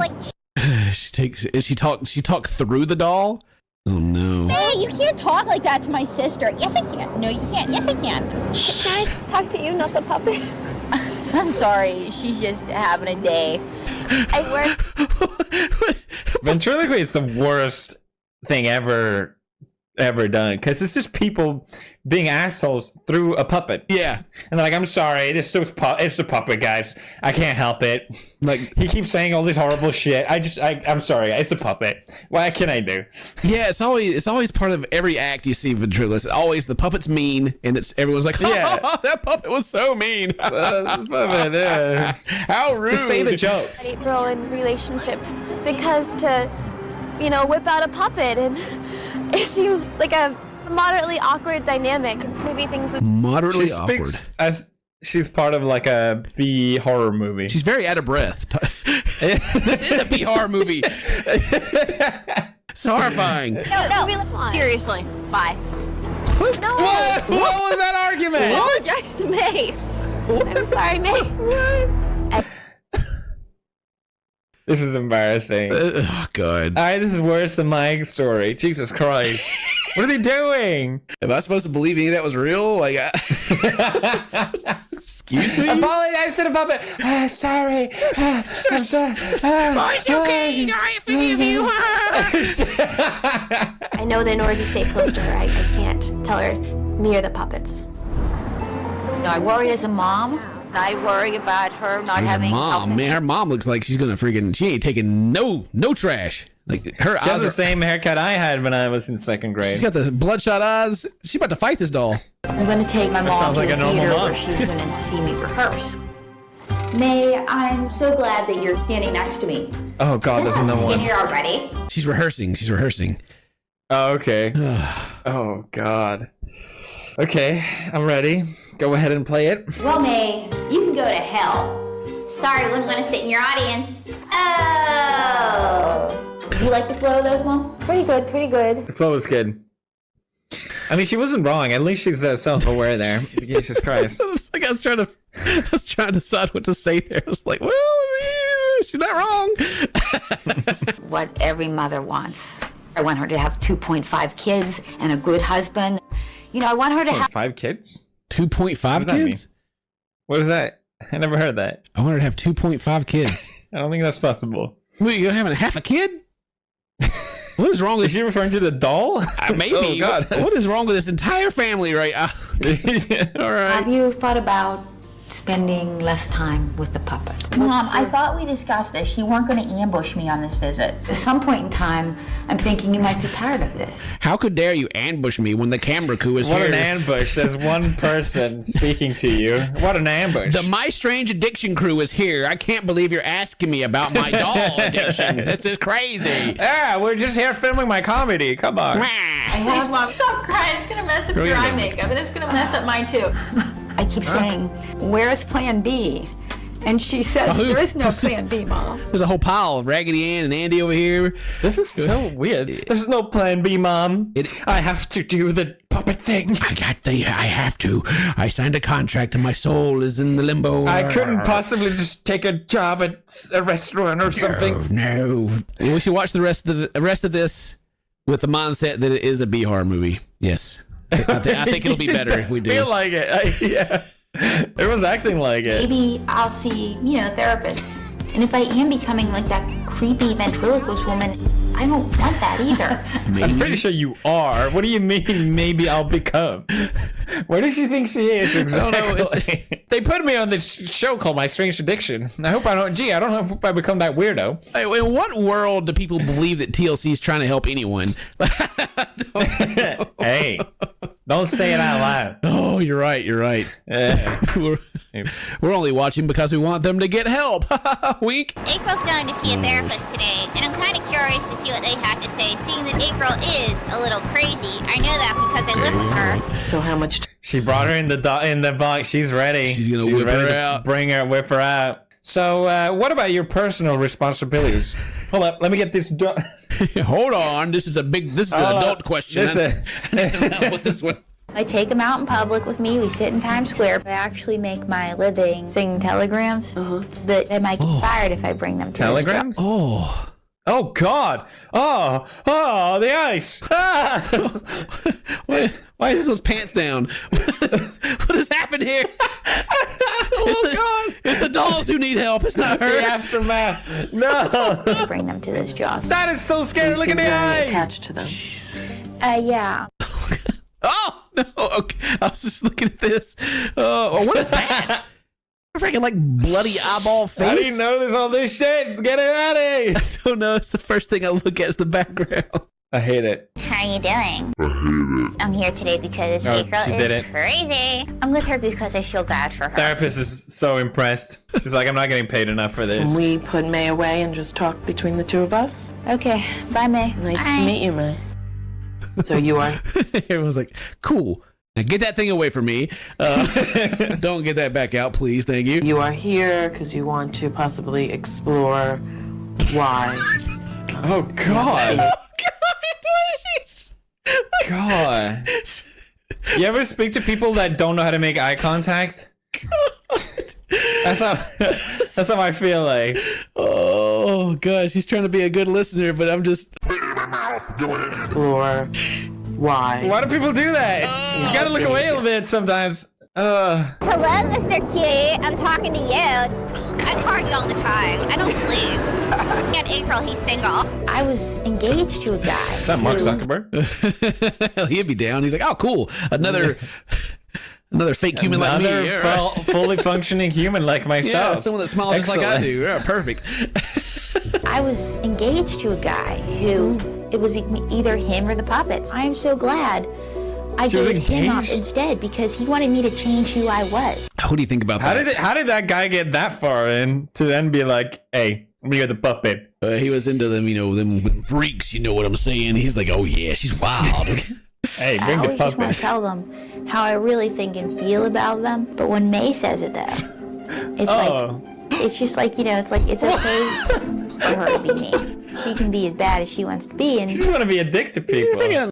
That's what this whole thing is about. That's what we talked about at the beginning. She just hates everyone. That's why she's staring at this dude like this right now. She found a way to just be an asshole without any of the consequences. This is actually brilliant. It's genius. Maybe we can look at and explore other ways to express yourself. Yoga, music, something like that. Look at the little smirk. She's like, you're just like that boyfriend I broke up with. Nah, bro.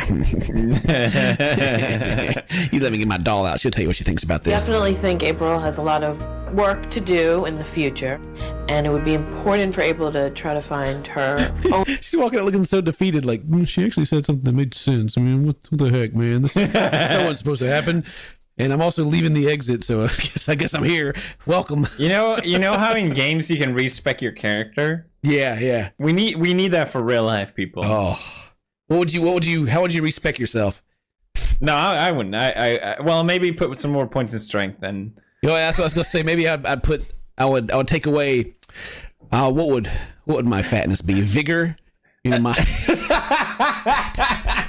take away it ain't dex, let me tell you. Take some of my vigor away and put it in dex. Yes. I have no faith in people. Maybe I'll put some of that. For Elden Ring characters. I don't know. I don't even know if I have any intelligence. I'm just gonna leave that one alone. Maybe it's better to just focus on one. Maybe you should just go more in vigor. Right. Oh yeah, just go all the way. Wouldn't that be better? Yeah. These people, they're just lost causes. Like, if I was a therapist, I'd be like, man, I don't know, man. Just keep doing the fucking puppet thing, I guess. I don't really know. Like, one day you'll I don't know become what the dancing is going to do for you. You heard she recommended dancing? She recommended doing yoga? Cool, I discovered dancing. Now, thanks, therapist. I fixed all my problems. Bro, just respect. You're right. Just respect. I don't see any reason to put the puppets aside or to spend any less time with them. If anything, so you learn I'm nothing. spending Cool. as much time with my children as possible. Her kids. They're her kids now.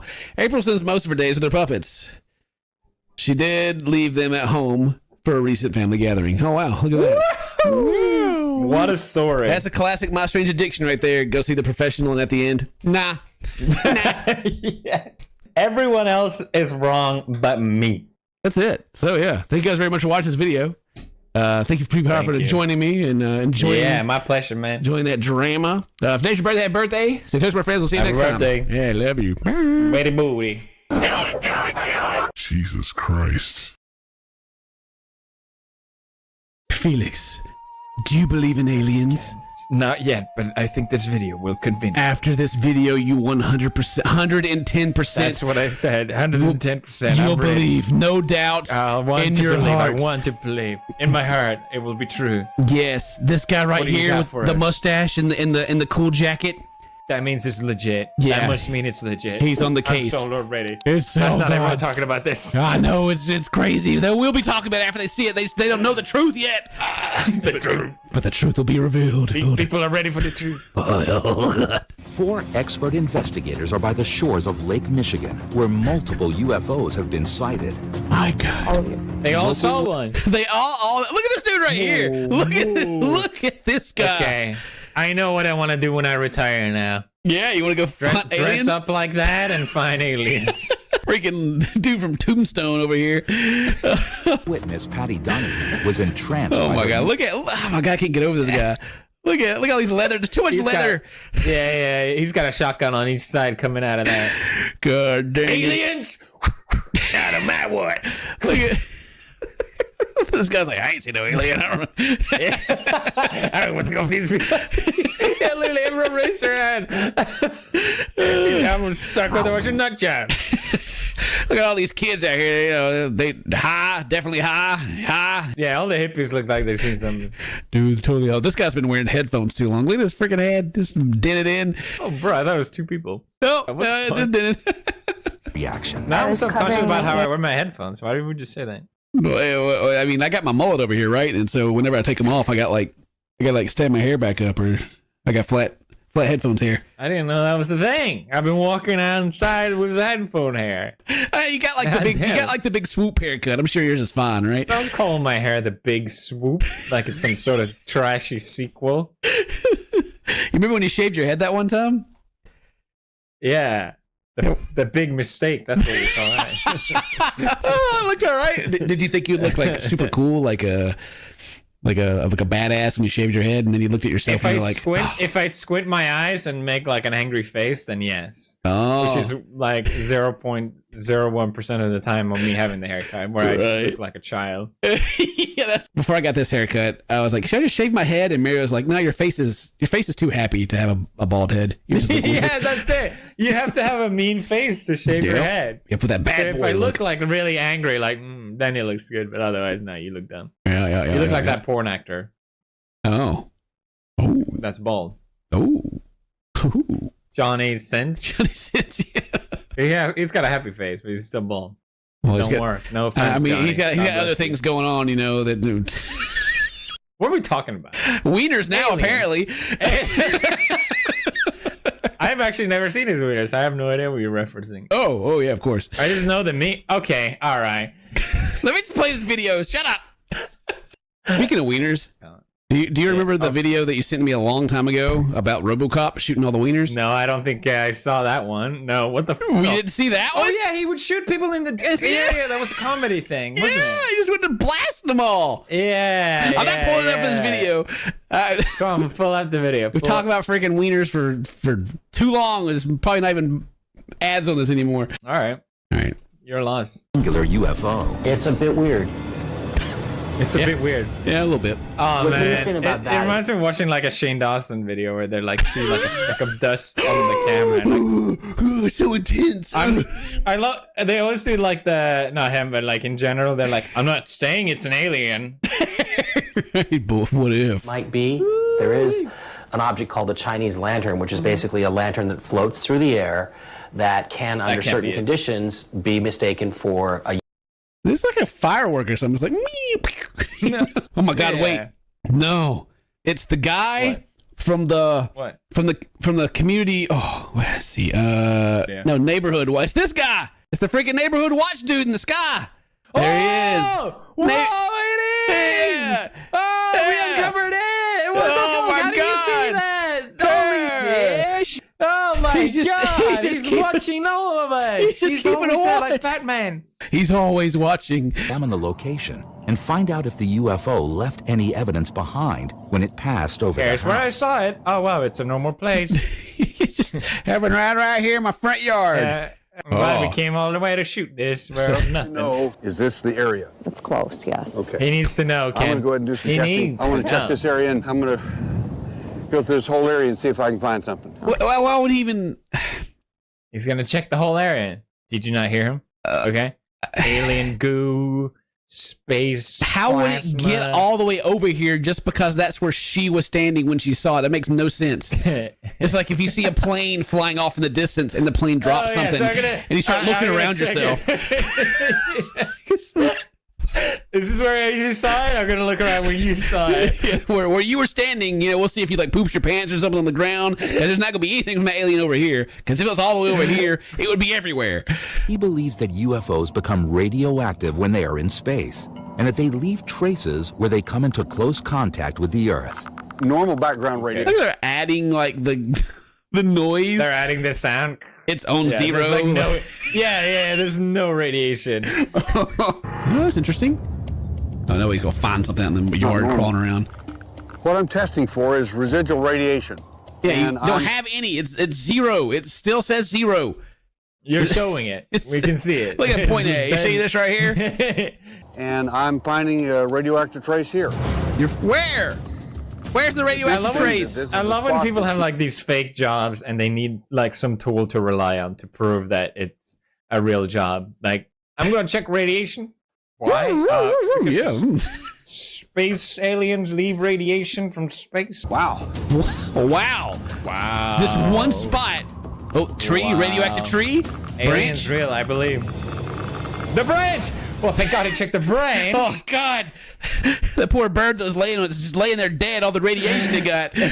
Interesting. My evidence showed zero. It's like, interesting. It still says absolutely nothing. It's not even on.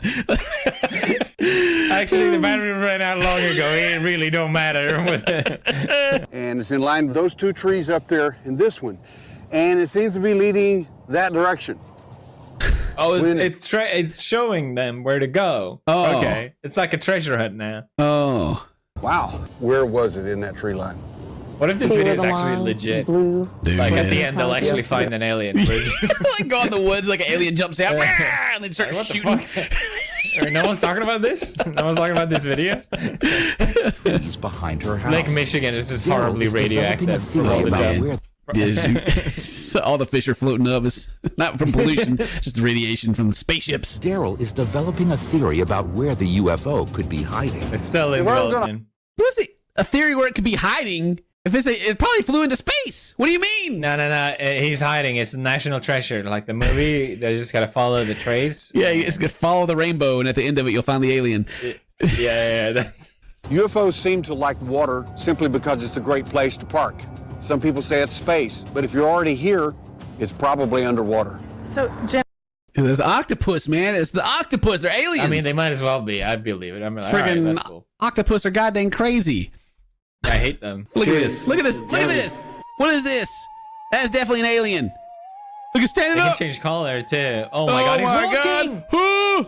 Yo. Whoa. Dude, look at that. Color changing. Magic. Science. Alien fiction. Did you see the documentary where the guy falls in love with an octopus? Did you see the one about the one where a dude bangs a dolphin? Yes. It was a girl, wasn't it? No, it was a guy. girl. No. I haven't seen a girl fall in love with a dolphin.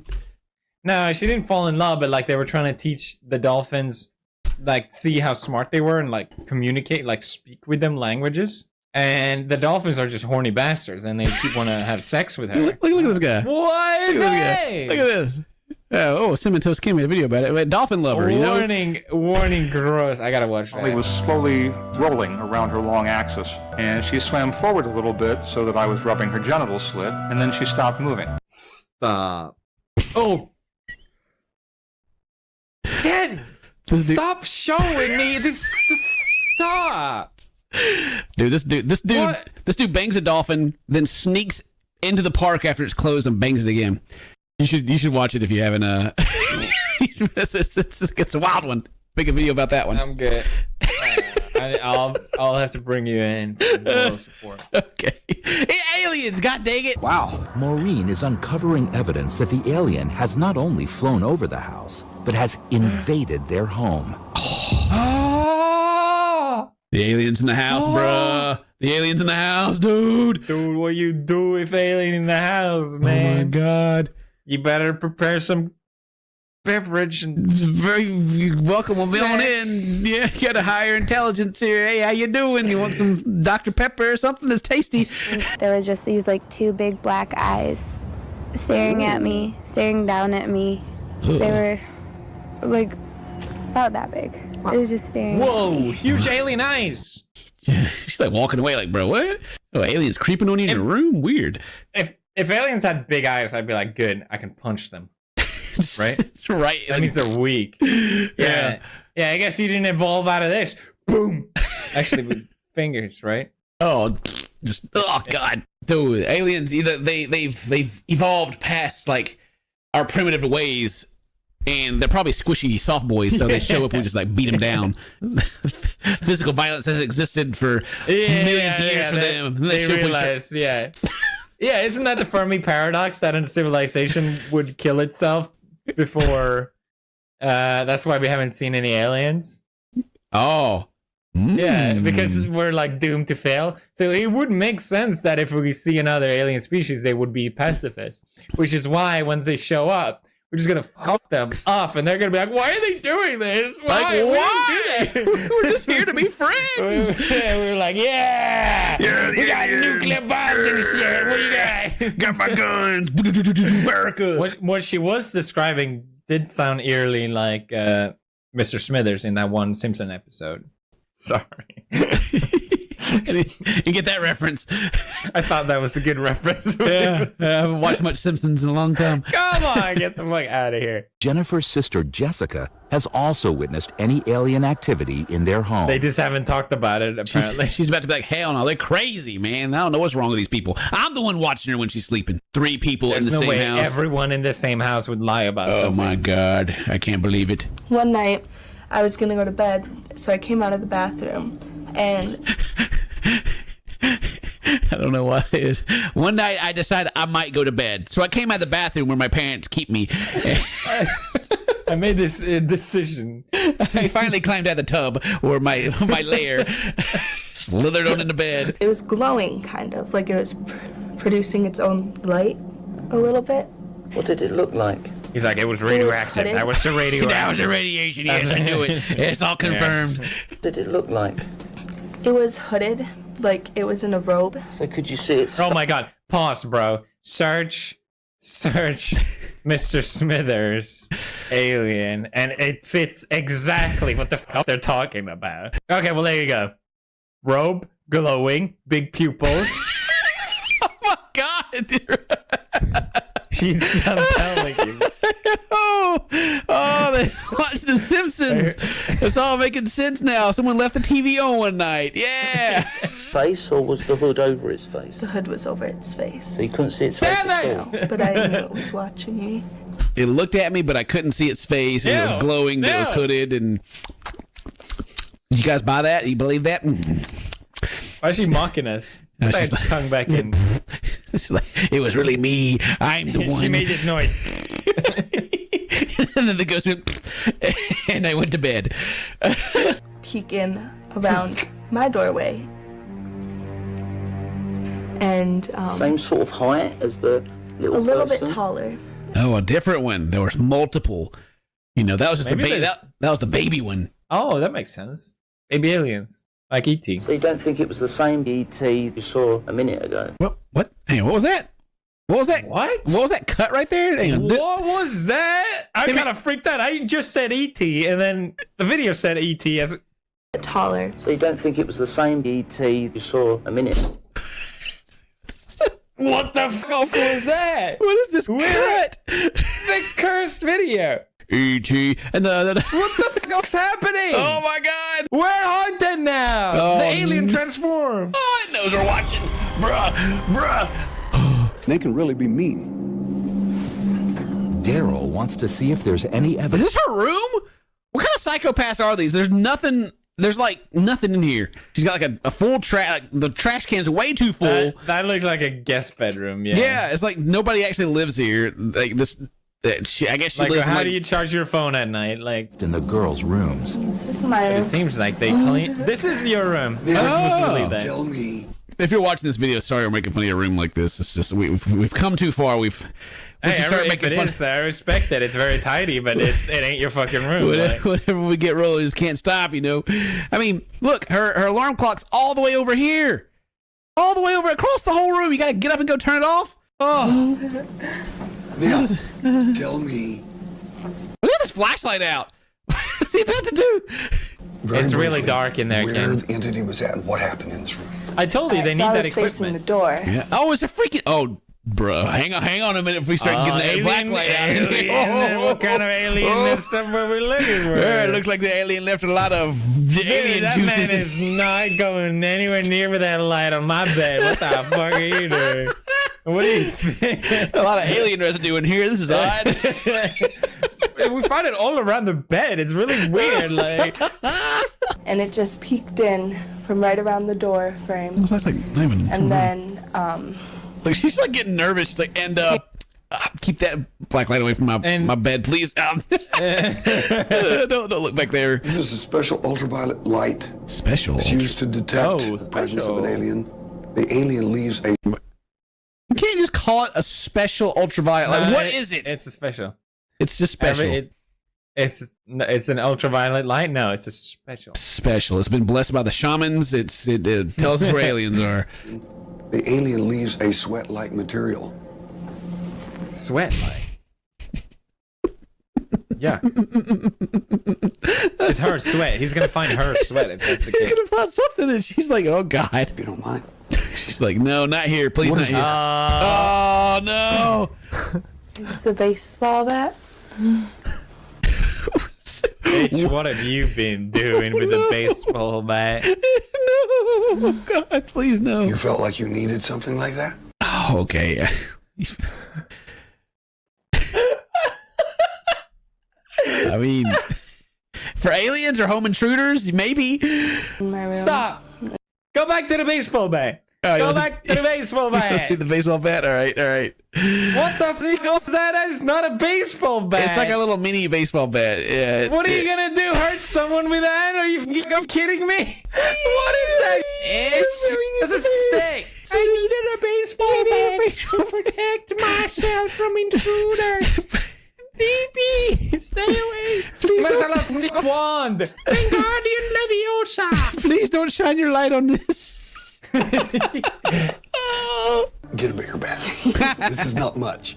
That's all you need. You know, to go smack them. Stuff like this is really not effective. Really. Believe it or No not, fucking the way. things that are Wow. effective Really? against these Really? entities Wow, are things that are mental. What? Things are mental. What's more mental than the pain of being beat with that tiny bat? Maybe it's like ghosts, like you said, like when you're being all weird to weird out the ghosts, so they're not creepy anymore. Mm-hmm. Oh, dude, I will show you what I do to ghosts. Whoa! You know, you walk out. Yeah. Oh, there's a ghost, and then you know, you just pull your pants down on it, and you freak the ghost out. You know. What you gotta do, man? What the? Did you make a TikTok or something? I made it for my TikTok video, and I'm gonna put it on my TikTok. Nice. I mean, it's so true. Oh, there we go. man. Holy shit. That's all you got to do. Yeah, they freak them out. They don't know what to do. Think of something really funny, really interesting in your head. Put her arm around the little guy. He was like, put him in a choker hold. She grabbed his eye cover and tore it off. Why? Why would she do that? The aliens over there freaking out and spazzing out, and she's like, "I got you now," and ripped his eyeball off. So she has the eyeball, right? Yeah, so she has it. Where's the eyeball at? I need to see this eyeball. Yeah, you're telling me she has alien DNA? Yeah. I mean, I thought he was going to say something like, you know, you just like bully the alien. Like, oh, yeah, you're short. You suck. Yeah. And all the mental abuse. They're like, give him wedgies. But it works all the time. It works all the time. Just pull out their eyes. I know. Wait. What did he just say? That was super creepy. Take my word for that. I know. Take my word for it. I know. Bro, trust me. just bro, trust me. Okay. That was a trip, man. Okay. Wow. Credibility goes out the window when a leather trench coat and Crocodile Dundee hat comes into the picture. So there is a way to maintain credibility. Okay. That's that. Now I believe in aliens. I know they're real. I know it's true. I'm Mr. Smithers exists. I believe it.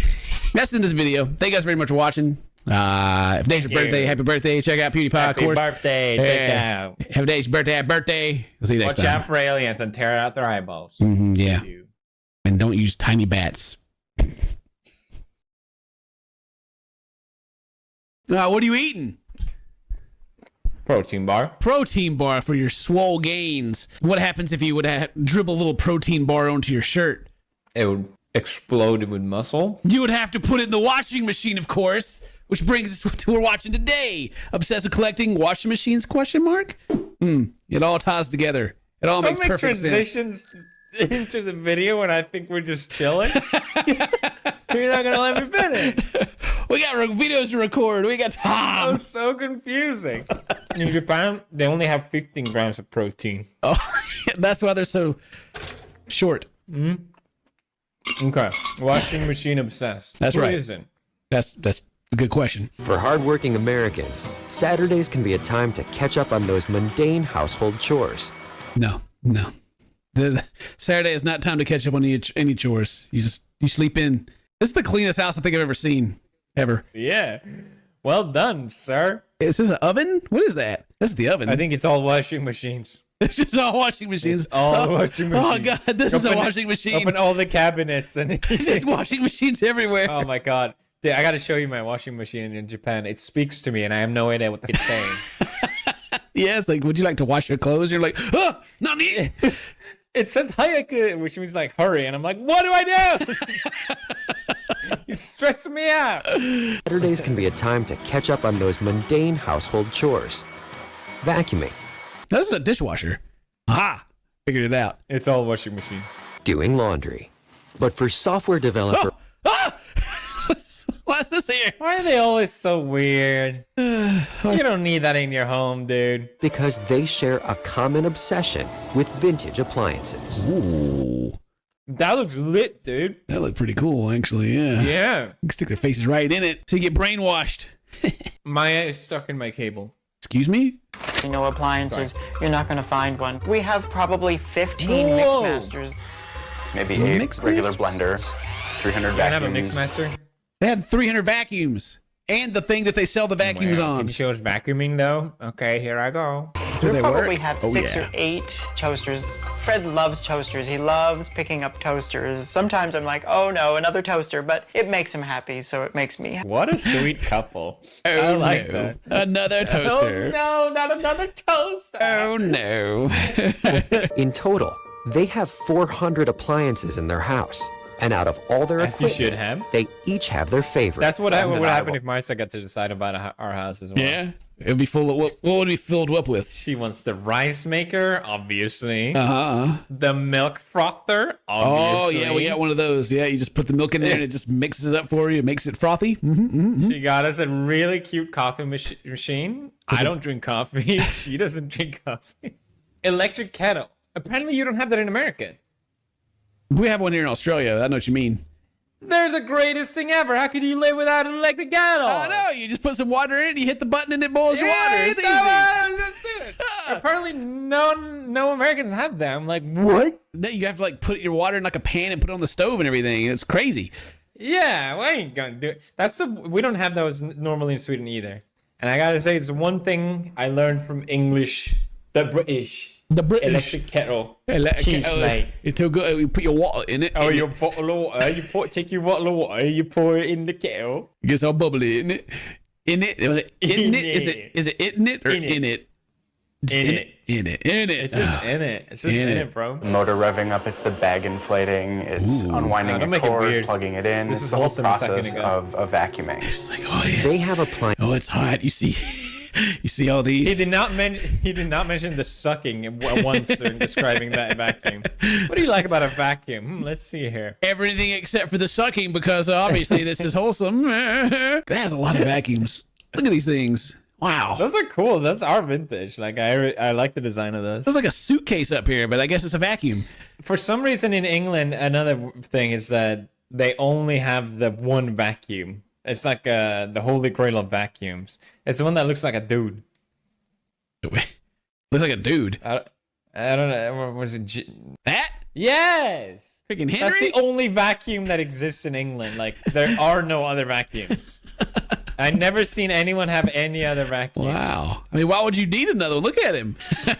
Wow, I don't see one of those here. They're missing out. Yeah, you're missing out on the Henry. That's the only one you really need. But in a home setting, so you want it to be warm. You don't want it to be cold and sterile. And also, we like to be able to use our things. Our things are not just props. A KFC I mean, mixer? we'll take What a is mixer off the that? A bucket of KFC up here. What is that doing there? It's a bucket mixer.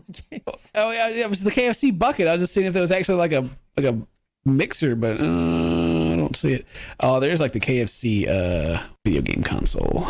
Oh yes, that bad boy right there. Yeah, Yeah. cook your chicken in there, play some video games. If only it was real. I like that pretty good too. You know, Most people have one washer in their basement. He looks a For the little bit past like that 15 guy we reacted to. oh, the dude, Yeah. the Vice dude. Yeah. He's about to tell us all about how to live our lives. What is that back there? What is That is space mixer that or makes- Uranus. Nice. Oh, yeah. Robert has collected 28 of the most rare and coveted washing machines in the world. And they keep all 28 machines in their 1,200 square foot basement. Oh god! Oh, all right. Look at that! Look at those suds right there. I do still miss those in America where you could literally just keep chucking clothes in there. Wait, what do you mean? You can just keep like the ones that like The sit top like this? top load Oh, ones. the top you can load, just keep yeah. chucking shit in. They're the best. Yup. Until you like get too much on one side, then it starts going doom, like walking across the floor. Yeah, it gets scary. It's coming to get you. Yeah. like the clothes get wet and get weighted onto one side, and so when it's spinning, it just starts rocking. Yeah, it's coming to get you. It's horrifying. Everything about the machine is fascinating. I love watching machine go through the cycle. I love watching to see how it does it. I can love kind of seeing relate the to water- this. It's very satisfying watching machines do their work. You're gonna put your hand in there. You're just watching it spin. You're like, Like, what if I put my dick in there? what happens? You know, we just hop in here with it. And... I don't know. I ain't gonna do it, but I like to think about it. Okay. Seeing the water movement, I love seeing the clothes move. I mean, it looks cool. You know, when you got something that's moving really fast, and like, yeah, it's not wiggling around. You're like, yeah. That's why I like to automate all my shit in Minecraft and just watch it do the work for me. You don't even need those eggs. When you have automatic farms. Yeah. I like to watch my Roomba while I vacuum as well. So you vacuum. See what is. You vacuum the floor and turn the Roomba on. Double pleasure.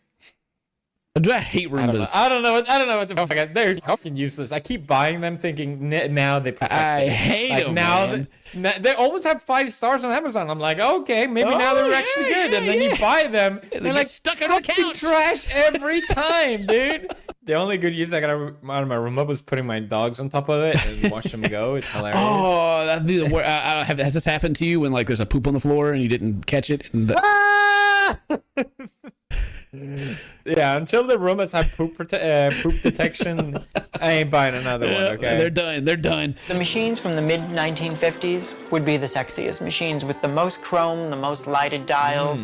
It was all about advertising and selling these machines. Ooh, they're sexy. Look at that. Ooh, that's hot. Yes. That bidet look right there. Ooh, yeah. The old machines do use a lot of water. Now they wash and especially rinse better. Of course they rinse better. They use a lot more water. I mean, you're using like freaking like 10 gallons of or 20 gallons of water per wash. You know, I don't know nothing about this shit. The Energy Star rating. Oh, you know, you got like the side loads now that were like you just put like a little, kind of a little bit of water goes in there. Nah, these old machines, they just fill the whole thing up with water. It's great. Why not? It's great. Over the past 15 years, they've spent an estimated $40,000 on their washing machines. It's not I something do I actually appreciate the design of them. Yeah, like a little, they look cool. Little shaker. They spent $40,000 on these things, and then they're just. I never really think about how much money I spend on it because it's something that is important to me. They also spent thousands of dollars. That's what I said when I bought the private jet. I kept telling myself. It's like, yes, it's important. It's for my dogs. I just don't care about the money. I just don't care. They rewire their house and run additional plumbing into the basement in order to operate the 28 washer. I bet their freaking electricity bill and water bill is crazy. But they don't care about money, Kent. No, that's just it's for fun for them. You know, they go down there and have a bottle of wine and turn the washing machine on. You want to come to my basement? Yeah, this washing machine is making me feel kind of, you know what I'm saying? But he only washes one load at a time. So I can observe the cycle and listen to it and make sure everything's working okay. Oh, now it's definitely weird. Yeah, he sits there. Oh yeah, comes into his partner's room. You got any dirty jeans? I gotta wash the jeans. I'm absorbing the cycle. To these two collectors, washers aren't simply machines. They've assigned each one its own gender. I can understand appreciating the design of these vintage machines. Like, they look cool, and the whole. And I do understand watching it to some extent, but man. They've assigned each one its own gender. The washing machines are mostly male, except for the 2 pink Lady Kenmores, because they're pink and they're ladies. How dare you? To each his own. We don't know what those washing machines think. I mean, yeah, but they got see face. That's her face right there. Easy. Machines so you're saying that it's a female face? Notice the blue light? That was advertised as a germicidal lamp. A feature. The germicidal lamp. See this blue light? It kills germs. Nope. I mean, oh God, imagine if we could go back to the 60s. We could just make up some random crap. Hey guys, cigarettes don't give you cancer. Yeah, they're cool and good for you. Wink. I don't know when that came out. I mean, yeah, that was a thing back then for sure. Absolutely. No, they lied about it. No, they lied about everything. I mean, what was it? Yeah, but they knew and they lied. It wasn't like sure it's fine. I mean, like who's they gonna... knew and they lied. Nope. But the internet didn't exist back then. People weren't like testing anything. It was just like, what are they gonna? Yeah, what are you gonna do? Yeah, Stop buying our own. Yeah, you get cocaine in the Coca-Cola, and I think Listerine, like the mouthwash, was originally like cleaner for the floor or something like that. What? I'm not gonna look it up. Yeah, there's a bunch of crazy stuff like that. Things got repurposed over the years, like Silly Putty. I don't know if you know what Silly Putty is, but it was like originally going to be like for walls, like stuff you could put on your walls. But then it became a kid's toy. Oh. And they had the lead poisoning thing in toys like that? Oh, yeah. Oh, dude, there were some crazy toys, too. Even in the 90s, like you could get, like, straight up radiation from one toy. I can't remember what it was. It was like a little science lab thing. Yeah. Yeah. Wild times, man. Well, who knows? There still might be wild times we just don't know about. Yeah, that's true. Like, 20 years from now, we're going to be like reacting to videos of where we were like talking on our phones to our ears and like, I can't believe we used to do that. That's crazy. That's literally a bomb beside your head. Have the phone right next to our oh my God. But though, there's a whole thing now with microplastic. It's making babies' penises smaller. What? Yeah, it's a new study. Microplastic? Yeah, it's making the baby pee-pee small. What the hell? Hang on, a micro? What is you it? Drink bottles, you smoke a bongo. Microplastic making pee-pee small. All right. It has found that chemicals called whatever in human babies malformed genitalia. Penises are shrinking. Pollution is killing the wieners. Yeah. My God. It all makes sense now. What do you mean? I must have been surrounded by pollution. Mom! Mom, please recycle. Oh, how did you learn about that? It's a common known fact that blew people's mind, I thought. When did it, like, is this new news or old news? It's you tell me all about how babies should be eating dog food for the, if, all would have been better. All your different reasons. Now you're like, oh yeah, well also the plastic is making wieners smaller. Well, all right. You're very well studied. Yeah, thank you. Get back to these goddamn washing machines. We're 5 minutes in the video and this goes on for like freaking... The cool thing about these machines is these were the very first models that these companies produced, and these are the only 2 left known in the world to exist. Oh, someone's watching this video right now just sweating like, oh my God, he's got him. The holy grail of washing machines. Began at the age of 10 when he discovered coin-operated washers. Mine, I went right back up to that laundry room and started that washer with that 35 cents. Oh, wow. Wow, 35 cents. How old is this guy? Jesus Christ. I mean, I would take the quarter, 25 cents, and I'd go play like at the arcade or something, and get my game on. No. He knew what he was doing. Yeah, he's got that 30 minutes whole cycle he's watching. Oh, God, that's so much more entertainment. Genius. He can recreate the sounds of an entire wash cycle. Don't worry, bro. He's going to sing it. He's going to sing you the song of his people.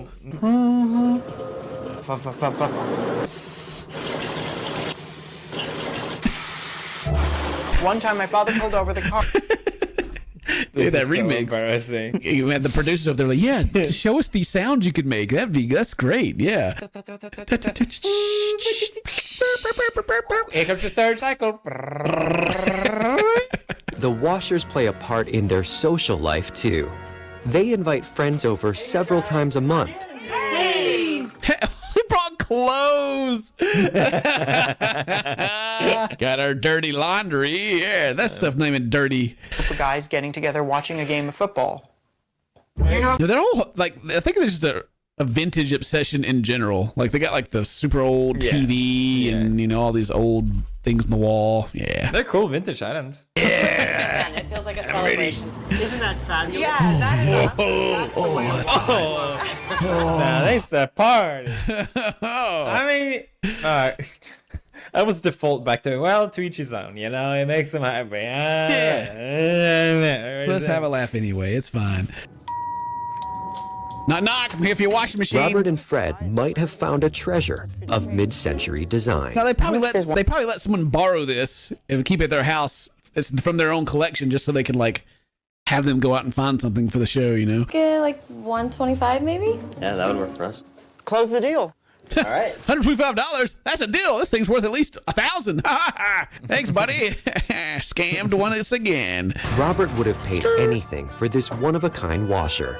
He would have paid anything for it.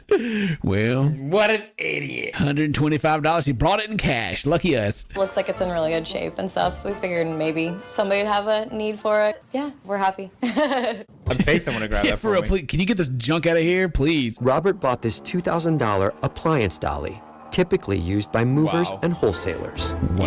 He's got to. Look how small it is. No one's going to help him. I want him to drop it. Does that mean? Just no, my $100. Let's give it a test. Wow, they changed the whole thing in there. We got water. Good. No! I got water all over the floor. Fred is at the ready He's with like, a I got a machine for that. 1963 vintage wet vac from him. I got my wet vac ready. Heck yeah, finally. I've been waiting for a time to use this. This is the defining moment. Oh my I'm God. on the edge of my seat, bro. I'm all built up for this. Oh my God. Let's get some wash. Let's wash some things. Yeah, boy. Oh, yeah. I don't care. Oh, that's nice. I'm proud of my obsession. We did it. Oh, and then you remember the other one? You remember the baby doll lady? Oh my God, there's a follow-up. Hey, that's it. All right, cool. Well, thank you guys very much for watching this video. Of course, check out Felix App. I gotta do some laundry. Yeah, I gotta go wash some things. But if today's your birthday, happy birthday. Tell my friends I love you. Bye-bye. What kind of laundry are you doing? I'm gonna put my my socks. Thank you. Have you ever heard of Samir Bhavnani? I have not. The legendary filmmaker. You thought Darman was great. This man right here. Family friendly. Okay, I'm in. Yep. Husband sells wife. Oh, watch that one. Neighbor saves baby from kidnapping. Kids try Squid Games. They got black eyes and stuff. They learn a valuable lesson. Yep. Son kills mom for an Oculus 2. Ooh, that's pretty family friendly right there. Jesus Christ. This is not, from a first impression, seem family friendly. I will say that. But yeah, hey, stalker boyfriend paralyzes girlfriend. What the? Okay, I haven't even looked at some of these yet. That happens in families all the time. Actually, that's very friendly. Oh, I've done this one before. Woman dies from holding in farts. Yeah, that was a classic. Teacher takes a dump on student's essay. It's family friendly is usually like wholesome. They're changing lives here. And this one is called Wife Copies Amber Heard and Regrets It. It is going to be a funny video, but it does have domestic abuse undertones. So if you're sensitive to that stuff, then just letting you know now. So let's jump into it. Hey, honey, we need to talk. I've got. Hang on. I don't know if it's the camera angle or if it's just that she's like short and extra thick. I don't know. Like, it looks like she's squished down. Anyway, all right, sorry. Well, before you start, I actually have a surprise waiting for you in the bedroom. Wow, Amy. I've seen a really stressed side of you lately, but this is your way of saying sorry. That's really. Is this written by a human or an AI? Well, it's written by a genius, all right? Samir Bhavnani is a genius. He's sorry? Okay, sure. Why don't you go in the bedroom and check out your little surprise that I have waiting for you? I wonder what's in there. Is it a turd? I mean, I would, she wife copies Amber Heard. I'm just kind of, I don't know. Yeah, it better be now. I want to see it. Oh my God. It is! Oh my God. It's under the covers. It's having a little nap. Oh! It picks it up? What the? How close to your face do you need to know if it's a turd or not? I wonder what he's actually holding, because Scott didn't add this. That's just the way the video is. Oh no, he did not. We get a little closer to my face. I was going to taste it like they did in the other video. He brings it in. He brings it out. What on earth? Please tell me it was the dogs. I mean, I would like the post-production scream. Yeah, no. I love the set too. Like there's, this, they got the lawn chair set up here in this room with the walls torn out. Yeah, this is good production. I believe it. It's great. This actually, where is it? I gotta show you this part of another video. All right. So this is the one that we did before, where the teacher takes a dump on the kid's essay, right? What? Yeah. Why is it all brown suddenly? I have no clue. Why would you do that? That's not positive, family-friendly, wholesome content. Stop it. Stop it. She licks it, and then she realizes what it is, and she's like, "Oh my God." And maybe some people have like poo that doesn't smell or something. I just thought this guy was gonna like hold it and be like, what is this? And like lick it or something like they did in the other videos, but they didn't. He just comes out to show it to her. Nah, who knows? Who knows? Please tell me it was the dogs. I mean, I would like to say that it was, but I wouldn't want to give them the credit that I deserve. Oh my gosh. Do you think this is how that happened? That went down? The actual situation? I have no idea. I don't know how that's gonna go. Wow, you're really fence sitting on this trial, Ken? Seriously? Look, it could age. Well, who knows? It could go poorly, okay? Come back to this video in 2 weeks and be like, I can't believe you made that joke. Yeah, you picked it up. What's wrong with you? What do you mean? You're broke. You don't do anything for me. What I left for you on that bed is exactly what I think you are. So she admits it. Hey, he ain't broke. The mortgage is fully paid off, and I. Oh, see, that's the way his house looks, all right? You guys are barely scraping by. Look, the corner back there, like the bugs are still living in that cobweb. Well, that's not enough. I want Gucci and Prada and first-class trips to Asia every month. Every month? We'll get there. Every month? Every month, geez. How often do you want to go to Asia? Patience, Amy. I am patient. Last week I cooked you that nice steak dinner mental and you patient. didn't even bother. She's a mental patient? Nice. That was a good joke. Got him. I am patient. Last week I cooked you that nice steak dinner and you didn't even bother to show up. I had to toss. I love this background story, whatever it's called, exposition. Look at this. I cooked you this tiny little steak. Steak and cake? Steak and cake. My favorite. You didn't even show up to eat the steak and cake. How could you? I only made one plate. Which one are you going to eat first? The cake or the steak? Says a lot about That's you. the fun part. I had to toss everything out. Tell if this is supposed to be comedy. I've been trying to. That's the thing. That's the genius of it. You don't know if it's parody or if it's serious. But then you go down the comments. Oh no, people are actually like, oh, yeah, so positive. Love this message. He's thumbing up all the comments that are making him look good. I like that. Yeah. You're an angel. You know? And then I like the first one. We're not just telling stories. We're changing wives. Whoa, nice. It's a sensitive topic to discuss. What is? You're working late and you've come home drunk. Not this again. It's a after work party, you know? What do you mean? I'm totally working and not just getting drunk. This again. Your jealousy is suffocating me. See, every time I Here, bring jealousy. this up, you get all upset They about translated that wrong. Go back. What did it say? Jealousy. Oh, here, jealousy. Yeah. Not your. Your jealousy is. Here, jealousy. it. Getting drunk or creating whatever that mess is on the bed, that's not the answer. You can't just go around We will copying never know. celebrities. I actually have something that I need to do. I can't go around copying celebrities. It's about James. What about him? Well, I know he's been your friend for years, Oh my but God. we just started Not seeing each James. other. Jesus Christ, and she's cheating on him. But she's just open about everything. All the shit she's done. Literally. She's over here like blaming him for everything. It's like, by the way, I'm cheating on you with your friend, and I pooped in the bed. I'm trying my best here. I really am. You're just not letting me try.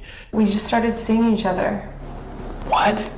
Oh my God. James. He looked in the camera. When? How? What? I would call This feels like it's written by an AI, and they're just trying their best to act No, this out. this is the genius of Samir Babnani. Okay, I guess I don't see the genius. Maybe there's a twist on all of this. It all come together.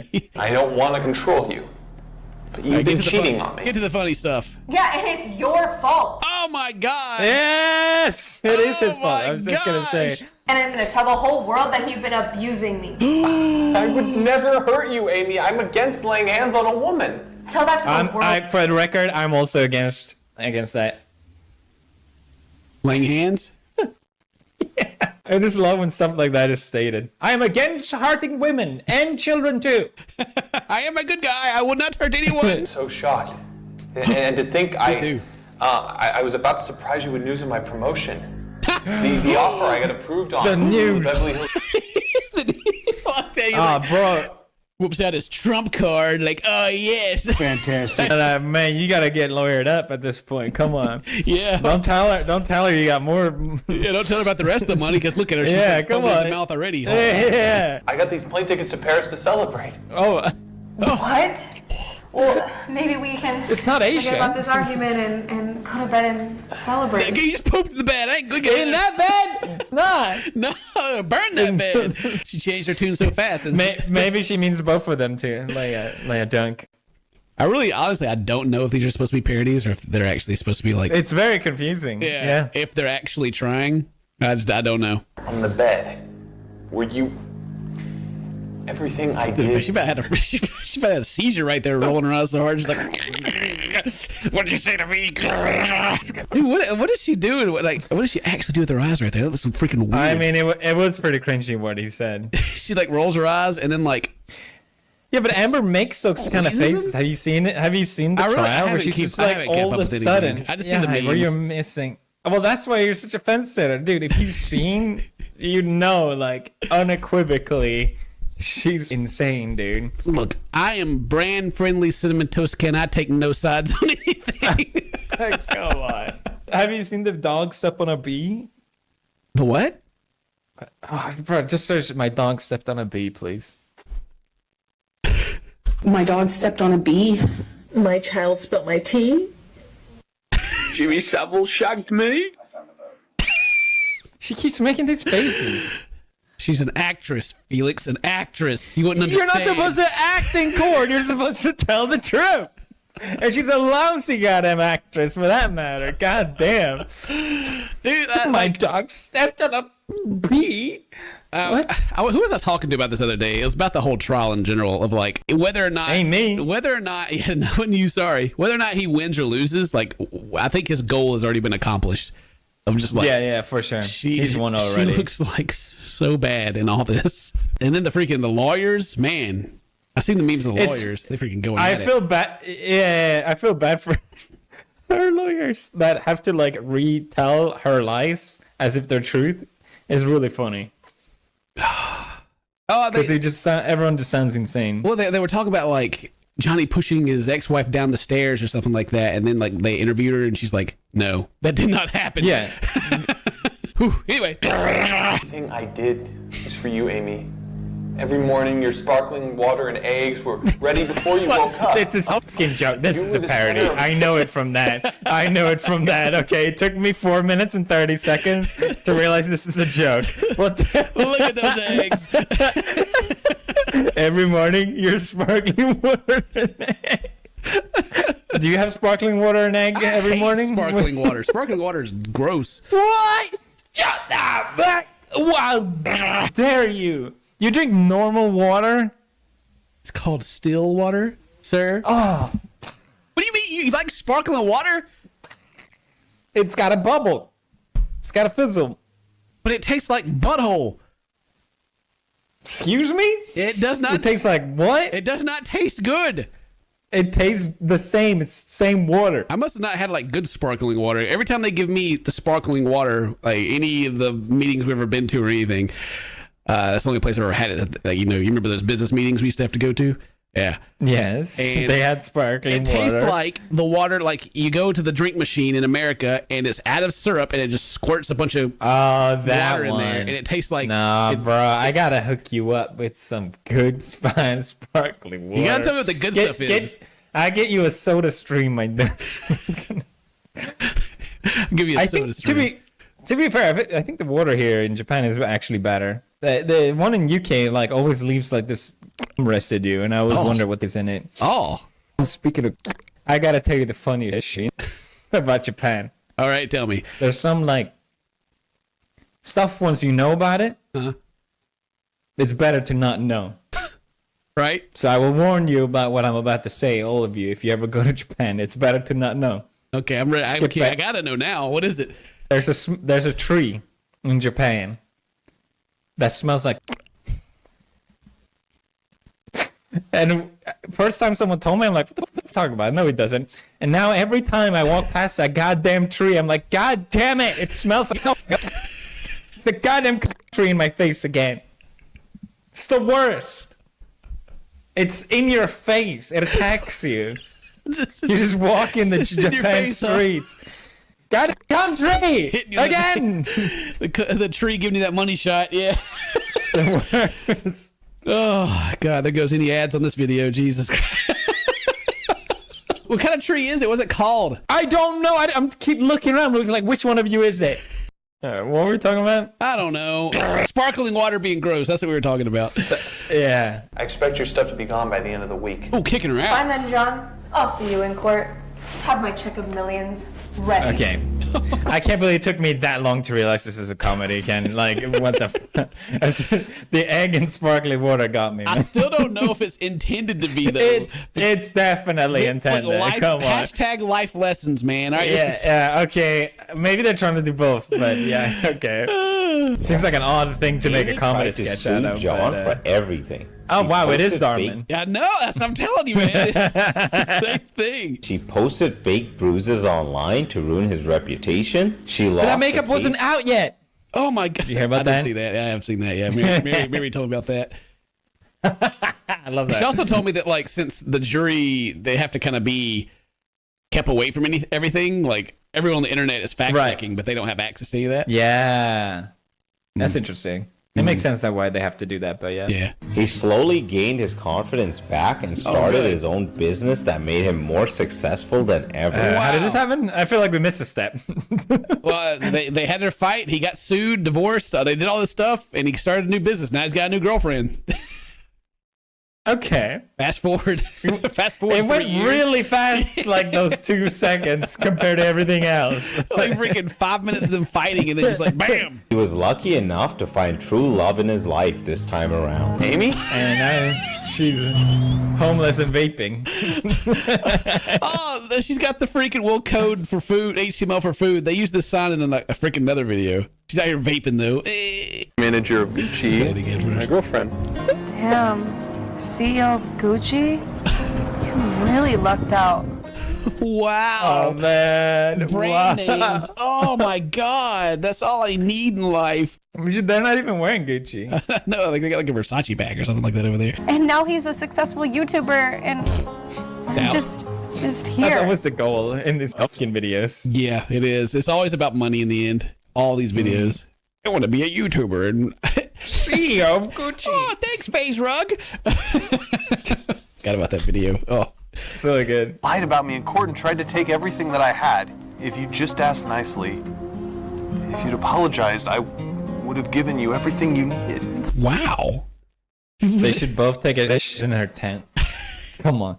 If you just asked nicely, I would have given you like 3 houses. It's no big deal. I don't know. I guess that's the sweet things he does. How I like my coffee and making me eggs. Oh, he makes some But eggs. what about the sparkling water? What about that? Here, here's $100. It's all I have on me now. Don't give her Please that. try to do better. That's all I have on me now. We saw you having... True, he had like a big freaking wad. Yeah, that's all I got on me right now. Amy followed John's progress, and due to her own ego, took years to come to terms with her own flaws and faults in the relationship. She finally understood how to treat people and began to improve her life. Oh, happy Cheating or ending. abusing your partner is... Oh, they figured it out in the end. Oh, I can't. You shouldn't hit your partner. Got it. Okay, good. Yes, Thank you. thank you. Samir. We've learned our lesson here. There's another one. That was very positive and amazing message. Thank you, Samir. Usually it doesn't end that nicely. Usually it's what? The whole homeless thing is a thing they do a lot. Oh, the homeless thing. Yeah, all right, so cool. This is the husband divorces his wife for farting, and then at the end they We have something for you. Yeah? Are they gonna fart on him? They go and fart on Literally homeless what people. that's literally what I said about taking footage. Oh my god. Oh, we'll code HTML for food. Help him out. That's the same sign. Nice. Yep. Has your life Beautiful, been changed? Ken. You learned a valuable life Thank lesson? you for showing me. I think I'm moving back to Sweden now because I'm so inspired. So inspired. Well, thank you very much for watching this video. Leave a like, do all that cool stuff. Check out Felix, of course, if you haven't seen him in a long time because he's still a cool dude. Oh, still? Yes. Really? Thanks, bro. I'll do that again. You're pretty cool too. Thank you very much for watching this video. No, that felt go check out genuine. Felix. Keep that one. We learned some valuable life Say lessons it. today. Leave a like. Today's your birthday. Happy birthday. Today's my birthday. I love you. Bye-bye. It's the goddamn tree in my face again. Back in the day before Tinder, before Grindr, before eHarmony, before the internet, people found love a different way. They recorded VHS recordings themselves marketing themselves. Are you the goddess? And then people bought that VHS tape and watched it. I've heard about this. What's the logic? Oh, God, just looking for love in all the wrong places. That's definitely the wrong place. Well, today we're watching an 80s video dating montage. Oh, I am excited. Oh, but when were you born? Were you born in the 80s or were you a 90 baby? I guess technically 89, yeah. Hey, right on the edge, all right. I experienced the 80s. It was a wild time. What can I say? Okay, boomer, you slow down there. Z-E-O, mate. Mate? Well, I gotta look it up real quick. Is video mate still a thing? Video mate. I love the PowerPoint presentation transitions they got. Okay, they don't exist. Anyway, all right, we got our first guy here. See if we have any interest in him. Okay, early to bed, early to rise makes a woman healthy, wealthy, and wise. That's why you're wiser than me. It's Steven. What? What the f*** are you saying? Are you dumb? Yeah, smooth. All right, he sleeps late. All right. Yeah, That's some Jaden Smith. What would be your go-to if you got one sentence? Oh, God. You have to find. Jeez. Yeah, it's not that easy, to be fair, right? These days, it'd be like, hi, I'm not depressed. Hi, I'm a normally functioning human. Oh, my God. I go, hey, what's up, Dick? You want to go to date? Hey, yo, what's up, girl? You want to go on a date? Yeah. No, you just got to speak really from your diaphragm, and then girls just go, oh, he speaks with his chest. Hello. Oh, yeah. Hi there, little one. Oh, little one. Oh, no. We're calling Chris Hansen about to bust in. All right, let's keep going. Hi, I'm Maurice. I'm an executive by day and a wild man by night. Yeah. Ooh, Wild man by night. Look out. Wild man. Yeah, I can tell if his shirt's buttoned. With that many buttons, oh my God. Down to its navel, I dare say. He did two, and I'm like this. That's enough. Hi, my name's Monroe. You've probably already noticed that I have incredibly blue eyes. Hi, my name is Phil. What the fuck? They're brown. That's pretty good. That's pretty good. If that's a troll, like just they're brown, and I think he's got a fake tan because like around. Yes, blue eyes. Hi, my name is Phil. Most of my friends call me Big Phil. Oh, Big Phil. Why? Why do they call you that? You look tiny as hell, dude. You'd like to know he? Hi, my name is Felix. My friends call me that big old macho man with huge muscle bulging. My name is Ken. My friends call me Giga Ken. It's the nickname. I like to talk to people deep into the night. Is his posture? What is he looking at? What do you say? Deep into the night. I also like the Satan shirt. Yeah. Gee, this is like... It's called Satan or Satin? Satin? Yeah, Satin. Yeah, Satin. Shut up. Shut up. I can't even speak English. How am I going to learn Japanese, Ken? I learned yesterday milk cartridges are not called cartridges. They're cartons. I thought I was so sure they're cartridges. Oh, I just picked up on what you were saying. Yeah. Yeah, exactly. No one's corrected me my whole life. Get your milk cartridge. My whole life I'll just be made fun of being bad at languages. It's so f***ing exhausting. I play guitar. I'm Eitan. That's all. Okay, that guy's in. Fred. What? Fred, more of Fred, please. Oh. He's got fur on his shield in case the shield is cold. Why has his shield got fur on it? Hi, I'm Fred. You're sitting there watching this tape, smoking your cigarette. Well, hit the fast forward button because I don't smoke and I don't like people who do smoke. Ooh. I like that. I like that. He's not trying to sell himself. He's telling other people what they can't be. All the women at that moment were like, let me call it. I was not smoking. I'm not smoking. I don't know if people are trying to find dates on here for like trying to find out who the serial killer is. This is intense, man. He's a beautiful man. I would date that man in a heartbeat. That man after my own heart. Perhaps even a nice bath with some champagne and candles. Champagne and candles. Hi, Mom. Why are you dating your mom? Hold on. Why are you doing that? You got the assignment all kinds of wrong. What the fuck is that?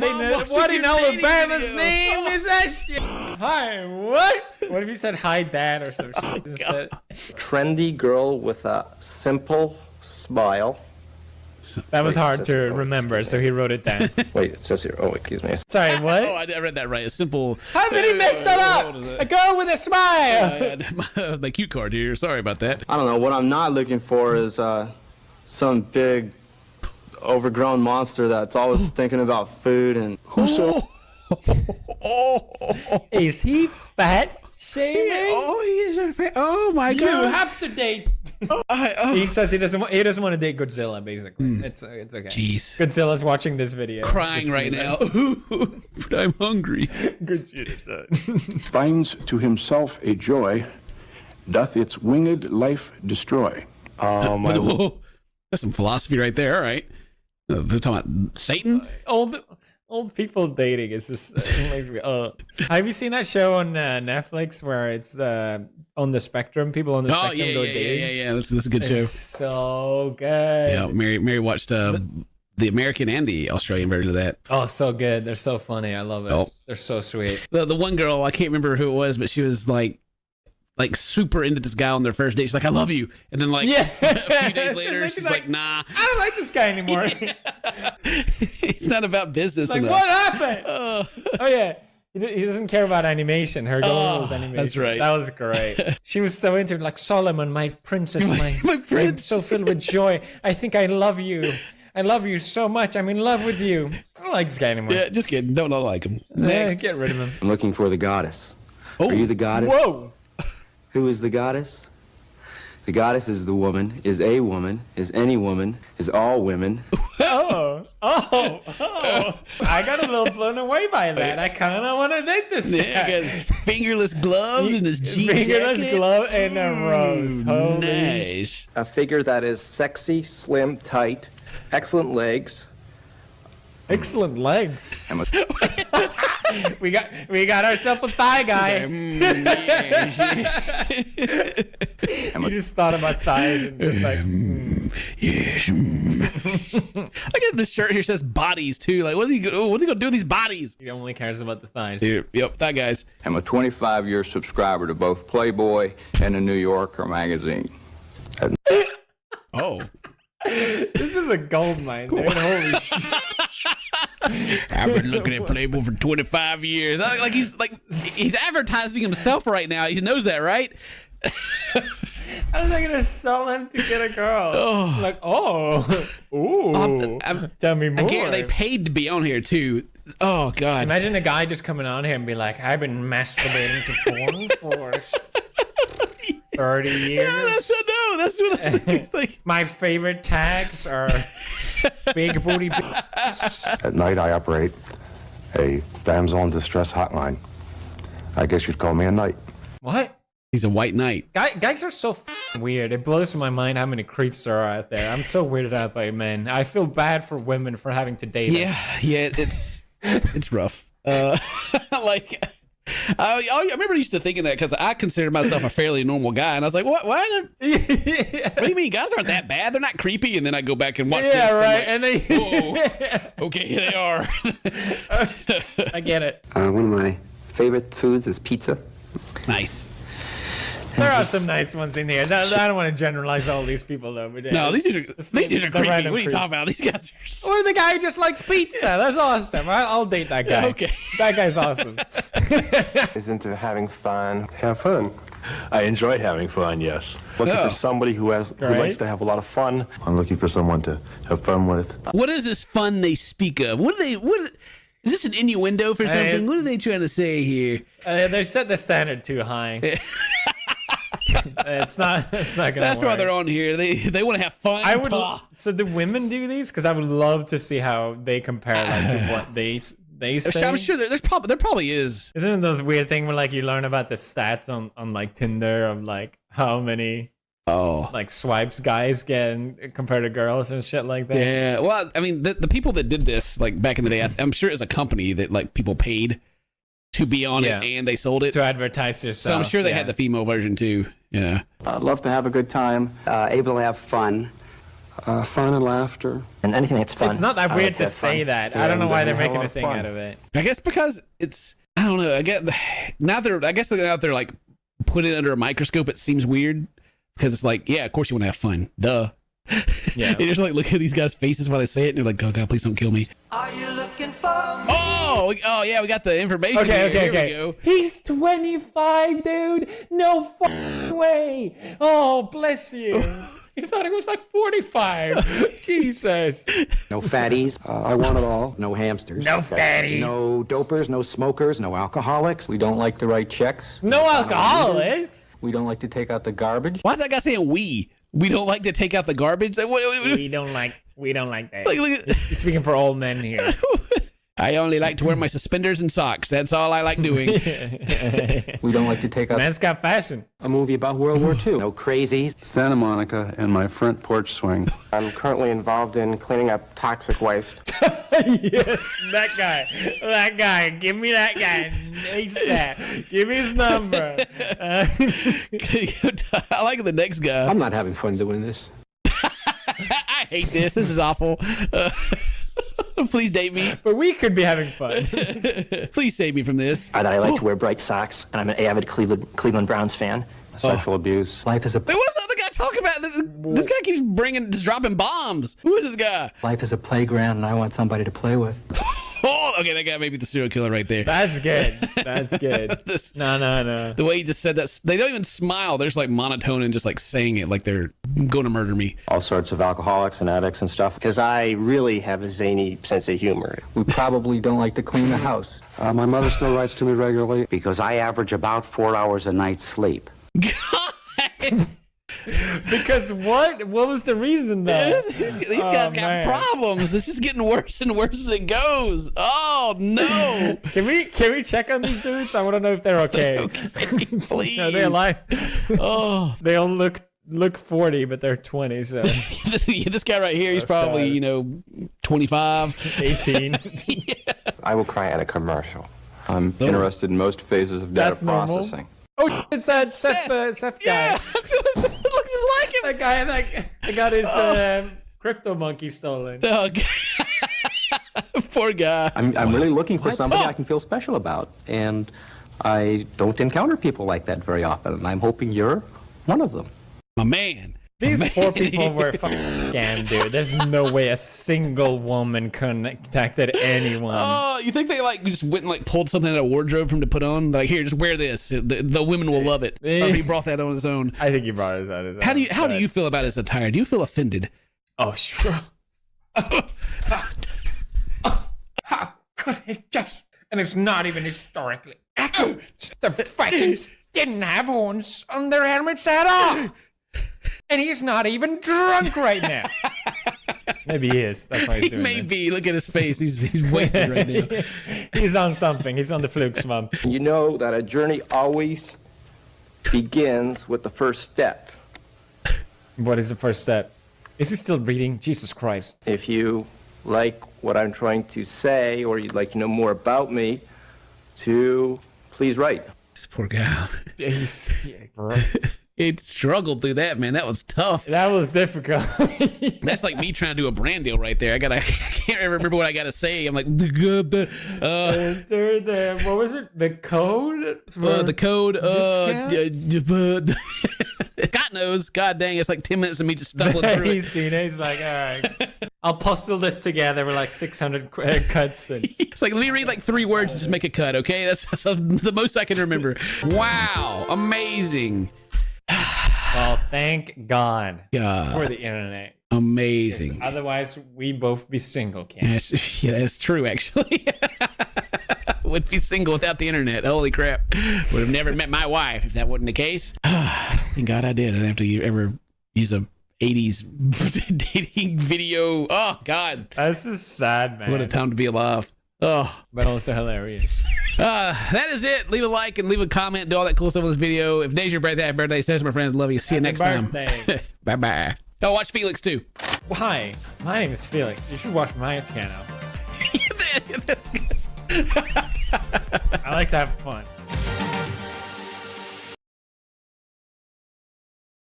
Here we go, ladies and gentlemen. Oh, we should be live. Welcome to Stellaris. That's right. We have a very special game ahead of us today. This is probably one of the first demonstrations of Stellaris co-op ever being done.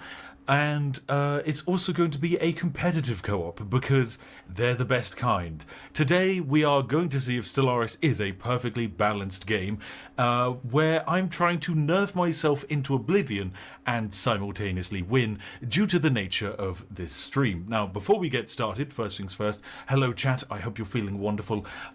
Say capybara if you can actually hear me, because honestly half the time I don't even know if my mic's on when I start these streams, because the chat just starts spamming stuff like T, so there's just like no way to know, so I have to pick a new arbitrary word every time we stream. Anyway, this is a sponsored stream by Paradox Interactive. They have handed me, I'm not sure, I think like $20,000. I can't remember. Honestly, it doesn't really make much of a difference. I like playing Stellaris. I mean, of course, don't tell the Paradox devs that. Please keep paying me money. But these streams like this are great. They're a great excuse for me to sit down with my friends, play a bunch of games, and yeah, just have a bunch of fun, and then use the money to do something weird and special. We'll get to that. It should hopefully be ready by like December. I'm quiet. Okay, I can increase my volume a bit. Let me do that. On stream elements filters, add a filter, bit gain. There we go. Let's crank myself up like 2 decibels. 2 decibels of volume should be lovely. There we go. How's that? 2 decibels of volume. Prepare for these things. It should hopefully be okay. So yes, we are doing Stellaris sponsored stream. Should be good fun. The goal is very simple. I am playing I'm playing with RT Game in a game of Stellaris against Ambiguous Amphibian and the wonderful Hazor. Now, there is one minor issue, which is that I've played a lot of Stellaris. And that's a problem. I've got about 400 hours in Stellaris. Now, that is more than all of the other players here combined and doubled. In fact, I'm pretty sure it's more than all of them combined and tripled. Oh dear. In fact, actually, I think it's quadrupled. I think combined, none of them have over 100 hours in Stellaris. Anyway, it doesn't matter. We are going to be trying to have a balanced, fun, and yet broken game of Stellaris all at the same time. It's going to be a good laugh. I'm going to have a lot of fun, and that's ultimately all that matters. So, who are we today? We are going to be playing as the Good Friday Space Agreement, because of course RT and I are sharing this empire together. It's very important that we represent the joint Anglo-Irish relationships of the Good Friday Space Agreement, which is of course led by Spiff, the Grand Marshal.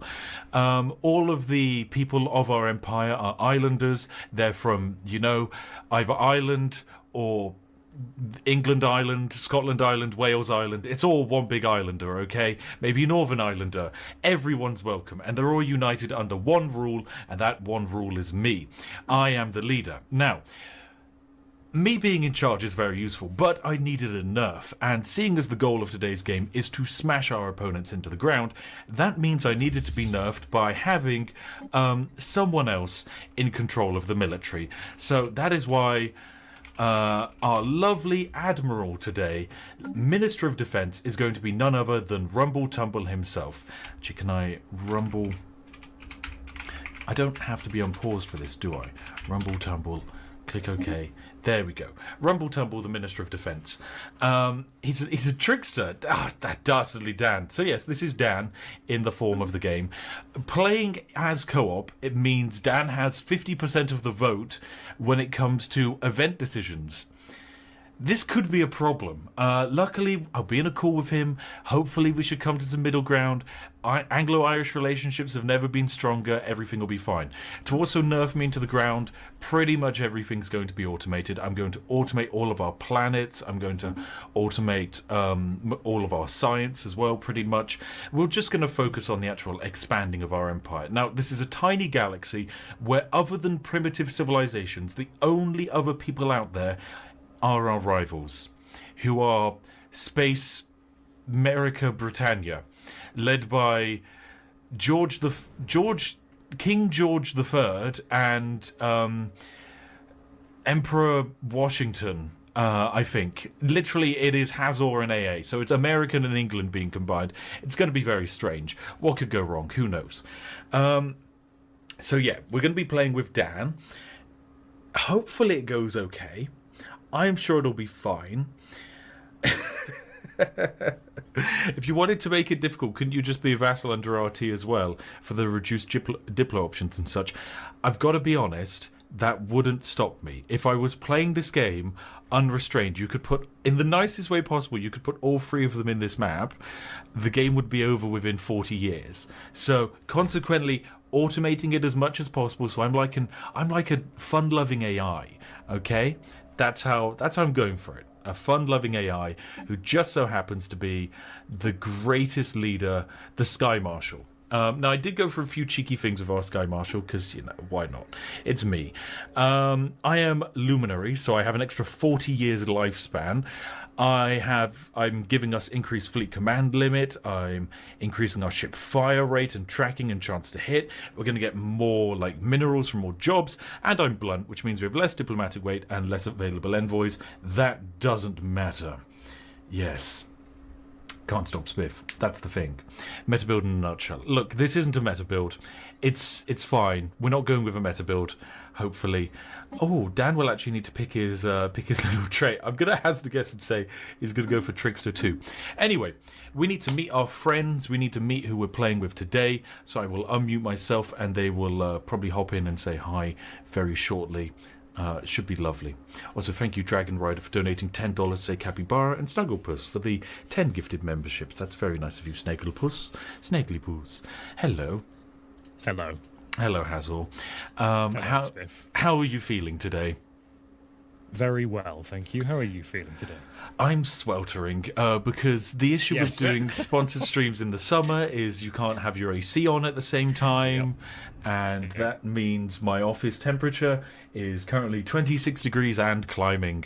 But it's nice and toasty. That's like a beach in Spain. That's what you want for playing Stellaris, you know? Yeah. I mean, Dan, if you look at our home system, we have a planet called Las Veredas, which I'm just going to quickly rename to Spiff's office.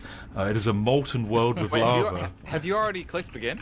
No. You can just rename stuff whilst paused. So, for example, Dan, if you click government, you'll be able to see that our Minister of Defence is none other than Admiral Rumbletumble. Oh, perfect! I'm glad I'm going to be on the front line of battle for this. I was going to let Ambiguous Amphibian choose whose skin to step into. I wasn't going to force one upon him. Woo! Go! Woo. It's just been decided for me. It has. Hey, how's it going, eh? Hey, how's everybody. it going? Oh, also, this is my intro. I just realized. Hi, everybody. I'm AA. I have a lot of issues, and I'm playing with Hazor today. Woo! Woo! You have a lot of issues. Yeah, so you won't stop telling us about it. Like, that could be any of us. If we're gonna, they're going down. Oh, them be fighting words. Ooh, wow! You're gonna go down greater than Twitch's profitability margins. Careful now. YouTube versus Twitch stuff happening. Ooh, that's true. That's true. Shout out to Hazel, my fellow YouTube streamer homie. Down with those stinky Twitch streamers. Very topical. Disgusting. Very pointed. Yes. It would be a shame if something were to happen to your terms and conditions. Yeah. Oh, dear. Oh, I think we have 70-30 odds, maybe, under certain criteria. Dear. Okay, Stellaris is a video game in which you specs. Yeah, Stellaris is a video game in which find planets, conquer them. There are no other AIs in this galaxy, by the way. It is just us. There are, however, primitive civilizations. You can do with them as you please. I would describe them as pinatas, but that's up to your interpretation of what indigenous species are. That's very rude. It's your choice as to what you do with them. I wish you luck. But yes, would you like to introduce your space empire, Hazor and AA? Well, I'll let my creative director, Ambiguous Amphibian, take the lead on this one. Oh, thank you. We are the United Kingdoms of Space America. We are led by King George III in an alternate reality where George Washington Star became king as appointed by George III. He was cloned underground. This is years after the French dancing plague. And we now joined together in the year 2137. And God save the president. Ooh, go us. Oh my god, what a weird. Okay, so you're a hybridization of the British Empire and America if they somehow found a way to peacefully coexist. Yes, we mix coffee and tea. Oh, we renamed all of your horrible. cities New Old York. Nice cocktail. New Old Yorkton. Oh dear. New Yorvik. Oh no. Whereabouts are you located in the galaxy? Are you like right of the center or left of the center? This doesn't sound like something I would want to tell a militant xenophobic nation. Okay, let me just pull up my phone and check the stream. You can't stop me, Hazel. Near the center. You're near the center. Yeah. Are you on the left side or the right side of the center? All right, this is too specific now. Can you just tell us where you are? Oh, okay. Yes, I can see you. Galactic Northwest. We're exactly where you would think we would be. You're near the Temestra Badlands. Nice. Oh, we aren't unpausing yet, are we? No, not yet. No, not just yet. So that'll happen. We're over on the far right of the exact center of the political spectrum. Of the political spectrum. Oh dear. I will say, when I was creating our empire, I wanted our leader to kind of look like a grizzled, evil emperor version of myself, and apparently I've just created Jerry Adams. We did make Jerry Adams, which is appropriate for the Good Friday Space Agreement, you know. It is appropriate. Yeah. Now I'm not sure how I feel about it being a military dictatorship. I'm not sure how that's how I would describe the troubles in the north. But... We are yes. The Good Friday Space Agreement is a xenophobic, militaristic, materialistic empire that focuses on having a distinguished military admiralty and has a heroic past of violence. Now we are united under one rule. We're united under one rule, which means we start with a very powerful legendary leader, and as the game goes on, our leader gets more and more powerful and like dictatorial. In order to make this viable, he has like plus I think 120 years natural lifespan, and he's starting out at age 24, so hopefully he shouldn't die. Oh, he's gonna be living a while. Yeah, he's gonna be around for the entire stream. Yeah. Yeah, I think George III will probably die within about 30 years. Oh god, has he got a prolific drinking habit? Oh no. Oh dear. Anyway, yeah. So this is the setup. You're going down Space America Empire. Yeah, we're gonna screw you up. Any last words, Dan? Yes. Thank you. Thank you for that last word. No problem. AA, Hazel, last words? Don't fire until you see the whites of their tentacles. We don't have tentacles. Oh, sure you don't. It's Jerry Adams. It's just Jerry Adams. Kraken, more like you know? geriatric. You're going down, partner. Damn. Jeez. Now we got a real beef going. We could make a real YouTuber beef. Right. Problem with the Spiff and Brick. Beef eater. Don't make me unface reveal. Let's begin. I guess. So we're going to split off into separate calls. Yeah. We'll catch you soon. See you later. When we eventually make contact with each other, we'll meet back here, discuss how we want the galaxy to be divided. Yes. Yeah. So see you, scrubs. Woo. Good luck, gang. Goodbye, AA. Good luck, but I don't mean it. I don't mean it at all. Fuck him, Dan. We're gonna screw him. Oh, right. So, a few things first. Okay. As Minister of Defense Rumble Tumble, you have started out with some traits because of our immense heroic military background, which means you start out with a lot of experience. This means you've started out as a skirmisher and a trickster, you know, like the little jester goblin you are. But you're also ready to level up. So would you like to... You've immediately picked Skirmisher 2, I think. Yeah, let's just get more of that. I'm going to select Trickster 2, and I think we have just exploited the game to allow us to level you up twice simultaneously. Yes, it actually has done that. So That's I'm gonna, brilliant. I can get ship weapon range up. That seems... Oh my god. Yeah, just okay. Exploit number 1 found. Thank you for partaking with us today. Skirmisher 2.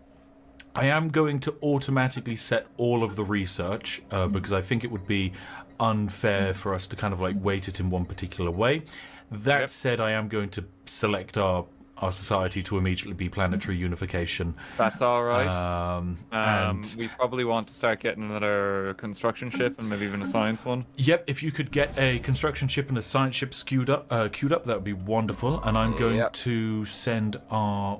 We only have enough for one initially. Probably the science. Yeah, probably the science ship is the most important. Okay. And I'm going to send out our head researcher who actually has a name open. So Dan, I'm going to leave this one up to you. Tina Elderstein, our head of science. This is in our government. This is in our government, and she's also leading our research vessel. So if you want to How do I rename her?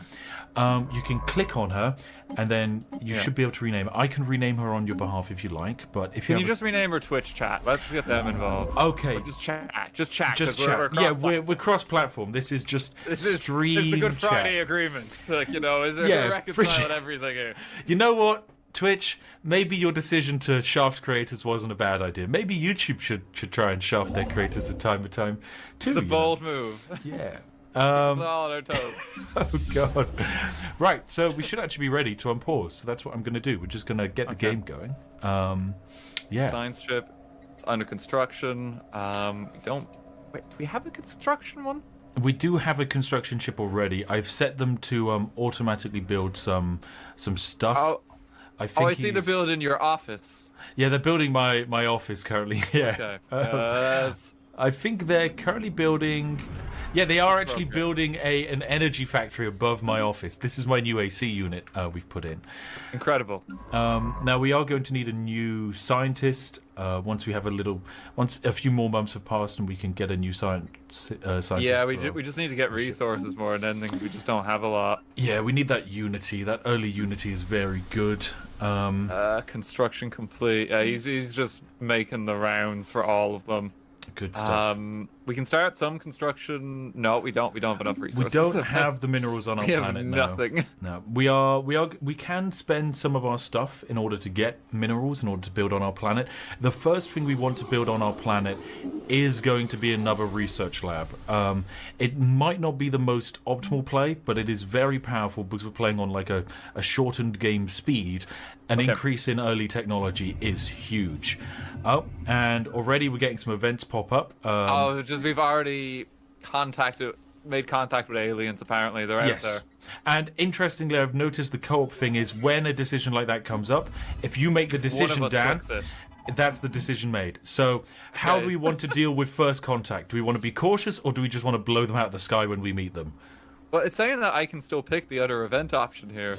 Well, I haven't selected one yet, so that's your choice. Oh, okay. It says you're selecting all of these. I've not gotten to choose any of them. Fantastic, lovely. I get to pick some of these, and that's what I'll do. I'm going to say we blow all alien entities out of the sky. Tradition selection, Dan. What do you want? How are you feeling for we our want game? to expand probably as rapidly as possible, so probably that's probably just expansion, ain't it? You want expansion, okay? Yeah. I think that's a good idea. Okay, I've selected it. There we go. So we'll get Reach of the Stars probably first. Yeah. Actually, no. The other one's better. Colonization fever. Yeah, because you get that extra early pop, which is good. We need children. Yeah. We need people. Okay. Our science ship is still they're just away and surveying. Oh, and our second science ship is now ready, so I'll get them sent out doing their research. Just automated. There we go. Construction ship, I think, is run out of stuff to actually build, so I'm going to start sending them over to the system where we're already surveying it. Yep, that's a very smart move, Dan. That's like a meta play. That's a very smart meta play. I'm proud of you. Thank you. Very proud of you. This is very good. Doing what I can. You're doing such a great job. Now, we have our first planet discovered. I was hoping that this would be a planet that would be brilliant for mineral production. It has space for 1 mining district, so... That's horrendous. That's so very bad. That's okay. I think just keep moving them about. That one's being surveyed. Yeah, the one on the construction ship is here. Yeah, the so one we'll on the just automate right them. is okay for mining districts potentially. Are they on it? The construction ship? No, I will do that manually. You just click on it and click build starbase. Oh, okay. Sorry, I thought I sent them over. Yeah, No, it's okay. He's on it now. He is. It's all right. I can get another construction ship if we want to get one. Just going the other way. We shouldn't need one just yet. We might need one in the future. Potentially a third science ship wouldn't be a terrible idea. Sure, fuck it. Let's go. Let's add in another one to the pile, and we can just try and rapidly expand as much as we can. Yeah, I think at the end of the day, like the more we're able to discover the galaxy, the more we'll be able to take control of it first. We'll be able to like smash down some of those lovely primitive civilizations and uplift them. I'm gonna grab colonization fever, because that gives us the early pop when we colonize. And then, do you want to send the colony ship to our first planet? Yeah, sure. Where are we? Oh, there's one in that system, is there? Yes. Okay, where is the colony ship? I'm just kind of looking for him. Is that the... No, it's construction. Where's the colony ship? Where'd they go? You don't need to build them. If you just click on the green thing above the Adamar system. Oh, yeah, okay, sorry. Yeah, just colonize. So, Dan, what you did is you built a new science ship, and you just pulled the scientist off of our first science ship onto the new one. Oh, no, I'm sorry. I thought that was a scientist not in use. No, it's fine. It's fine. That's very funny. Okay, we don't have the resources at the moment for the next colony ship. I could just start buying them from the market. I think if you buy those resources off the market, that's probably a good idea. Just spend a little bit there. And Now, these ones a little bit faster. Only need about 50. Colonize. What do we want to call the new colony? Oh, I'll leave it up to you, Dan. I think you do something Irish, and then I'll do something English to follow. Well, we have the Good Friday as our planet, so I thought this one could be Lovely Thursday. Lovely Thursday. Oh, Lovely Thursday. I love a good Lovely Thursday. They're the best. Let's establish our new colony there. Tell you what, I was very surprised by how smooth this has actually been. Given that this game has been out since I think 2016, it's very impressive. Right, I'm going to grab our next scientist to go onto the science ship, our OG science ship that you pilfered like some kind of stealing bastard. Yeah. Okay, I'll move the construction ship onto the one that's being... Which one's being surveyed now? No, I'll move it on to the one that has been surveyed. It's fine. Don't worry. Change scientist, leave B for now? Leave B for now. Yeah, as you can see, if it says relatively challenging, you just leave that be. That's going to be too much. Okay, you got control of the construction ship. I don't. Can I do much with the military at the moment? I don't think they're kind of just sitting there. We basically won't be able to do much with the military for like the first, I don't know, maybe 10 years or something. It's when we start seeing alien threats.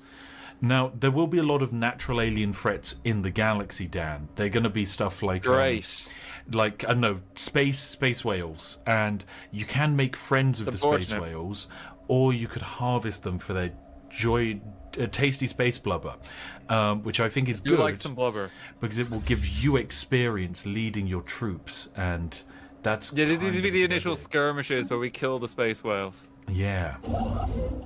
That's my that logic. sounds wonderful. I'm not going to invest in more military for now, just with our 3 ships, just because we just need more resources. That's just going to be a strain on resources. Yeah, we have an anomaly. Speaking of that, I have just spent a bunch of our resources building a research lab on our capital.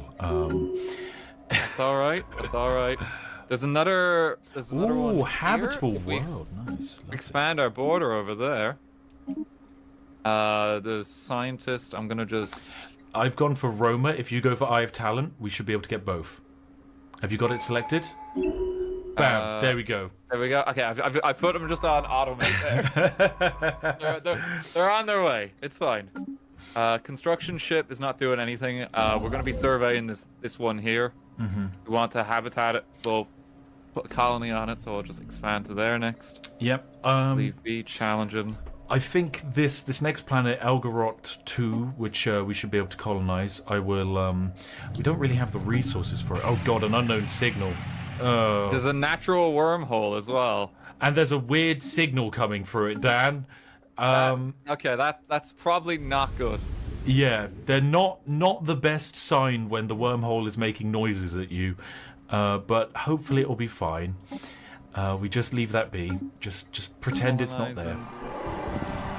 New world claimed. There we go. New world obtained. Look at that. That was actually pretty smooth.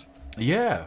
So that's our lovely Thursdays being colonized. I'm going to... It's lovely Thursday. Lovely Thursday.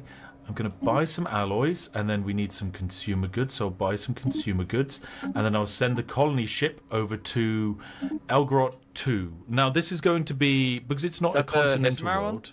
no, it's over in Elgarot. Because it's not a continental world, our people won't like living there, because it's like a horrible environment. There's a nicer environment over here. No, I'm going to call this... We need the minerals, Dan. So this is going to be the Saturday Suffering. Because... Sure, okay. These people's sacrifice will not be in vain. They sacrifice to work in the mine so that we may be happy. I mean, that's all right, to be honest. Someone's got to be the fall guy for civilization. They do. They do. No. And we're going to have a few billion fall guys, I won't lie. This is going to be a brutal regime. It'll be wonderful. It's like those shiny coins, like, oh, we got to send them away. Yes. Look at all of this dirt in the ground we can use. Oh no. Ooh, signs of battle. Signs of battle. Intriguing. That's actually a good one to investigate. If you want to get the science ship in that system to investigate it, we might get a free military ship. Which system was that now? It is in the Hitamar system. Is that... It's the one which we just annexed into our terrain. Oh, did we just get one? Wait, where? The Hitamar one. Okay, yes, so I'll send the scientist. Trying to see where the nearest scientist is. I can send this one away. They're currently automated. Yeah, let's move here. Yep, good stuff. Are they on their way? They are. Yeah, doing their job. Ooh. Research projects. There we go. We've got a mega structure nearby, Dan. There's a ruined mega art installation to our north. Ooh. How are we finding all this so quickly? Well, basically, our scientists have like increased sensor range, so when they hop into a system, they like ping the nearby systems. They don't survey them, but they can tell you vaguely what's inside of them.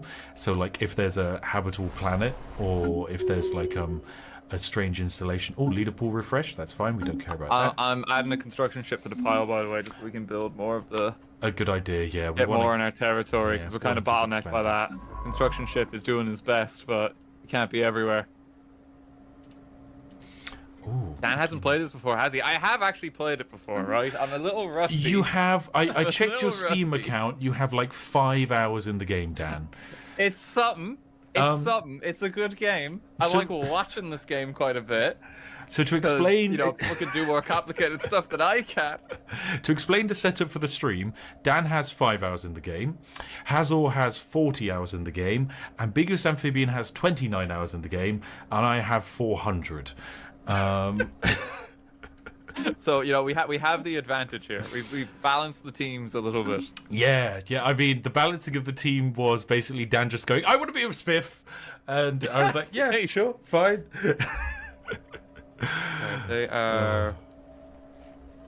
Oh, damn. Are they scanning that planet properly right now?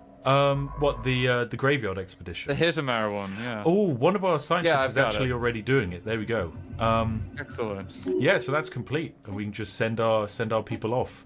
Oh, so that new scientist just got a level up. I'm gonna select competence on them. There we go. Lovely job. I'll send one over here as well. We're just gonna scout as much as we can. Good idea. There's one here that we've surveyed, but we don't have a construction ship for it. Ah, well, he's building. Oh, yes. He's building. Wait, where are they both building? They're both building off to the north. I'll send the one from our capital down to deal with it because I think it's got better resources than the one to the Yeah. north. Yeah, because this one actually has a lot on it. Yeah, it's Just at a quite glance. nice. Quite nice. Oh, and our first colony is almost ready, which is good because when it's ready, it will stop consuming quite as many consumer goods. I'm gonna get some more consumer goods. Speaking of, because we can colonize another planet if we buy a lot. Oh, go for it. Yes. Basically, the more planets we can Buy get some out extra. sooner, the better.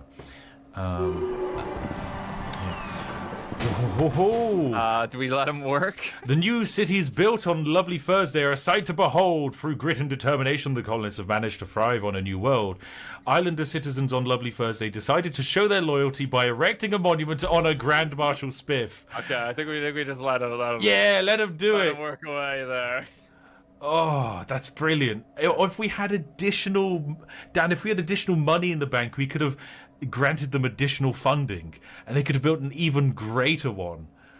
Oh, wow. But yeah, that's nice. We don't have the funding, unfortunately, because we need more consumer goods, I think. Keep running out of them. We haven't got anything for, like, spaceships yet, for the military. It's all just expansion right now. It's fine, Dan. Everything will be fine. It'll be alright. Yeah, we actually already have, like a third planet's being colonized already. It's actually amazing. Right, I'm trying to see where we expand to next. For lovely Thursday, I'll turn this into our like food production planet. It can be like a potato world, so to speak, because that's the one thing that brings Ireland and the UK together. Like, we love chips. You guys also love chips. Yes. It's actually how the Good Friday Agreement was achieved. Yeah, over a just a pint of Guinness and a bag of chips. Peace in our time. Finally, true peace. Alien mural, fascinating. So we can translate that. That gives us like some society experience if you want. You don't need to. It doesn't really matter. I'm just getting the construction ships to build as many outposts as we can. We have so many territories we can get under our space. Yeah. I'm making sure they just build up in each galaxy. But do we get a third one? Do you think that's too much expansion? A third one. Yeah. Because we have a lot of survey territories that we just can't build in yet. Yeah, I don't think we can really have another one, because the issue is if we have another one, we're over our leader capacity. And we don't really want to do that. So we can have 6. And we're using 3 of our leaders to currently just, manage manage adventures. Yeah. Oh, lovely Thursday celebrates.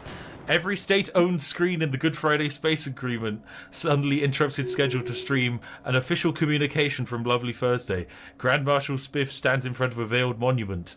I will do the speech. Today we have made history. Never before has our species realized a grander achievement. With my guidance, with your hard work, no obstacles just stand in our way. It's gone straight to his head. It's been The colonists of Lovely Thursday wish to honor me, and I thank them.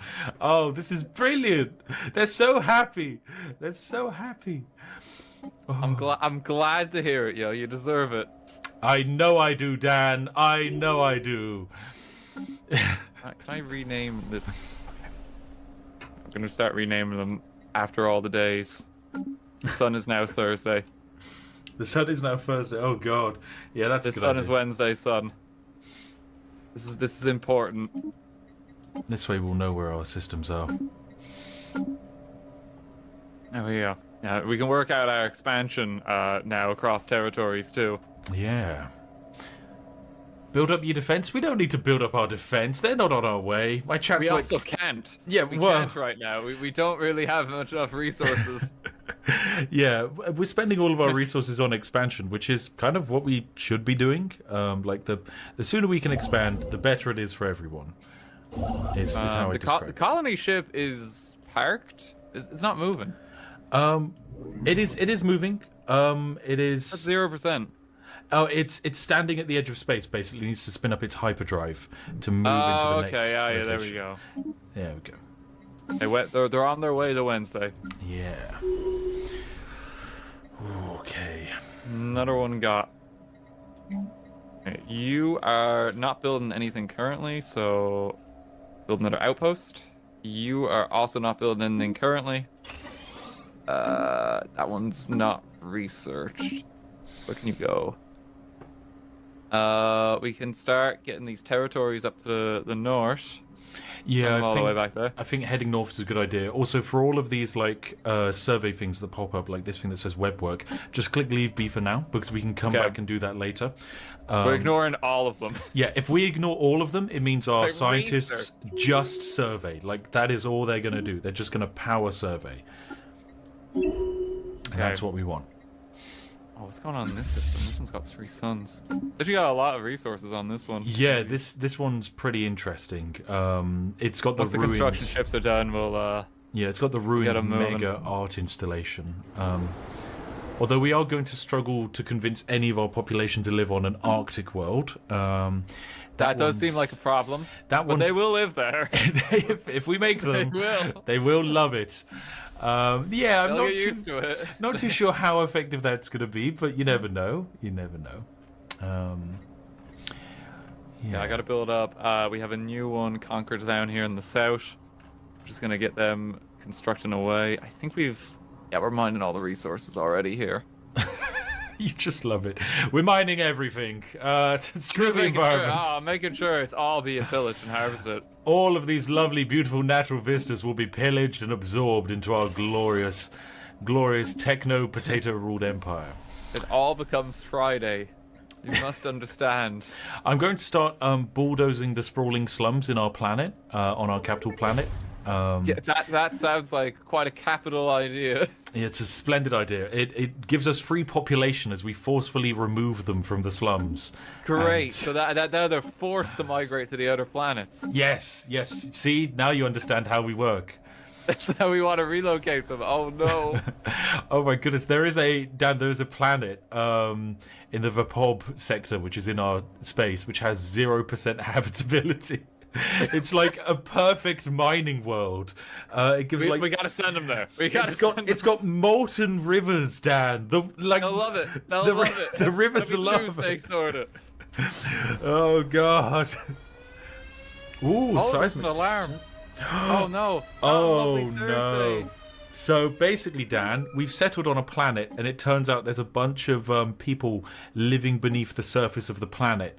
That's unfortunate. Let me get the military here. We can either coexist with them, or we can preemptively nuke the insides of the planet to kill them. Nuking the planet seems like, won't that kill everyone on the planet? It's on the inside of the planet, so everyone on the outside is safe because they might retaliate, Dan. Oh, just kill them. Okay, right, cool. Oh, yeah, that's what we're doing. 95 months, Dan, and then we'll blow them out the sky. Perfect. Yeah. Well, sorry. Sorry, I thought there was some kind of consequence for our own people's well-being, but we don't. Don't worry, Dan. Actions have no consequences. You should know this by now as a politician. It's true. Ooh, we actually have quite a nice little bottleneck. Like, our entire section of the galaxy is cut off. They have to come through, like, the Wednesday system to get to our planets, which is quite nice, actually. I mean, you say that, but we have been expanding to the south here. Yeah, that's fine. That'll be okay. Should be alright. I wonder how much they've expanded at this point in time. Like, I wonder how they're getting on. Oh, let me check the stream on my phone. Oh, you're gonna spy on? Well, no, it's not spying. It's like checking in on the competition. Dan, they only have 2 planets. 2 planets, Dan. They haven't even finished colonizing the first one. We've colonized our first 3 planets. We're on 3, and we're already like got eyes on a 3rd one. Yeah, I have noticed that they have gotten, I think, a bajillion science. Oh, are they construction ships? Yeah, they've got like 6 construction ships for no reason because they haven't surveyed any system, so they're just doing nothing. Do we have enough research for the production one for the nukes? Is that underway? That is currently underway. 89 months. Yeah, we got yeah. I mean, if we get any more engineering research online, which we are doing, that kind of like speeds up a bit. So wonderful. Yeah. Don't worry. Just keep an eye on our construction ships. We'll have those subterraneans nuked in no time. Establish another outpost. There's a lot of resources on that one. You are building a mining station. Yeah. Where is he going? Slowly making his way. That system to the south, Iversen? That has a few resources. Maybe we pick up that does. one. That one probably is worth grabbing. Yep. I'd say Yeah, that one's I'll decent. get our man Hagawa to go down there in a sec. Oh, actually, look at like Imoleto. That's got 5 different things. Oh, it does. Total quantity of 10 resources. That okay? Yeah, I think it's worth us. Yeah, I heading think up north. I think quantity over quality is And- absolutely what we want. And that's the section of the galaxy which is open up to us from the hyperlane. So it's the kind of direction we want to expand towards, which makes the most sense. Yeah, so I've got a guy in Hagawa, and then I'll expand out to there next. That's perfect. Mining station is almost complete. He's now finished, so I'm gonna get him. We can. Do we want to pick up Yarak along the way? Claim it? No. We will grab it later, but for the moment, it basically has yeah, like it's not worth it for just like a future mineral of 0. We can eventually use that, but for the moment, yeah, no. Actually, I'm gonna move this guy. Oh no, I've already sent him. Oh, great news, Dan! We've almost like. As soon as we're done nuking the subterraneans, we're going to be able to start building robots, and then we can send robots to the planets with no habitability. Fantastic. Oh, so the robots can just work those ones. Oh, Yeah. great. So they'll live on these like hellscapes yet. I mean, they will need some humans there to like oversee them. We don't want them rebelling or Okay. anything. Do you want me to send the sacrificial lamb to Vapop II with its Oh lamb? my god! I mean, you know Do you what? want me to Preemptively, fuck it, Dan. Do it. Yeah, let's Just go get for it. in there. Yeah. This is like from an objective. This is gonna be hellish Tuesday. Yeah. No, it's got to be illiterate, Dan. Actually, no, it doesn't have to be. Oh, factions! Yay! Lovely. Factors of it is okay. Hellish Tuesday is currently being settled. Perfect. Yes, we've got some factions. The Island Unity Party, the Patriotic Vanguard, and the Institute of Technologists. Although we can rename all of these actually. In fact, I'm going to rename the Patriotic Vanguard to like Drift Kings, because effectively Thank they're you. the military faction. Thank you. We will get more military ships eventually too. We're just kind of stockpiling our alloys more than anything. Yeah. The more like We need as many of them as we can possibly get. Yeah, it is very useful. Very useful indeed. We're surveying a lot that's quite far away. Ooh, our first encounter with alien life. Bet Menace. Yeah. Who knows Bet what they says are. hello. We can send some envoys to kind of like investigate. So I'll send our envoy to go say hello to them. Okay, this guy, I'm gonna just immediately. Actually, wait. Automate this system first. Harvest everything, and then we'll expand him to Imoleto. I still kind of wish we had another construction ship, but we don't have any commanders, do we? Nope, Or not any at the moment. spacecraft. Not at the moment. It's a shame, yeah, because we could be expanding much faster. Oh, we can have another construction ship. We just can't have another science ship. Okay, perfect. I'm getting it right now. Yep. Add that in. There's no cap on construction. Okay. Yep, you can have I as think many 3 is construction. gonna be plenty. Yeah, 3 should be plenty. You can have as many as you like, but they do consume energy. I think. Yeah. I think. I think 3 should be good because that means we can expand like 3 different ways here. Maybe we can just expand all the way over to them. I mean, ideally, in like in a shocking twist of fate, yeah, like they've hardly built up their empire, and then just we've conquered half the map. Would be the greatest situation. Oh, the colony ship is on its way to Hellish Tuesday as well. Oh god, I feel so sorry for them. They're gonna have such a horrible time. Oh Okay, let me rename the sun. This is Tuesday. Oh, also known as Texas. Texas Tuesday. Oh, Texas Tuesday in hell. Apparently, it's just very hot. What I understand. yeah. So we met some aliens, Fill and that one up. because it happened in our capital system, I think they're like the peaceful traders. I could be wrong. So they're not people who we have to kill yet. The key word is yet. Yet. Okay, I'm gonna build another starbase just to get that one on the fringe of Roscan. Just Very pick that up nice. while we're here. Yeah, I'm I think doing there's my another system there, is there? Whereabouts? There's 3 stars that are grayed out. They're like right on the cusp of Roscan. Might be able to get them soon if we send a science ship that way. Oh, that. So basically, we can't access those until we go down a very complicated event quest line, is going to be my guess. What the hell? Oh, okay. Oh, what is happening? We've encountered the Vleur. They're an extremely powerful subspace entity. Vleur seeks, Vleur finds. They will interfere with ship systems. Oh dear. And we also found a pre-sapient species. This sounds like it's time for more military funding. The Vleur are currently heading towards one of our science ships, but it appears to just be a big weird void cloud that we don't need to worry about, hopefully. But where are these where's the pre-sentient? Shit, we've also... Failed tunnel. Okay, that's fine. Yeah, Failed we're tunnel. we're discovering a lot right now. Yeah. Where is this one? We need to build out somewhere else. Okay, right. So we found the Shroud Tunnel next to some interspace traders, an alien space station, basically, that we can trade with. What I want to find is where we located these primitives. Just for no real reason. Which would just be useful. I'm sure Did we lose a ship? No, we didn't. We didn't. It's just a lot to scroll through. I'm gonna hide our planet's view for a bit. Oh, we've encountered a enemy science ship, I think. Yes, we have. Okay, we have actually encountered them. We've encountered them. Dan. The lads. The lads. They are. Well, we don't know for 100% certainty if it's them, but they're over in the S-Wook system. Okay, I think it's time that we start investing in the military, at least to a slight degree. We only have 3 ships at the moment. Speaking of that, we can also pick our first ascension perk. Would you like, say, maybe like technological ascendancy for increased research speed? That one's quite useful.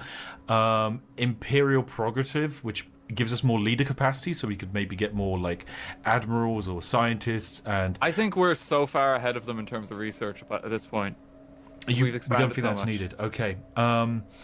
Maybe like... No, I think maybe we just go all in. And just all in. Completely eclipse them. But yeah, sure. Imperial prerogative it is. Away we go. Oh wait, no, you said science. Beans. Yes, Fuck, I chose the wrong one. It's too late now. It's fine. Don't worry. That's a great policy. Whoops. I signed the wrong papers. Oh, God. I mean, it was objectively the best choice, Dad. I'm so sorry. That's all right. That's all right. Right. How is the nuking of that planet going? Subterranean menace. We are 40 months away. Okay, we're gonna need more alloys because we're gonna need to start investing in military. I need us to get to at least 10 ships. I'd say. I want us to get. Yeah. I'm gonna be using a little. Above average Wednesday. I'm gonna be using as like an energy and alloys and consumer goods production system. It's gonna be my logic. Okay. I think that'll be a nice one to have. Yeah. It's a construction ship that needs work. You can only ever automate him so he works on the planet he's in. What one do we like the looks of? What are we claiming? Do we have someone going to Immolato? We don't. We Okay, don't. That's yet. your job. I take Immolata and then I'd head up to Chox immediately and up to Eswiuk. Basically, we want to cut them off from as much of the galaxy as possible. Oh, and we've met some traders. They're a Shroud Coven. We don't need any of that. We can just say goodbye. They're just a bunch of overpriced... It's fine, yeah. Just don't worry about it, yeah. Overpriced weirdos offering us glimpses into potential futures and beyond. We still want to hold back and invest in more military at the moment because I know we want to increase our production rates. Yeah. Tuesday is settled on. We probably want to get the robots in here. It's so basically the colony. It's the habitability value is 0. Yeah, this means anyone living on the planet hates their existence and they need more amenities to live there. But it doesn't matter because we'll phase them out for some robots and. Okay. All right. It's still actually under colonization, so it'll be a bit before we get the robots in. Perfect. That's all right, but we're getting there. Okay. How's our construction ships? They got a long way to go. Where are you heading? Oh, this guy for some reason insisted on building the mining station. He's like swap places with another ship. Didn't want anyone else to do it. Sometimes that's all right. sometimes they get a little bit funky, the AI. Okay, so what's it? Chocks? Is that the next one we want it? Yeah, we want Imaletto, and then we want Chocks, and then up north, Moving on up. basically. Up north. We Okay. gotta head north. So I've got one on Imaletto. He's going to build the station. I'm going to just get the other one in position quickly so we can get Chocks. Yeah. So I'm just going to move him over there. Good Well, stuff. They're faffing about, we presume. Ooh, council agenda ready. Nice. So I'll launch this agenda. This makes all of our pops happier, and we get a unifying promise situation, so that we move. Oh, great! Living metal. All planetary features of Tuesday the 3rd are removed, and we've added living metal. This is actually amazing. Like, that's a very powerful thing to get. Incredible. We now have robots. Yes.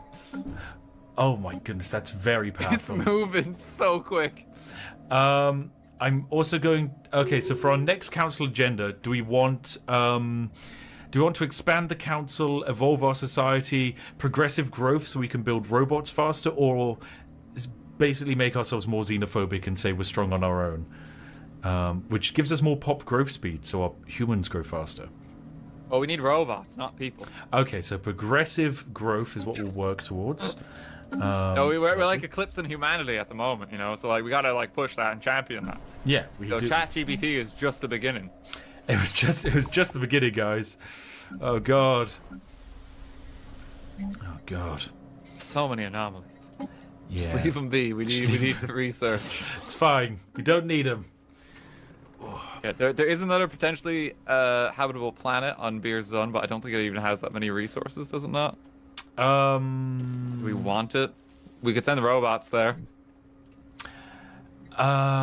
Whereabouts is this? Beer's Zone, it's like near Tuesday. Ooh, I've got to be honest, Dan. Like, that planet it's terrible. Okay. That said, maybe if we run out of planets to expand to, yes. Okay, yes, just keep that for now. We'll expand to definitely- like Imaletto and Chocks and like Nihal. Yeah, That'd we'll definitely get be like- Nihal in particular. Yeah, that would be one of the worst decisions we can make. I'm not saying we're not going to make it, but for the time being, hopefully not. Hopefully Okay, I'm expanding out to Chocks now and then Nihal. So we're gonna get him. Good We stuff, already man. have Imaletto. Just cherry pick the good ones. Look actually at the amount of resources on Ashike. It's got 12 for minerals. Oh my gosh, that's a good one. We want that one. Jeez. Yeah, we probably want that one too. So we want to. And it's just want to been surveyed expand as well, both so ways we here. can start. Yeah, we can start expanding that way very quickly. Do we get another construction ship? I think it's probably worth it at this point. Yeah, let's go. Get a fourth one. A fourth one. I will say I'm pleasantly surprised by the fact that literally within 10 seconds into this game we immediately found a level up exploit with the co-op system. I'm very happy with that. Very on brand. Oh, the political frontier. Do we want the increased chance of people? Okay, people hate hellish frontier so much. We can say that we're just going to bolster the security. It's going to make them even more unhappy, but add stability to a horrible planet, which I think is a great idea. Sure, yeah, make them unhappy. Lovely. I mean, they don't understand our 1,000-year vision. For, look, you know, if the Good Friday Agreement taught us anything, it's that if there's strife and suffering, you just send in more police. Nothing will go wrong. Oh god. Uh-oh. Oh, I've got some good news. We can steal some of the we can try and steal some of AA and Hazel's species and interrogate them, which could give us an advantage. So that's what I'm going to go for. We're going to try and military abduct for that still. We still have no military. It's okay. We don't need military yet because like their military is going to be pathetic. Let's be real. It's going to be terrible at the moment. But so is ours. Yeah, but theirs will be even worse. Okay. We'll get there soon, though. Oh, we can also pick our next tradition. Do you want to go down discovery, which would give us tech advantages, or do you want to start going down like I don't know, supremacy, which would give us military advantages? Military. We want military. Okay, supremacy it is. This unlocks the military build-up agenda, which we could eventually do. Wonderful. Oh god. Oh, we can also start a fear campaign. I love the sound of that. Oh, that sounds wonderful. That's exactly what we want. It increases monthly unity and attraction to xenophobia. Oh no. I mean, I don't know how I feel about that one. You were the one who was like, yeah, fear campaign. I didn't realize what I was signing up for, right? What were you expecting? Oh, I've got good news. We destroyed the subterranean aliens, and that means we've opened up more room to expand underground. Amazing. Yay! So that's that dealt with. Yeah, lovely Thursday is now peaceful and happy. Oh wow! If you look at the features of the planet, it has corpse-filled mining sites and corpse-filled caverns. Oh, lovely. Oh my god, it's so bad. That's exactly what we want. Just build a new power plant right next to all of these bodies lying around. Question. Yes. I'm struggling to find space to expand to. It's not letting me build stations anymore. For what we reason? can't go up to Eswick because there's an alien species there already. We can't, can we? What? No. What? No, someone else has actually moved in there, unfortunately. That Nihal construction is underway in a moment. Someone else has moved in there. Oh, okay. Annoying. I can't see them on my screen, but let me quickly deselect you. Can I move you in? Oh, the reason we can't do it, Dan, is because we're lacking influence. That's why. Not because we've... okay. Yeah, we just need some more influence. Okay. Which Can we only increase influence production? We get it from power projection, which is basically like just having a more intimidating empire. Is there anything we can build on Hellish Tuesday at the moment to give us influence?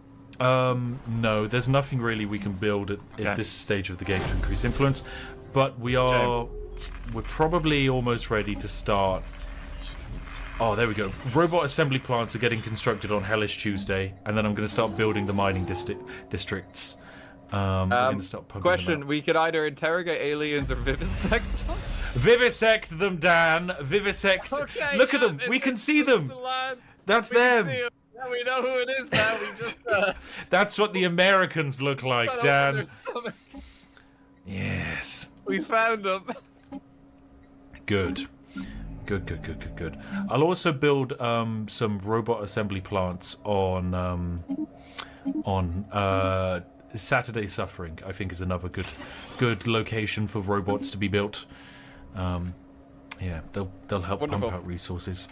Gosh, this is actually going very good. Very good. Yeah, we still got a selection of planets here that we can still get. We're gonna try and get Drewgrad next because it seems to be the best one. Oh, that is we can't go north anymore. We might be able to go north up to the right.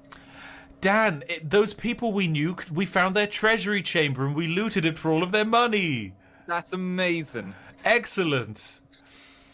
Underneath lovely Thursday. There we go. We've encountered them. Right.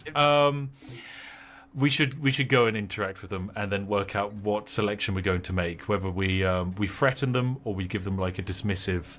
We're gonna hop on call with them again, yeah. Yeah, let's hop on call with them. Yeah, we can recap a bit and see how they're getting on too. Yeah, let's. See you there in a moment.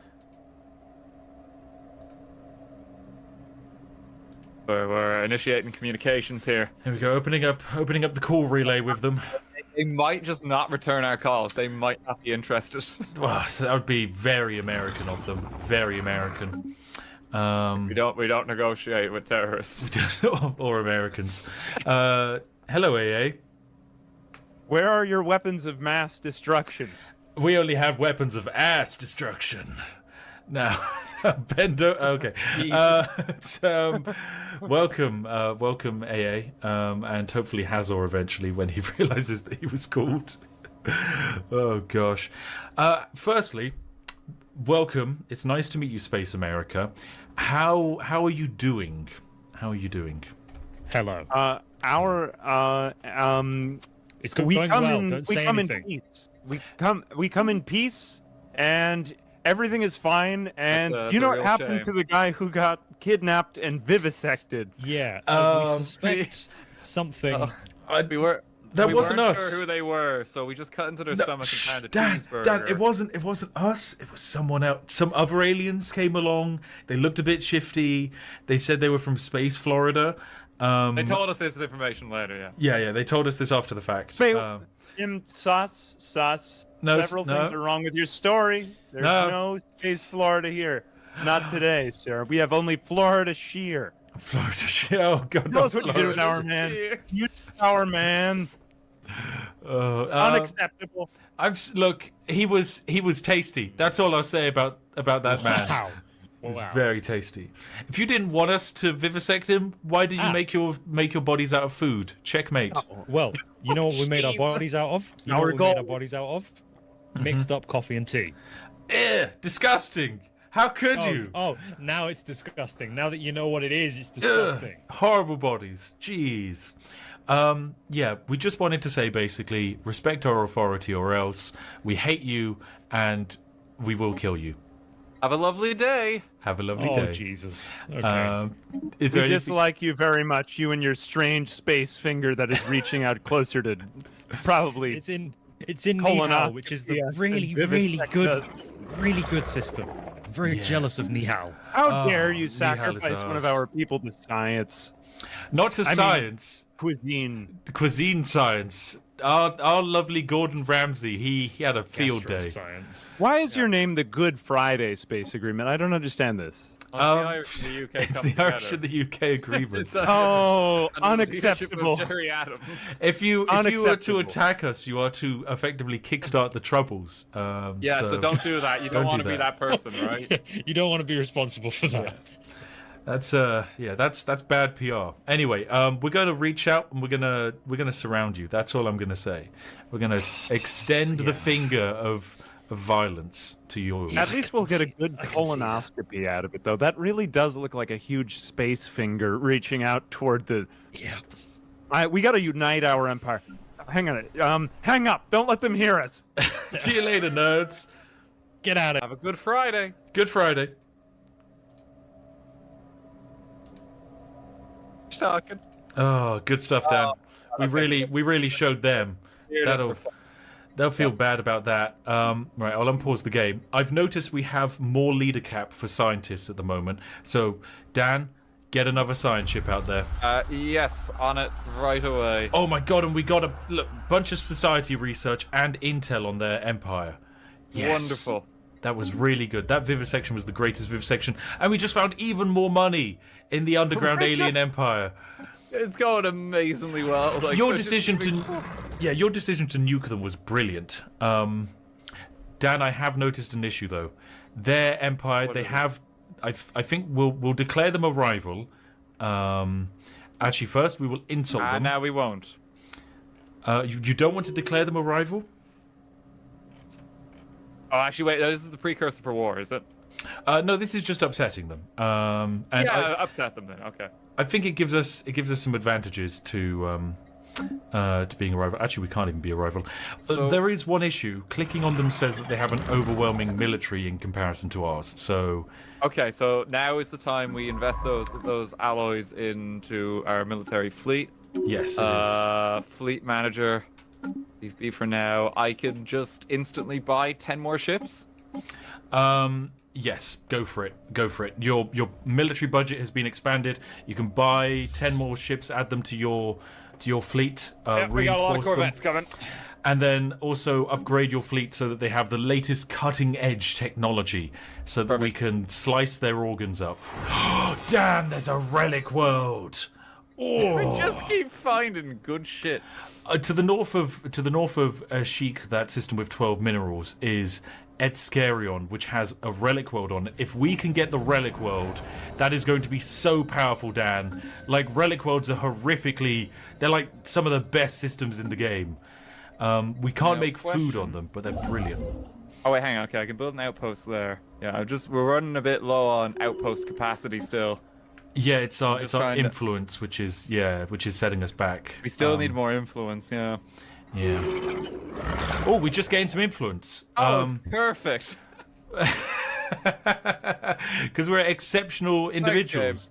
Our talent as renowned leaders has given us, that influence. And wow, What a stroke of luck. we finished off those subterraneans using nerve gas, Dan, and that's given us more space to build on lovely Thursday. Oh my really God. just killed the inside of that planet. It's fine, Dan. They didn't need it. Oh no. Okay, we have so many construction ships. Now some of them are starting to run out. Can I dismiss a few of them just to save on resources? Yes, if you want. It doesn't save us too many resources, but it's worth doing anyway. Just for fun. So let me disband a fleet here. There we go, and then just go down to 3. Yep, 3 should be good.